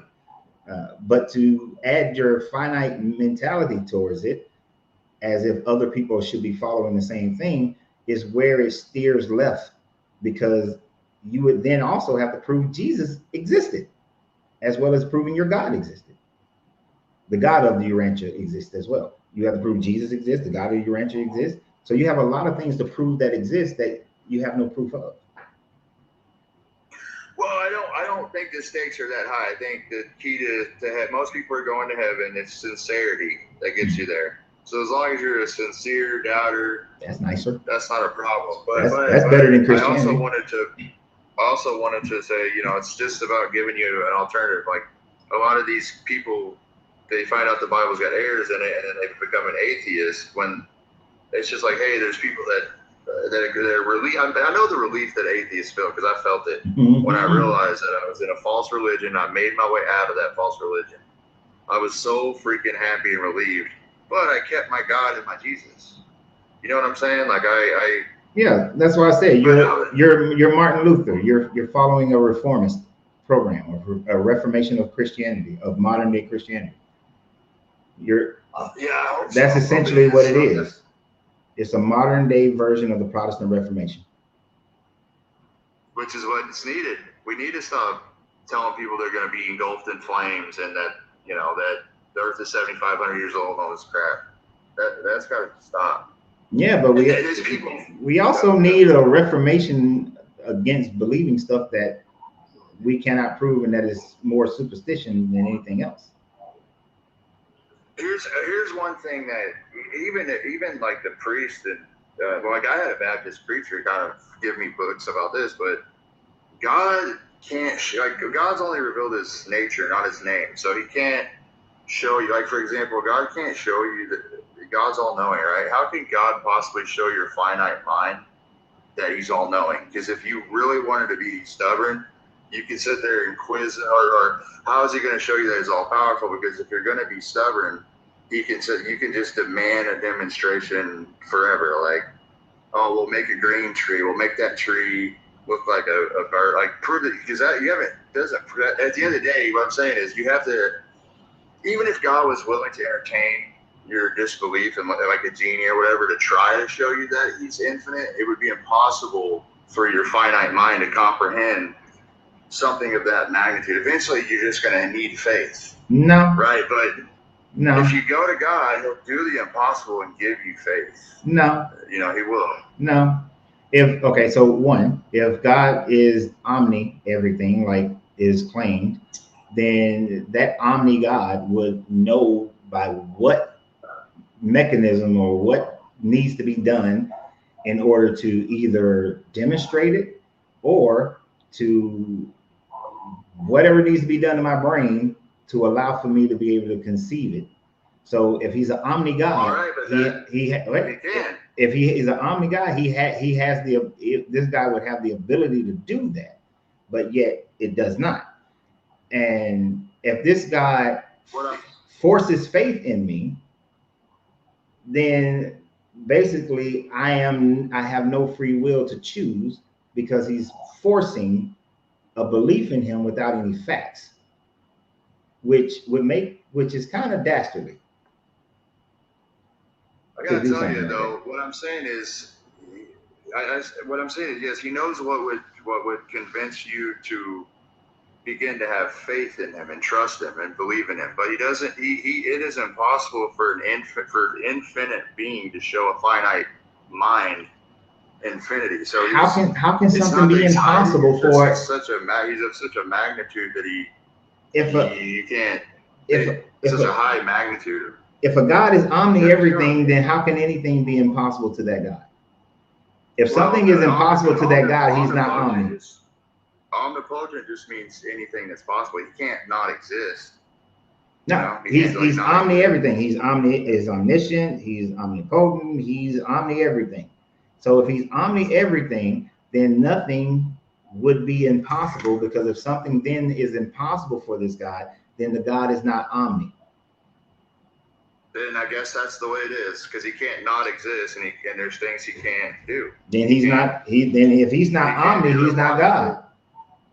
Then that's fine, but he's still God. He's still the best we're gonna get. How can you say that's fine, but then say he's still God? Then that is not fine.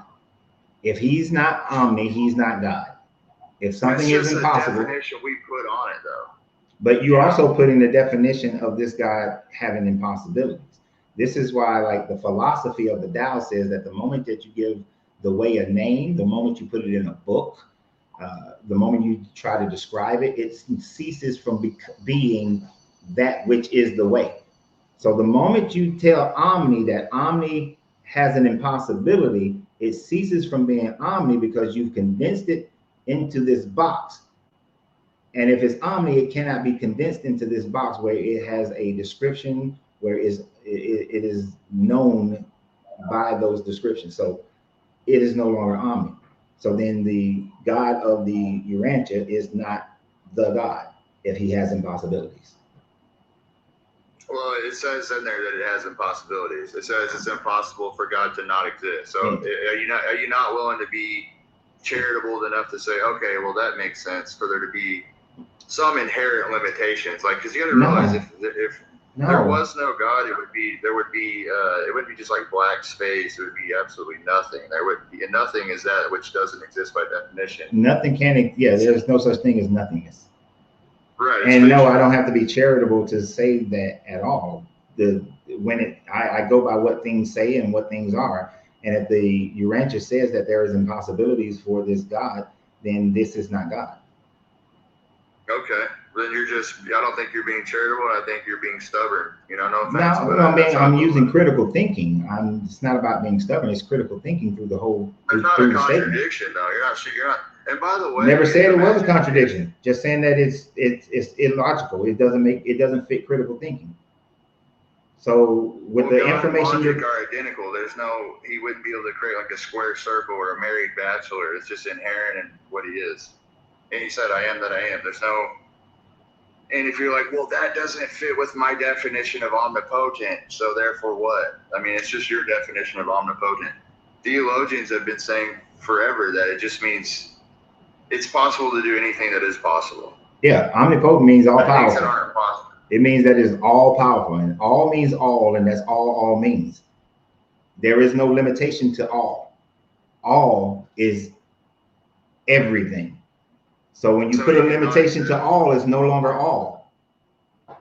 So he could not. So then You're saying that if that's true, then reality should be able to be nothing. There should be nothing. Nothing is a possibility, is what you're trying to say. Fiction is a possibility. There. Now, see, that's fine. Nothingness can exist. There's something at all times Right. in every space. So Right. there is no Even such space thing as is something. there is no such thing as nothingness. So because that's identifiable. What I'm saying is, do you think it's reasonable for you to insist that if he's omnipotent, he should be able to cease to exist? You think that's reasonable? Yeah, but not cease to exist as far as there being no energy of it, but cease in consciousness, sure. Well, then that wouldn't be all powerful. That is like some ultimate power when a being that would be of that level can just disperse its conscious energy to not be connected in order to have conscious energy anymore. That is power. And if at the end of the day, it's not a good reason. Just because quabbling about the meaning of omnipotent, saying, well, if he can't do this, then that means he's not. Now he does have the power. He could trick you. Yeah, he could show up. Let's say that he sent like an avatar, like a glowing being or something in your room. Well, you wouldn't be that wouldn't be God, right? You would just be looking at an image that he was projecting. You're not gonna get to heaven and be like, where's he at? Where's God? And go go look at him. Like when you look at a tree, you see its edges and how it goes, and space goes around it and bends around it, and it has a dimension. Well, God doesn't have boundaries, so you can't, like you said, once you didn't say this, but once you put a name on something, you can kind of like get a grip on it. But that's why he was like in the story with Moses. He's like, just tell him I am that I am, because he's in a whole other category to himself. He's, whatever. Do you get what I'm saying? I get what I mean. You're pretty much reiterating the Abrahamic law on God as it had developed in around about the 4th and 5th century BCE. That is the idea of the eternal God. So you're holding on to that religious concept, which is fine for you, but to state it as a fact, that's where the discrepancy comes in, because you can't prove it, you can't demonstrate it. Well, I know. I'm just convinced, and I'm trying to convince you to. But eternity in and of itself, but like you said, something has always existed. Yes. That automatically should put you in a Twilight Zone, outer limits mindset. Like, wow, this really is a crazy existence we live in, and possibly, at least that's what I think about. I'm like, I know eternity's real, so it's not so far fetched to say that there's a person and that God has always existed. No, that becomes far fetched.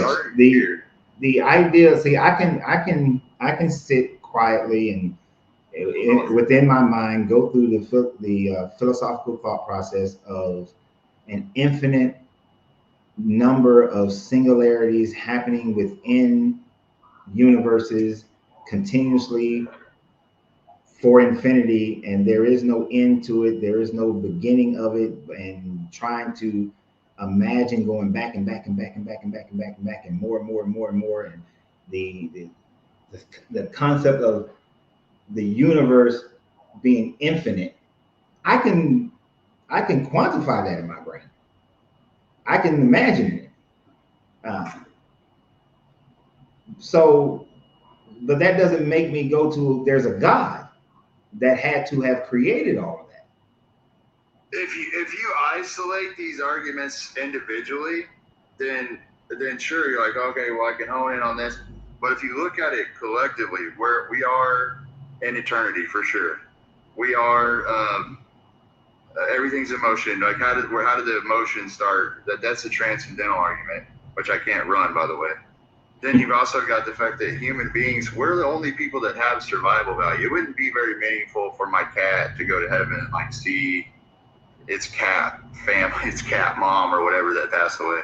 But you would want to see it would be meaningful for you to get to heaven and see your parents and your relatives and your friends and family, you know. But you have survival value, is what I mean. That's just, again, it just adds. You stepped into something right there, right?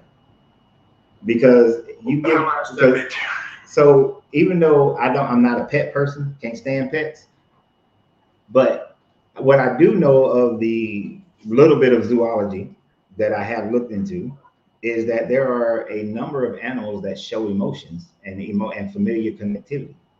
Whether we're talking about primates, cats, dolphins, whales, but many mammals show family connections. So just because it's not perceived at the same level that we perceive it, a cat. I know. This is nitpicking, I think. Yeah, but you said that we the only ones. See, that's why I try not to make finite statements, because we're not the only species on this planet that shows memory of family and family connection. And their value of it doesn't have to equate to the same as our value of it. That's the other problem, is trying to make everything equate to the same thing of how we perceive it. It doesn't have to. If a cat gets to cat heaven and sees its cat brother or mother and goes and rubs up against it, showing emotional attachment, then that's all the value that cat needs. It doesn't have to have our level. It's still whatever. I mean, if people get offended by that, you're not the first person to bring that up. But it would not make sense for a dog to have eternal life. It does make sense for us to have eternal life. It doesn't make sense for you. But to that dog who's seeing his dog parent, it makes sense for that dog. I don't think so. I don't think he would know what was going on or care even. I think after like a week or two, most people's dogs would forget all about them. Dogs have been known to cross this country because they got left behind to find the family that they were attached to. So you are, again, taking your definition of what something means and putting it on something else without truly understanding how that something else perceives life. Right? And even though that something else has demonstrated that it has some similarities to how we perceive life, because yours higher than theirs, you're not seeing the value that they have within themselves. Infinitely higher than theirs, though. But it doesn't matter how high. We can constantly, human beings we can constantly grow as people and constantly learn. And you know, you could start out at 20 and be just a whole different, way better person at 60, right? I mean, it's and you built upon all it. Like an animal, just he's the dog. He's been the dog. No, they grow or change. They grow, they learn. Primates, they grow, they learn. No, they don't. An infant chimpanzee is not at the same mental state as an adult chimpanzee. They learn from their parents. They learn how to use tools. They learn different aspects of their environment. They still grow and learn. Not like us, man. They don't. They can't even express themselves with words. You can't get past, and you ignore the point that I'm making of you're only valuing it compared to how we perceive it. How we perceive things, how we perceive something is not necessarily the rule of how something else has to perceive it. So it's just like how you're perceiving life right now. If you went to another country, you might say they don't value life as much as we do. They don't value agency of choice as much as we do. So you're taking, and like a lot of nationalists do this. A lot of Americans, I'm gonna really say Americans do this. They go to another country and they expect those people to value things the same way Americans do. That's the same thing you're doing with everything else. Your value to something doesn't necessarily have to be the value that somebody else puts on something or something else puts on something. So all dogs might go to heaven. Yeah, they might. I know that's what it comes down to. You missed your dog and you thought you were going to see your dog one time. And some people are expecting that. Not me, but some people are expecting that. I could care less about the dogs that I had when I was a kid. I'll note that to never bring that up again because it's people love animals and that it offends them. It hurts their feelings, kind of. Well, it's for me. It's not about offending. You see, utilizing terms like saying it's offending is offending. It's almost like it's trying to diminish the other person's comment. I'm not offended in any form or fashion. What I'm saying is just logically thinking through what you're saying. It just doesn't add up to a logical conclusion. The critical thinking of it just doesn't work. And that's what I'm saying about the belief in the God of the Urantia, is that you have to be able to go, well, when you go through creative critical thinking of it, it still doesn't match up because you have to be able to demonstrate Jesus existed. You have to demonstrate that people twisted his words and that you have the correct understanding of it. And you then have to prove that the spirit exists, and you have to prove that the God of the Urantia exists. Well, what you got to realize, you gotta, if you take a half an inch towards, there's a saying like if you start walking towards God, he'll run to you, right? I think that's in the Quran or something, but no, that's in Deuteronomy, I think. But you take one step towards God, he'll take two steps towards you. I think that's in Deuteronomy. Until now, if you might be like, well, I did try praying, I did try seeking, but until now, you got to realize if God showed you some sign, our tendencies is to like jump to conclusions, is immediately. So now that you know Christianity is, now that you're like advanced enough to realize the Bible's not the Word of God, you know that there's no going back. There's no going back for you. You're not going back to Christianity. There's no way. No. So now you see this alternative. Now you can actually say, all right, God, are you there? And he can begin. He can do the impossible. He can start to get. By the way, that's a spark of faith. So now he can do the impossible. But just to pray out loud takes faith. You know, to talk to nothing. And here's the thing. You think I didn't do that when I walked away from Christianity? Yeah, but he didn't want you in Christianity. He wanted you to get out. And when I did walk away from, after I walked away from Christianity, you don't think, and as most people who do walk away from Christianity, most people say, okay, if there is a God, please point me in the right direction. Please reveal to me what I should know, understand, be following, how to live my life, so on and so forth. Most people that I have ever talked to who deconstructed go through that stage where they then are looking, because they still have some attachments and belief, and they're still looking for some divine inspiration. And I can tell you the Urantia God never showed up. I did study a bunch of other religions, but nothing demonstrated itself to say that, hey, I am the God, I'm the one, you need to follow Buddhism or follow Urantia-ism. I don't know how y'all describe it, but none of that ever happened.